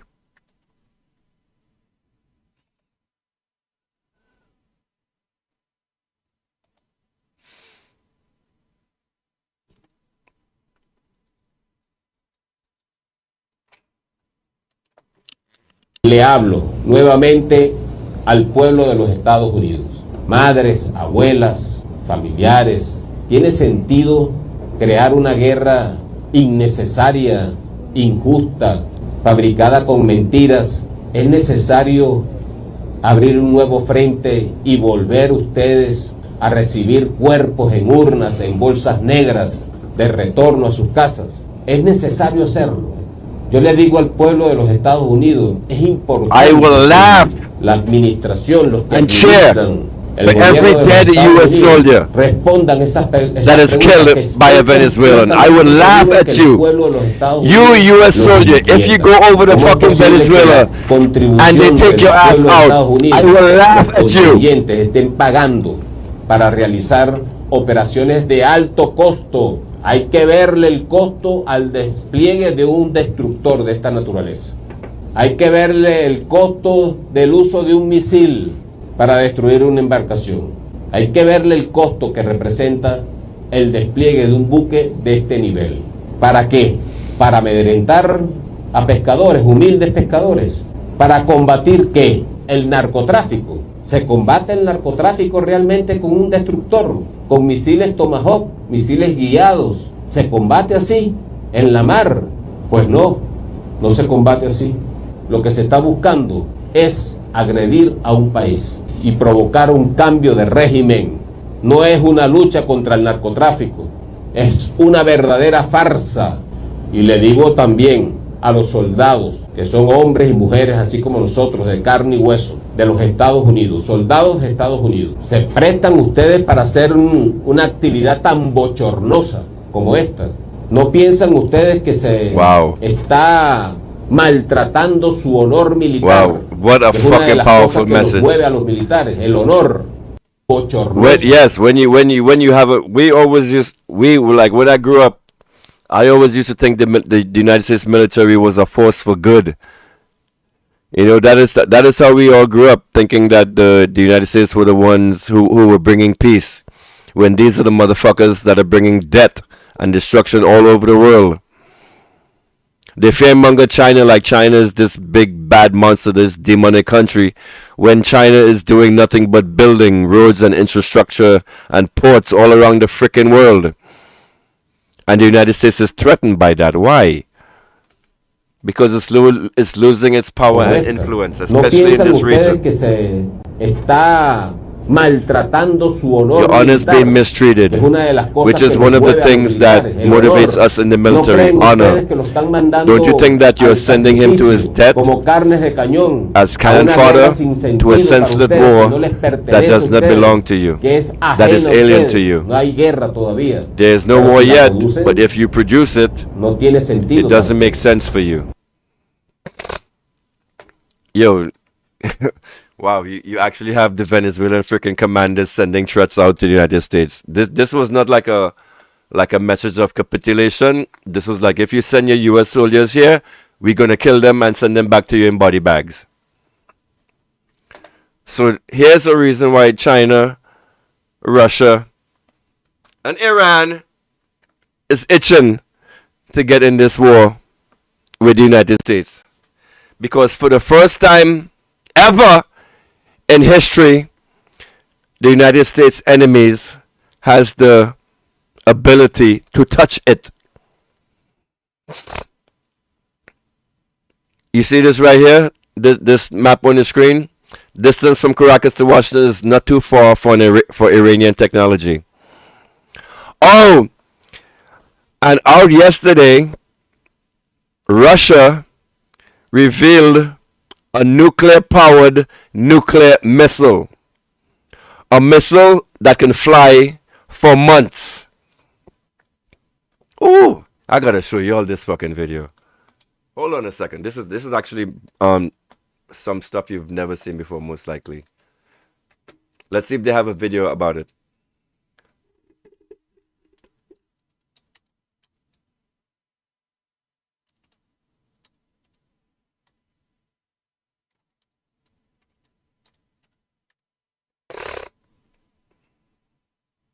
It's called Skyfall. Skyfall.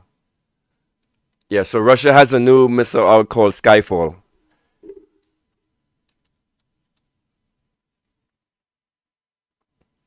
So check this out.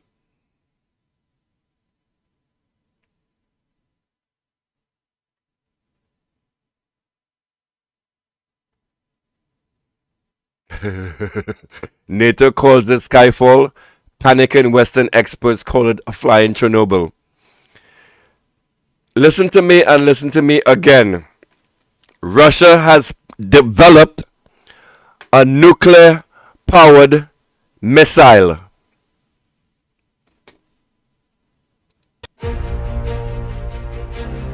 Fuck my ass.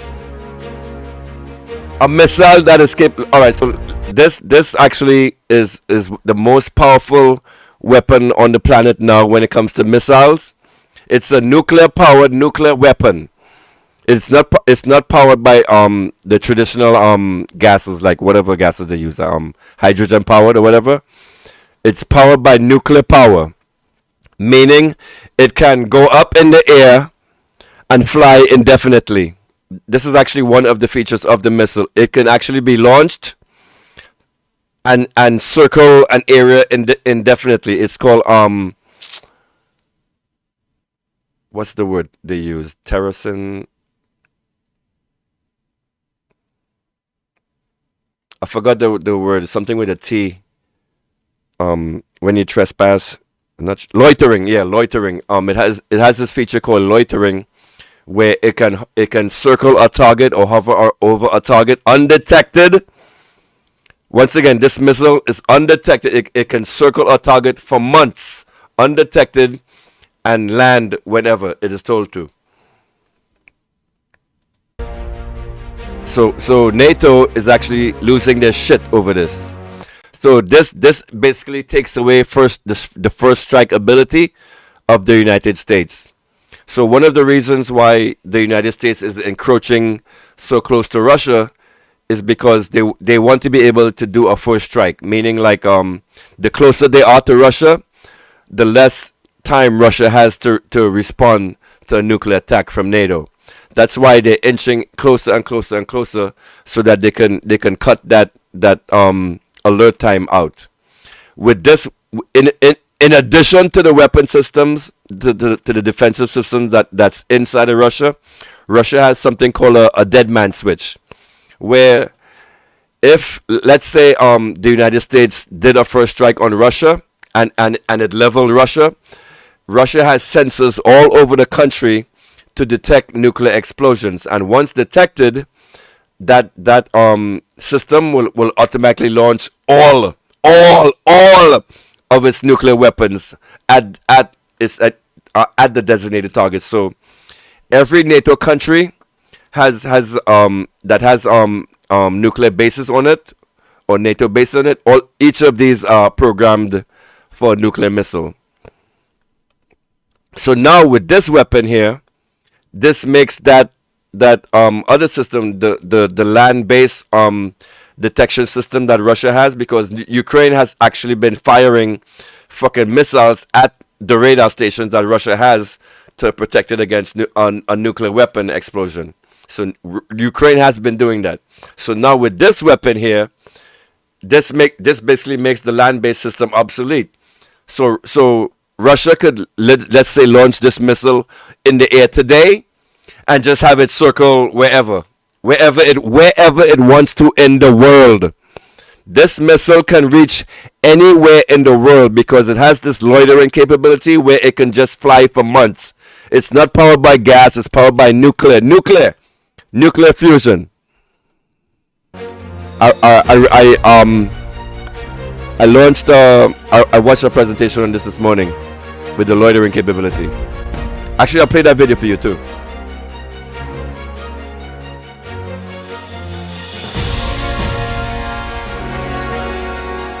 And the freaking missile moves. It's guided. It does all this stupid shit.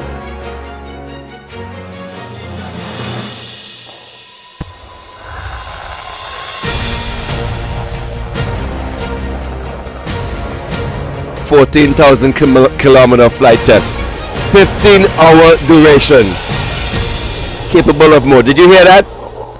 A freaking missile that flies for 15 hours. What the frig?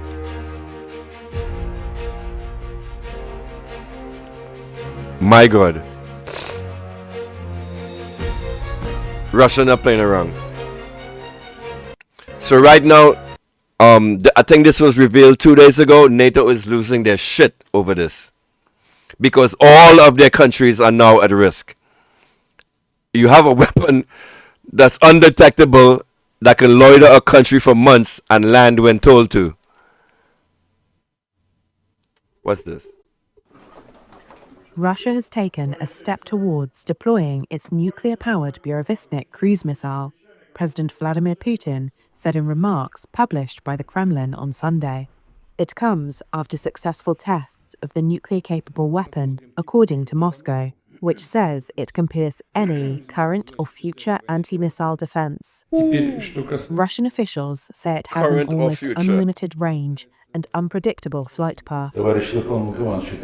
In video released on Sunday of a military meeting, Top General Valery Gerasimov told Putin that the Burevestnik traveled 8,700 miles and was in the air for about 15 hours when it was tested on October 21st. While Putin stressed the need to understand how to class the weapon and prepare infrastructure for deploying the missile. Satellite images in August showed activity at a Russian nuclear test site. Analysts at the time said Moscow appeared to be preparing to test its new nuclear-armed and powered missile. Since first announcing the Burevestnik in 2018, Putin has framed the weapon's development as a yes, I did hear about this missile. Yes, Russia did announce that they had these missiles in 2018, but it was a fucking failure back then. Because this is a nuclear-powered missile, what happens is when the shit launched, it was leaking freaking radiation behind it. And so the first test of this missile failed. I remember hearing about this in 2018. I thought this was dead. Moves by the United States. They Such fucking as did it. Washington's 2001 unilateral withdrawal from the 1972 anti-ballistic missile treaty and the expansion of NATO. The test, coupled with a nuclear drill last week, underscores Putin's defiance against Western pressure over its war in Ukraine, while US President Donald Trump has taken a tougher stance against Russia to push for a ceasefire. Combined, Russia and the US have about 87% of the global inventory of nuclear weapons, according to the Federation of American Scientists. Mother ass. So now Russia has 2 weapons that the United States does not have. The first ever in history nuclear-powered missile and also the hypersonics. Holy shit. The United States is no longer a superpower.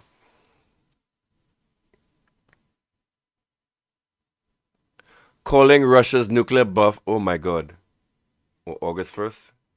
No, this is an old post, I think.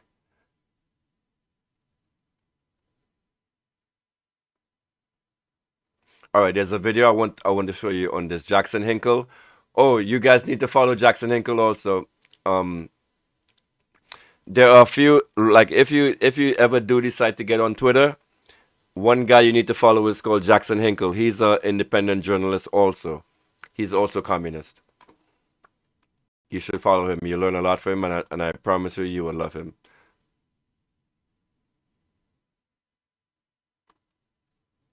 All right, so I'm going to show you guys my YouTube history.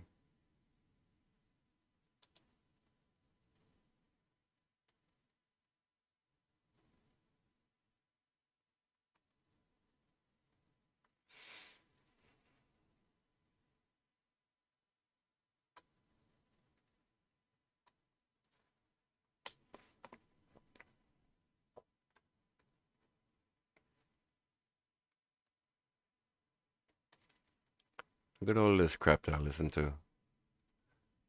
This is nothing but politics in my news feed. All right, pay attention to this video, discussed y'all. the Burevestnik missile back in 2017 for the first time. He mentioned this missile that would be able to be undetectable, nuclear capable, powered by a small nuclear reactor, unable to be stopped by any air defense, and it could fly for months on end and target anywhere in the world and loiter for weeks and months at a time and be, activated by a code sent from Moscow. All right, did the description that I gave just now anything similar to what this guy said, or did he just do it much better than I did in like 2 seconds? Everyone said, you're crazy. That's never going to happen. I'm going to get better You're at this. lying. You're bluffing. That's a bunch of BS. This is science fiction. Well, reality, I think, just slapped every EU leader, every pundit, and every Western, military industrial complex CEO and lobbyist in the... Jackson Hinkle was an independent monitor for the Venezuela elections held recently. he actually took his ass over there to Venezuela and was monitoring the Venezuelan elections. He was an international monitor, and he reported back that the elections were fair and sound, and he actually had the ballot, whatever, the tally or whatever. He had all this stuff, and he showed it all to us on his X feed. And the CIA almost tried to kill this guy. They actually tried to kill him, but the Venezuelan military intercepted it and protected him. So, which is another thing I'm impressed about. Whatever satellite system that Venezuela is using to protect its border, it's freaking bulletproof. And I'm pretty sure it's done by China, because every single attack that the United States has launched against Venezuela, CIA, whatever, they get detected somehow. Face, and they never saw it coming.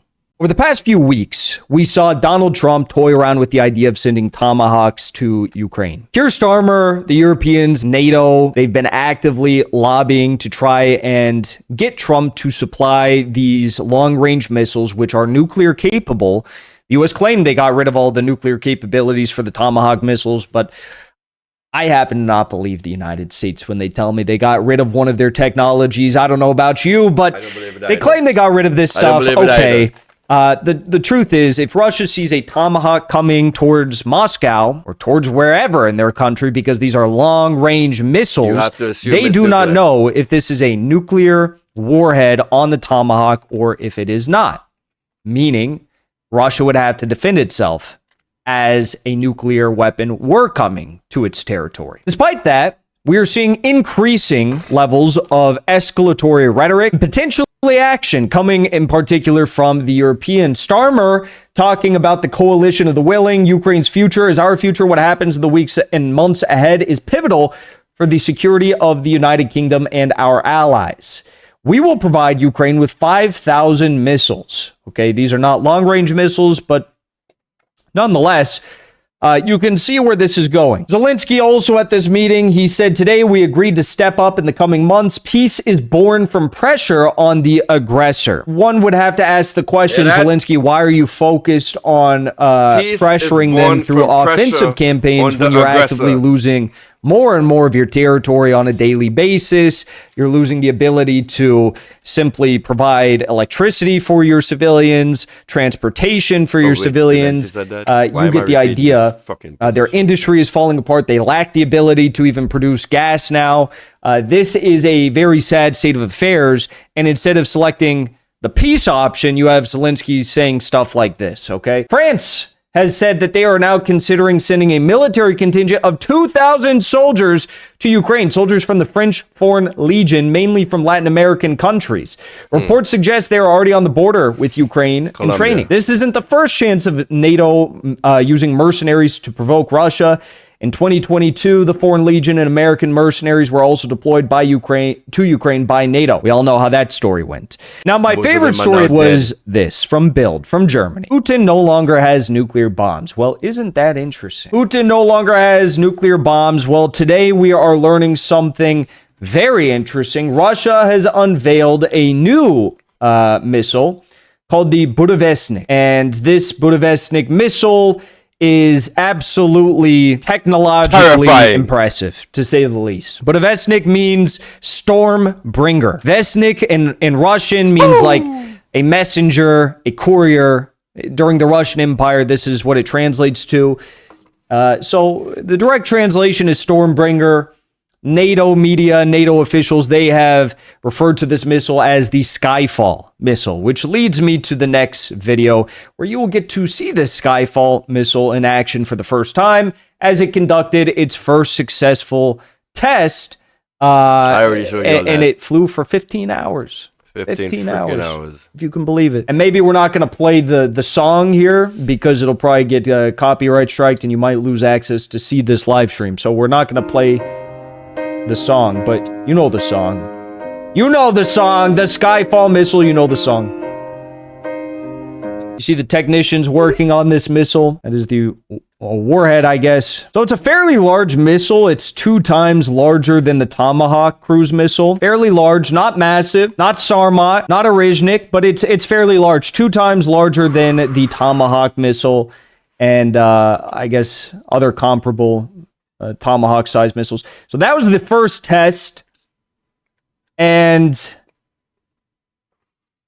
it flew for 15 hours, you guys. As you can see here, it is highly maneuverable. It can go up, down, sideways, go in circles. It can do whatever it wants. That as you shit can see, is terrifying. This is the most impressive part here, actually. It can loiter. We're going to talk about that in a second. Why a loitering feature... It's a loiterer. Why the loitering feature is the most important part of the tech of this missile. Here's a few fast stats for you. So the engine is a mini nuclear reactor. The Budovesnik engine is a mini nuclear reactor. It's much smaller, yet much more powerful than the nuclear reactors that Russia has traditionally used in their submarines. Meaning, this mini nuclear reactor that they've developed has the capability to be used for civilian use, maybe for a small, stealthy submarine that they could produce. And it also has the capability of allowing this Budovesnik missile to not just fly for 15 hours, as it did in its tests, but it could fly for months. You heard that right. This missile that Russia just unveiled could fly for months. And it can avoid pretty much any air defense. Really, yes, any air defense. Nothing can stop this. It can go over the Atlantic, can go over the Indian, can go over the Pacific, can go over the Arctic, can go wherever it wants. Can loiter wherever it wants for however long it pretty much wants. And at a moment's notice, with an activation code that would be sent presumably from Moscow, this missile can lock in on its target and do whatever it needs to do. Because this is a missile that it likely utilizes AI technology, it can maneuver in whatever direction, whatever way it needs to, air defense systems become useless. Obsolete. Because you can't have air defense systems that protect from every single angle, every single region of the country and every single angle. I mean, it's just like, it doesn't make any sense. It's not possible. You can't protect your whole country from every single angle from a missile that could be fired at a moment's notice from anywhere in the world because it can fly for months on end. It's impossible. Now, what is important about this for Russia is that the days of Russia needing Cuba, for example, to have a missile threat against the U.S. landmass are over. The days of Russia needing to have, strategic bombers that can reach the U.S. landmass are over. Now, you have the Budovesnik missile, which can, if there's high, tense negotiations going on, if Tomahawks are being deployed to Europe and Russia really doesn't like that, and Russia says, hey, let's negotiate you removing those Tomahawks from Europe or from Ukraine. Russia can, this is a stealth missile, by the way. Russia is now the big dog in the fucking room. Let's talk now about removing those Tomahawks from Russia Ukraine. Is now we the big fired dick in the room. Budovesnik missile 3 days ago. That's and it's big-ass currently flying off the coast of New York, far enough to the point where you guys aren't going to be able to find it or hit it. But it's flying somewhere there. When in actuality, it's flying over the Arctic. The U.S. doesn't know that, right? And they say, look, we can hit our activation code at any moment, and that's going to target a U.S. military base in Iraq. Who knows? Whatever it is. U.S. has no idea where it's going to be coming from, no idea when it's going to hit. They have no ability to monitor where this missile is at any given moment. And it could be weeks from now. It could be hours from now. It could be seconds. You get the idea. This is the end-all, be-all to missile systems. Skyfall! Okay? And yes, it is nuclear-powered. Yes, It carries a massive megaton warhead. And yes, bypasses any missile defense system anywhere. Okay. So the whole talk of the Golden Dome, the Iron Dome, the U.S. creating its own Golden Dome and stuff. I mean, this is out the window, never to be heard from again if the U.S. was not controlled by the military industrial complex. That is in every way possible. This is, when it comes to technology, the U.S. is no longer the boss. This missile. Okay. So basically, the whole point of Russia, the SMO, NATO. Russia is the big dick in the room now. And moving further and further east has been the idea that NATO wants long-range missiles and obviously nuclear missiles in these countries as close to Russia as possible. Well, the Budovesnik missile, it basically neutralizes the entire equation right now. Neutralizes the entire equation. The U.S. is still working on producing Tomahawk missiles, by the way. They still haven't figured out how to produce these Tomahawk or these hypersonic missiles. Russia now has whatever this is, Budovesnik, Stormbringer. Okay. Donald Trump responded to the news of this new missile. He said, well, we have the greatest submarine in the world, and we don't need 8,000 kilometers. The United States has a nuclear submarine station near the Russian coast. Washington is not joking about deterrence issues, and Moscow is well aware of that. Hypothetically, this Budovesnik missile also could be particularly useful if a preemptive nuclear strike were to take place on the Russian Federation, because those Budovesniks go up, and even if all of Russia is leveled, these new Stormbringer missiles could be loitering somewhere around the world, and then they could target whatever country was responsible for a preemptive nuclear strike on the Russian Federation. These are also nuclear-capable missiles, by the way, which is Russian Foreign Minister Lavrov said that after the successful test of the Budovesnik missile, everyone has gone quiet. Everyone in the West has gone quiet. There's not a lot of talk about these Tomahawks right now. Talk about long-range missiles right now. And also, as this is all going on, as Russia unveils this missile, federal agency overseeing U.S. nuclear stockpile will furlough most of its workforce. Somebody called Monday, the United States a superpower which, earlier. As you can probably assume, will cause big problems for U.S. nuclear production, nuclear weapon production into the future, because if you have a shutdown of these facilities, it could set weapons deadlines back months, if not years, because safely closing down, facilities like this, and reopening them, it's not a quick task. And obviously there's security implications there. So this is really not looking good for the US. No hypersonics yet. We got this problem with the nuclear stuff going on. Russia, on the other hand, has this. And what I'll say is, to everyone who has said for years that Russia's bluffing about this, that, or the other, President Putin discussed the Budovesnik missile back in 2017 for the first time. Back in 2017, he mentioned this, missile that would be able to be undetectable, nuclear capable, powered by a small nuclear reactor, unable to be stopped by any air defense. The test failed and it could fly for months on end and target anywhere in the world and loiter for weeks and months at a time and be, activated by a code sent from Moscow. Everyone said, you're crazy. That's never going to happen. You are lying. You are bluffing. That's a bunch of BS. This is science fiction. You're not talking about reality. Well, reality, I think, just slapped every EU leader, every pundit, and every Western, military industrial complex CEO and lobbyists in the face, and they never saw it coming. Ooh, big up to Russia. All right, so how can this affect because now Russia is on the side of Venezuela. So with this weapon, can Russia wave its big dick around and say, hey, we got this weapon, leave Venezuela alone? What are your thoughts, guys? All right, doesn't seem like anybody's going to call in, so I'm going to call it a night. I did you guys 5 hours tonight. I hope you learned something. Did you guys learn anything? So, all right, once again, we're going to end the stream in a good way. Right? So this is the energy I want you guys to have from now on.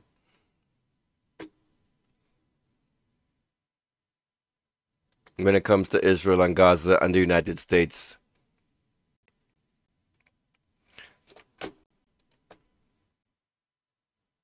Fuck Israel all day, every day. Fuck Israel till my last breath.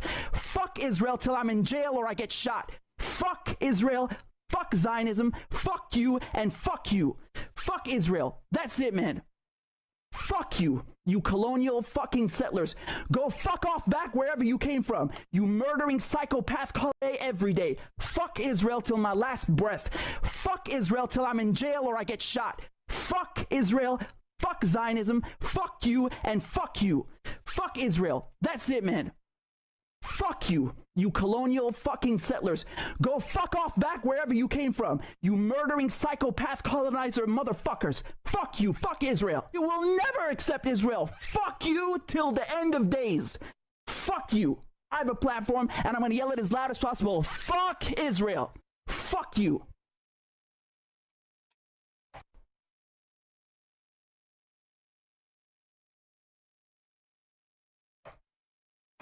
Thanks for tuning in, everybody. Good night.